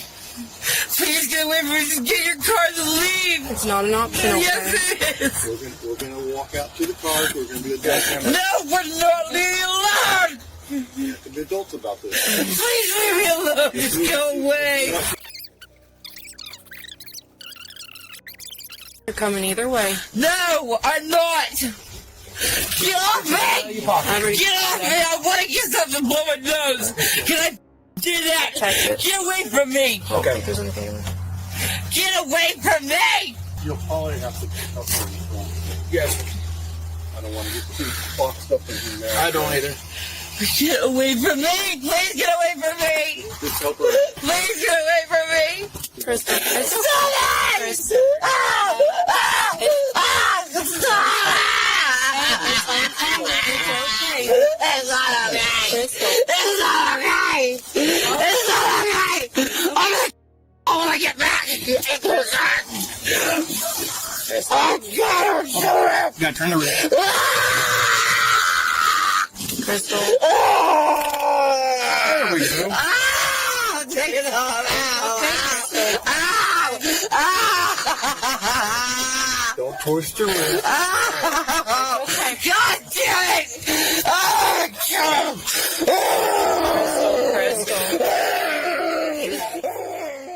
That night, Crystal was arrested and charged with domestic battery and child abuse, all over one forgotten meal, one moment of neglect that spiraled into chaos, because sometimes the scariest breakdowns don't happen in the dark, they happen at home. A pendulum-style ride cycles up with a ring of seats when something mechanical mistimes. The upper assembly contacts its own structure, jolting riders and throwing hardware into stress it was never meant to bear.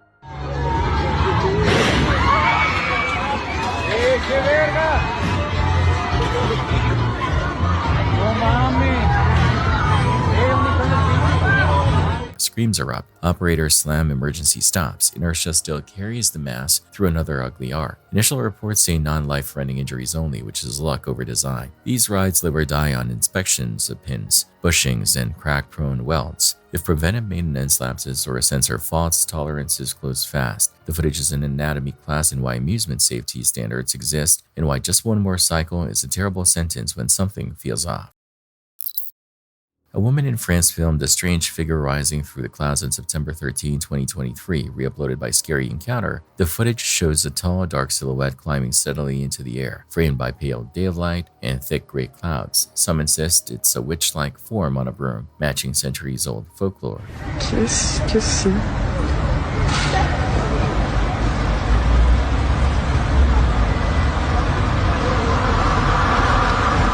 Je sais pas.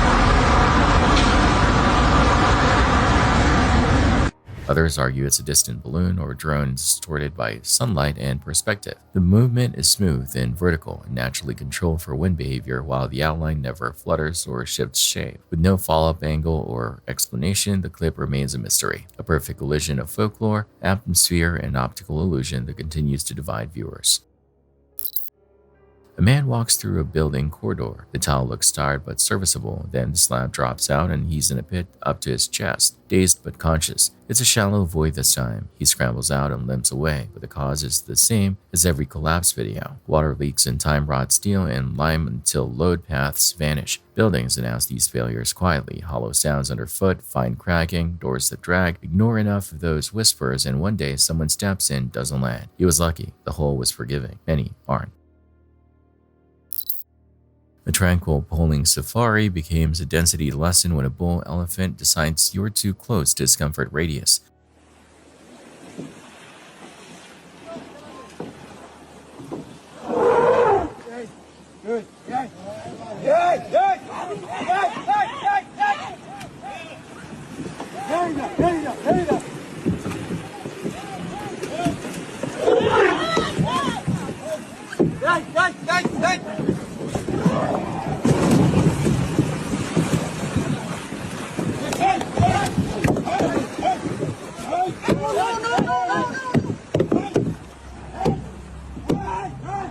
The boater's guide tries to hold position. The elephant folds ears, lifts head, and commits to a short, decisive rush. At waterline, an adult Loxodona is a bulldozer with a will. The guide barks for quiet, pivots the Mokuro's nose, and the animal halts just shy of contact, dominance display complete. Everyone on board learns two field truths at once. Tranquil is in the animal's hands, and momentum on water belongs to mass. Respecting approach angles and reading ear, trunk, and head cues is not optional here. It's how you go home with a story instead of a statistic. A large Cameron Z315 modern high-capacity envelope, registered and maintained, lifts from Poti with two veteran pilots, Georgi Rashid Utaria, Georgia, and Krzysztof Zapart of Poland, and a TV cameraman documenting a long cross-country flight. Witnesses later described wind shifts and low passes near Azoreti. The balloon appears to be working marginal air.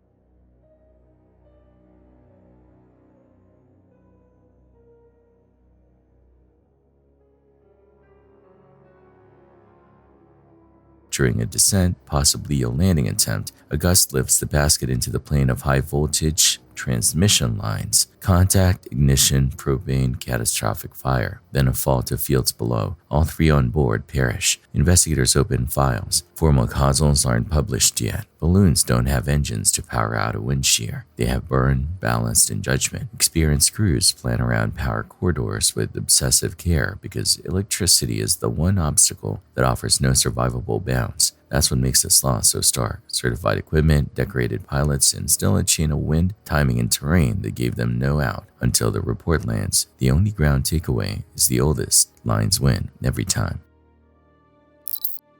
On her first ride aboard the London Underground, medical student Elaf Siddiqui filmed the passenger dressed as Pennywise the Clown. Only later did she notice something chilling, another face reflected in the carriage window, pale and fixed on her camera. No one near her matched that face. Viewers debated furiously. Some blamed layer reflections in the curved glass, others for the geometry didn't line up. The clip went viral not for gore or jump scares, but because of what it implied, that sometimes the most disturbing image isn't in front of you, it's staring back through your own reflection.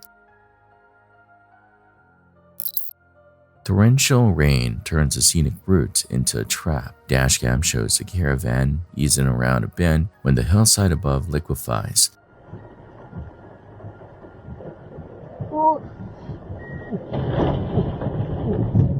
Ui chuyển ơi.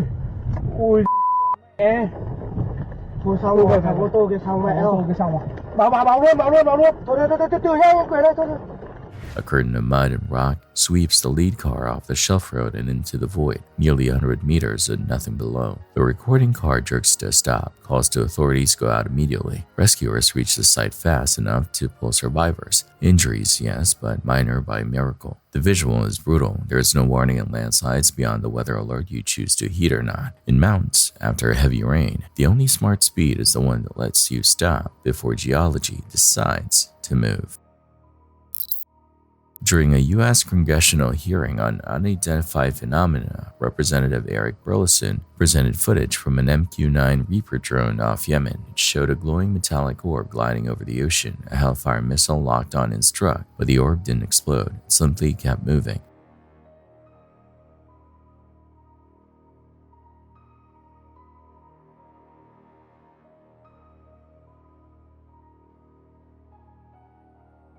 Burleson said the clip came from a whistleblower, while journalist George Knapp called it a missile bouncing off of a UFO. The Pentagon had no comment. Analysts compared it to the Navy's 2015 Go Fast video, arguing optical illusion or unknown tech. The moment left lawmakers stunned. If it wasn't enemy technology, then what did an American missile just fail to destroy?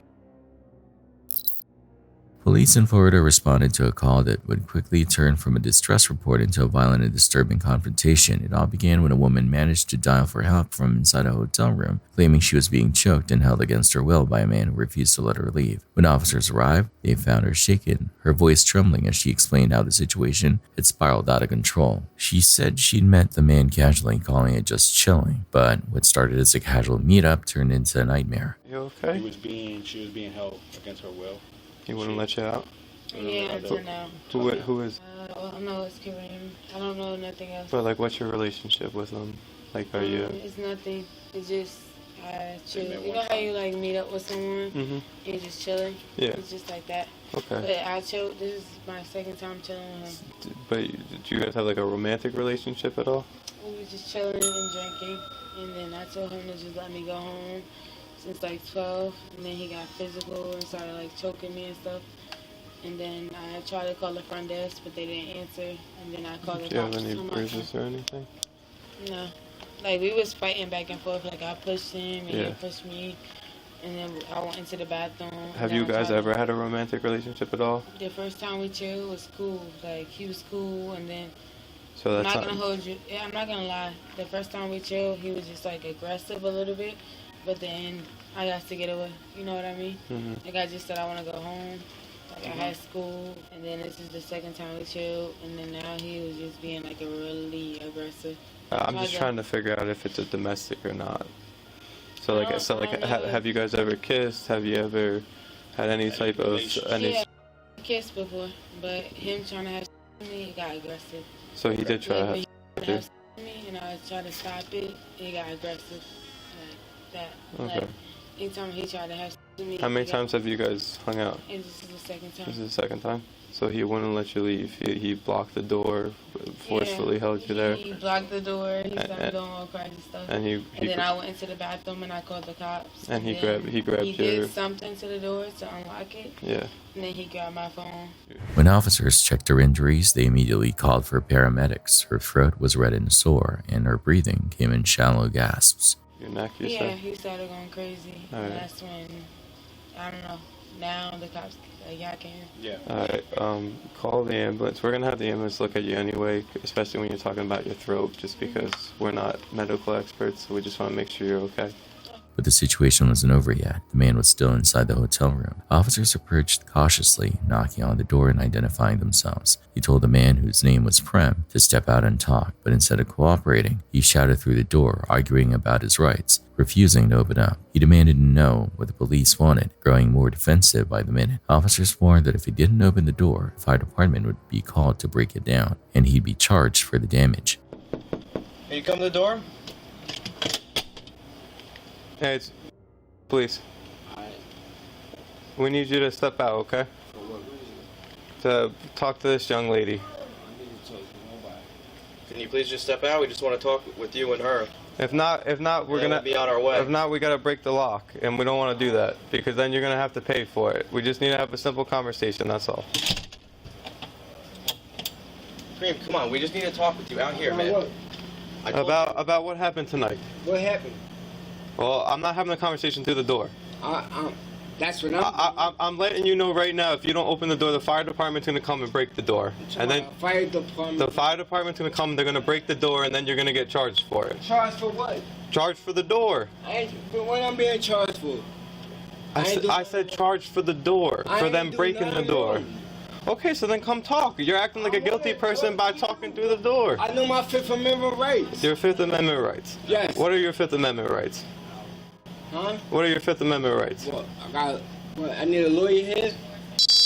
You're gonna need one soon if you don't open the door. For what? For what reason? Alright, we'll just wait for the fire department. Cream, it doesn't have to be this way. You can just come out and talk with us, so we don't have to... About what? Oh. The standoff dragged on for several tense minutes until finally he said he'd come out. Or else we're gonna have to break the door down. You're gonna have to pay for the door. You can break that one if you want to.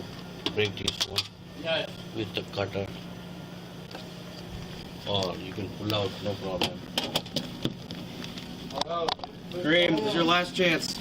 Huh? Can you just come out and talk with us so we don't have to cut this off? Alright, I'm coming out.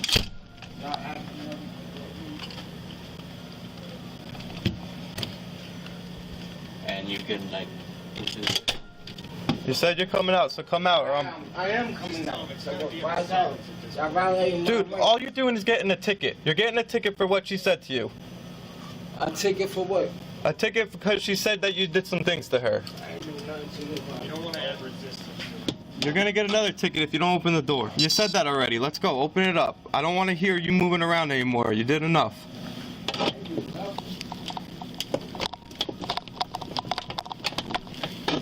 Alright, you're paying for it. Step out. Let me see your hands. My hand's right here. Then step out. Let me step out. No, go to the bathroom. What are you doing? Come on. Let's go. Let's go. Alright, I ain't doing nothing. Alright, then let's go. Put your hands on me. Step out. Then walk! Let's go. Come on. Alright, I'm not out. Cuff him up. Yep. Cuff what? I'm not doing anything. You're being placed under arrest, alright? As they tried to cuff him, the struggle escalated. He twisted, pulled, and shouted, claiming innocence while the officers yelled for him to stop resisting. I'm doing too much. Stop. We're doing too much. Stop resisting. Stop resisting. Turn Why around. are you doing too much to me? You're gonna go down.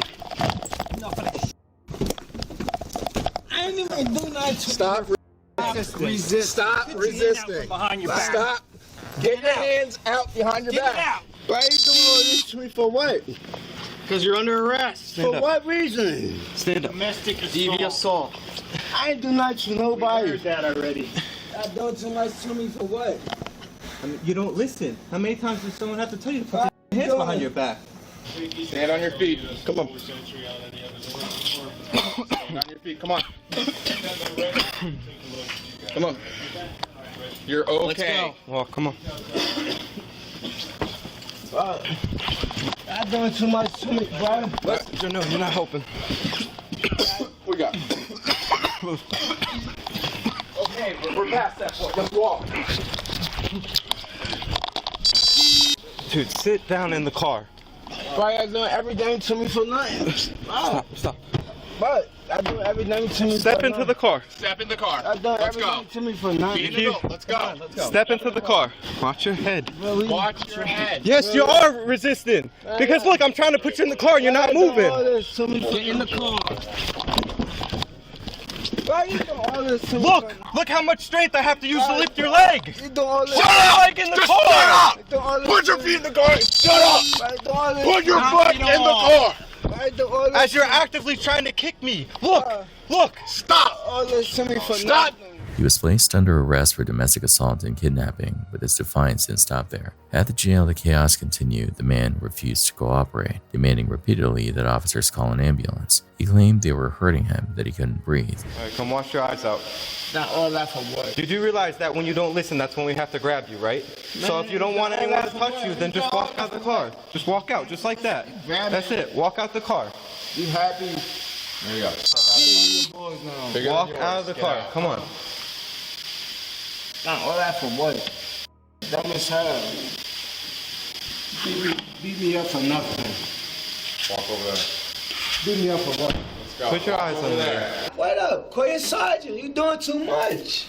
Yo, relax. No, Relax. I am. Call your sergeant. I'm telling you what's gonna happen. No, all right? I want to go to He's the one in charge of this. I want to go to the hospital. Call your sergeant. I'm going to the hospital. I'm not going nowhere. Could you call the ambulance? We already had the ambulance here. No, we already had him here. Call the ambulance, Yeah, please. we already had him Could here. you call the ambulance? You got it on him? Call the ambulance. Sergeant, I want to go to the hospital. I'm not doing anything wrong. All right. Could you call the... You got cuffs? We will. Could you call the ambulance? You need to relax. I am relaxed. I'm not doing nothing. I'm not going to do anything wrong. Could you call the ambulance? Yes, we will. Relax. Sit in the car. Sit in the car. I'm not going in no car. Get in the Call car. the ambulance, bro. Call the ambulance. I'm not going nowhere. Get in the car. I'm not going nowhere. Could you... You're gonna get another resistance. You're gonna get another charge. Call the ambulance. Stand up. Call it. Stand up.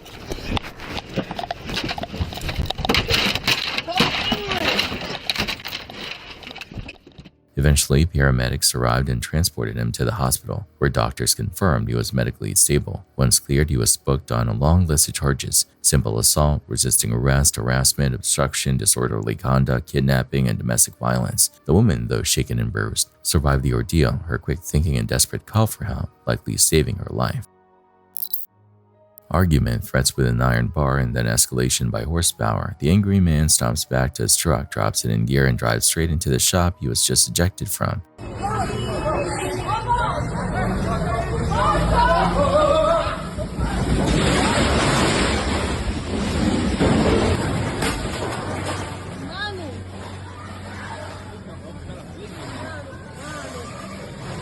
The security camera catches the whole cycle: posturing, disregard, and then glass, racks, and counters folding under a bumper. Nobody inside takes the bait earlier. They are restrained, likely saves lives. Vehicles are tools in calm hands and siege weapons in reckless ones. This is why bollards exist in front of vulnerable storefronts. They're ugly until the day they're the only object between customers and 2 tons of tantrum.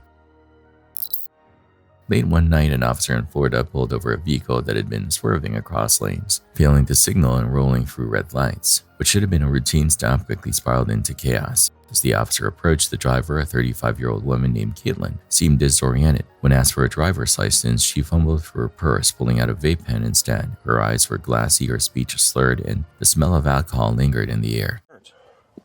Is this your car? Sir, yeah. Okay. I need your driver's license. Okay. Oh. What's this that you just handed me? You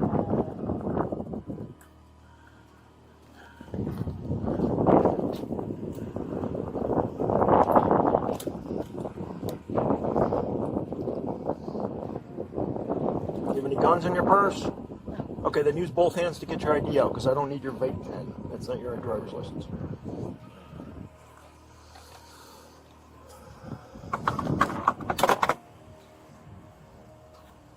Where are you coming from?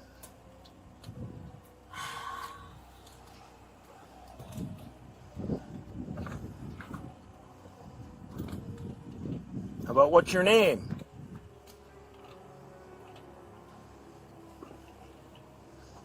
you want to know why I stopped you? Do you speak English? Do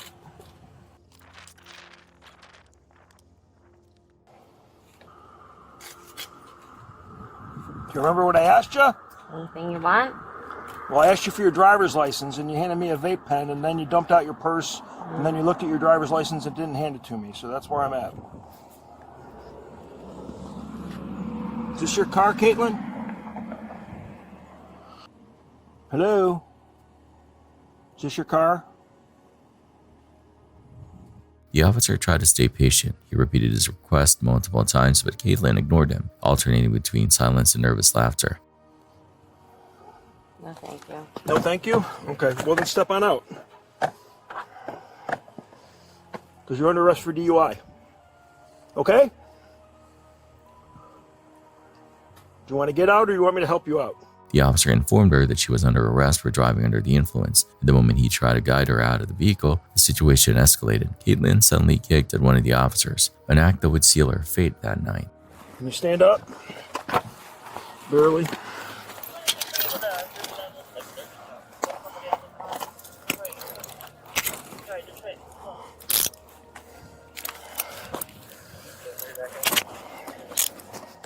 We got it. Good. How are you? I'm lovely. Glad. Bring your foot out here. Oh. There's two of us, see?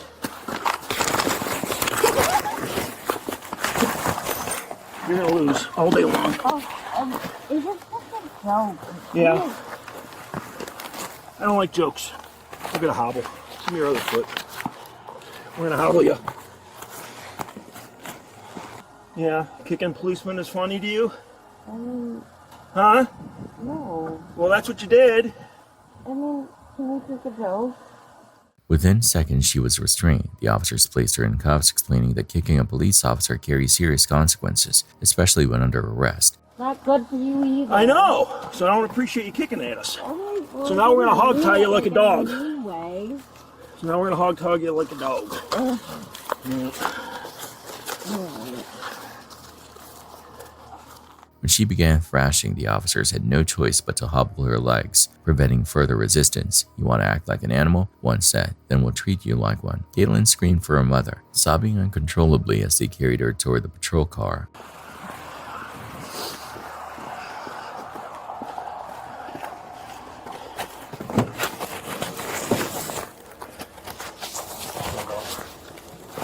Oh. Okay. Okay. Yeah. No, I got it. You do. What's that? Yeah. Thanks. Thank you.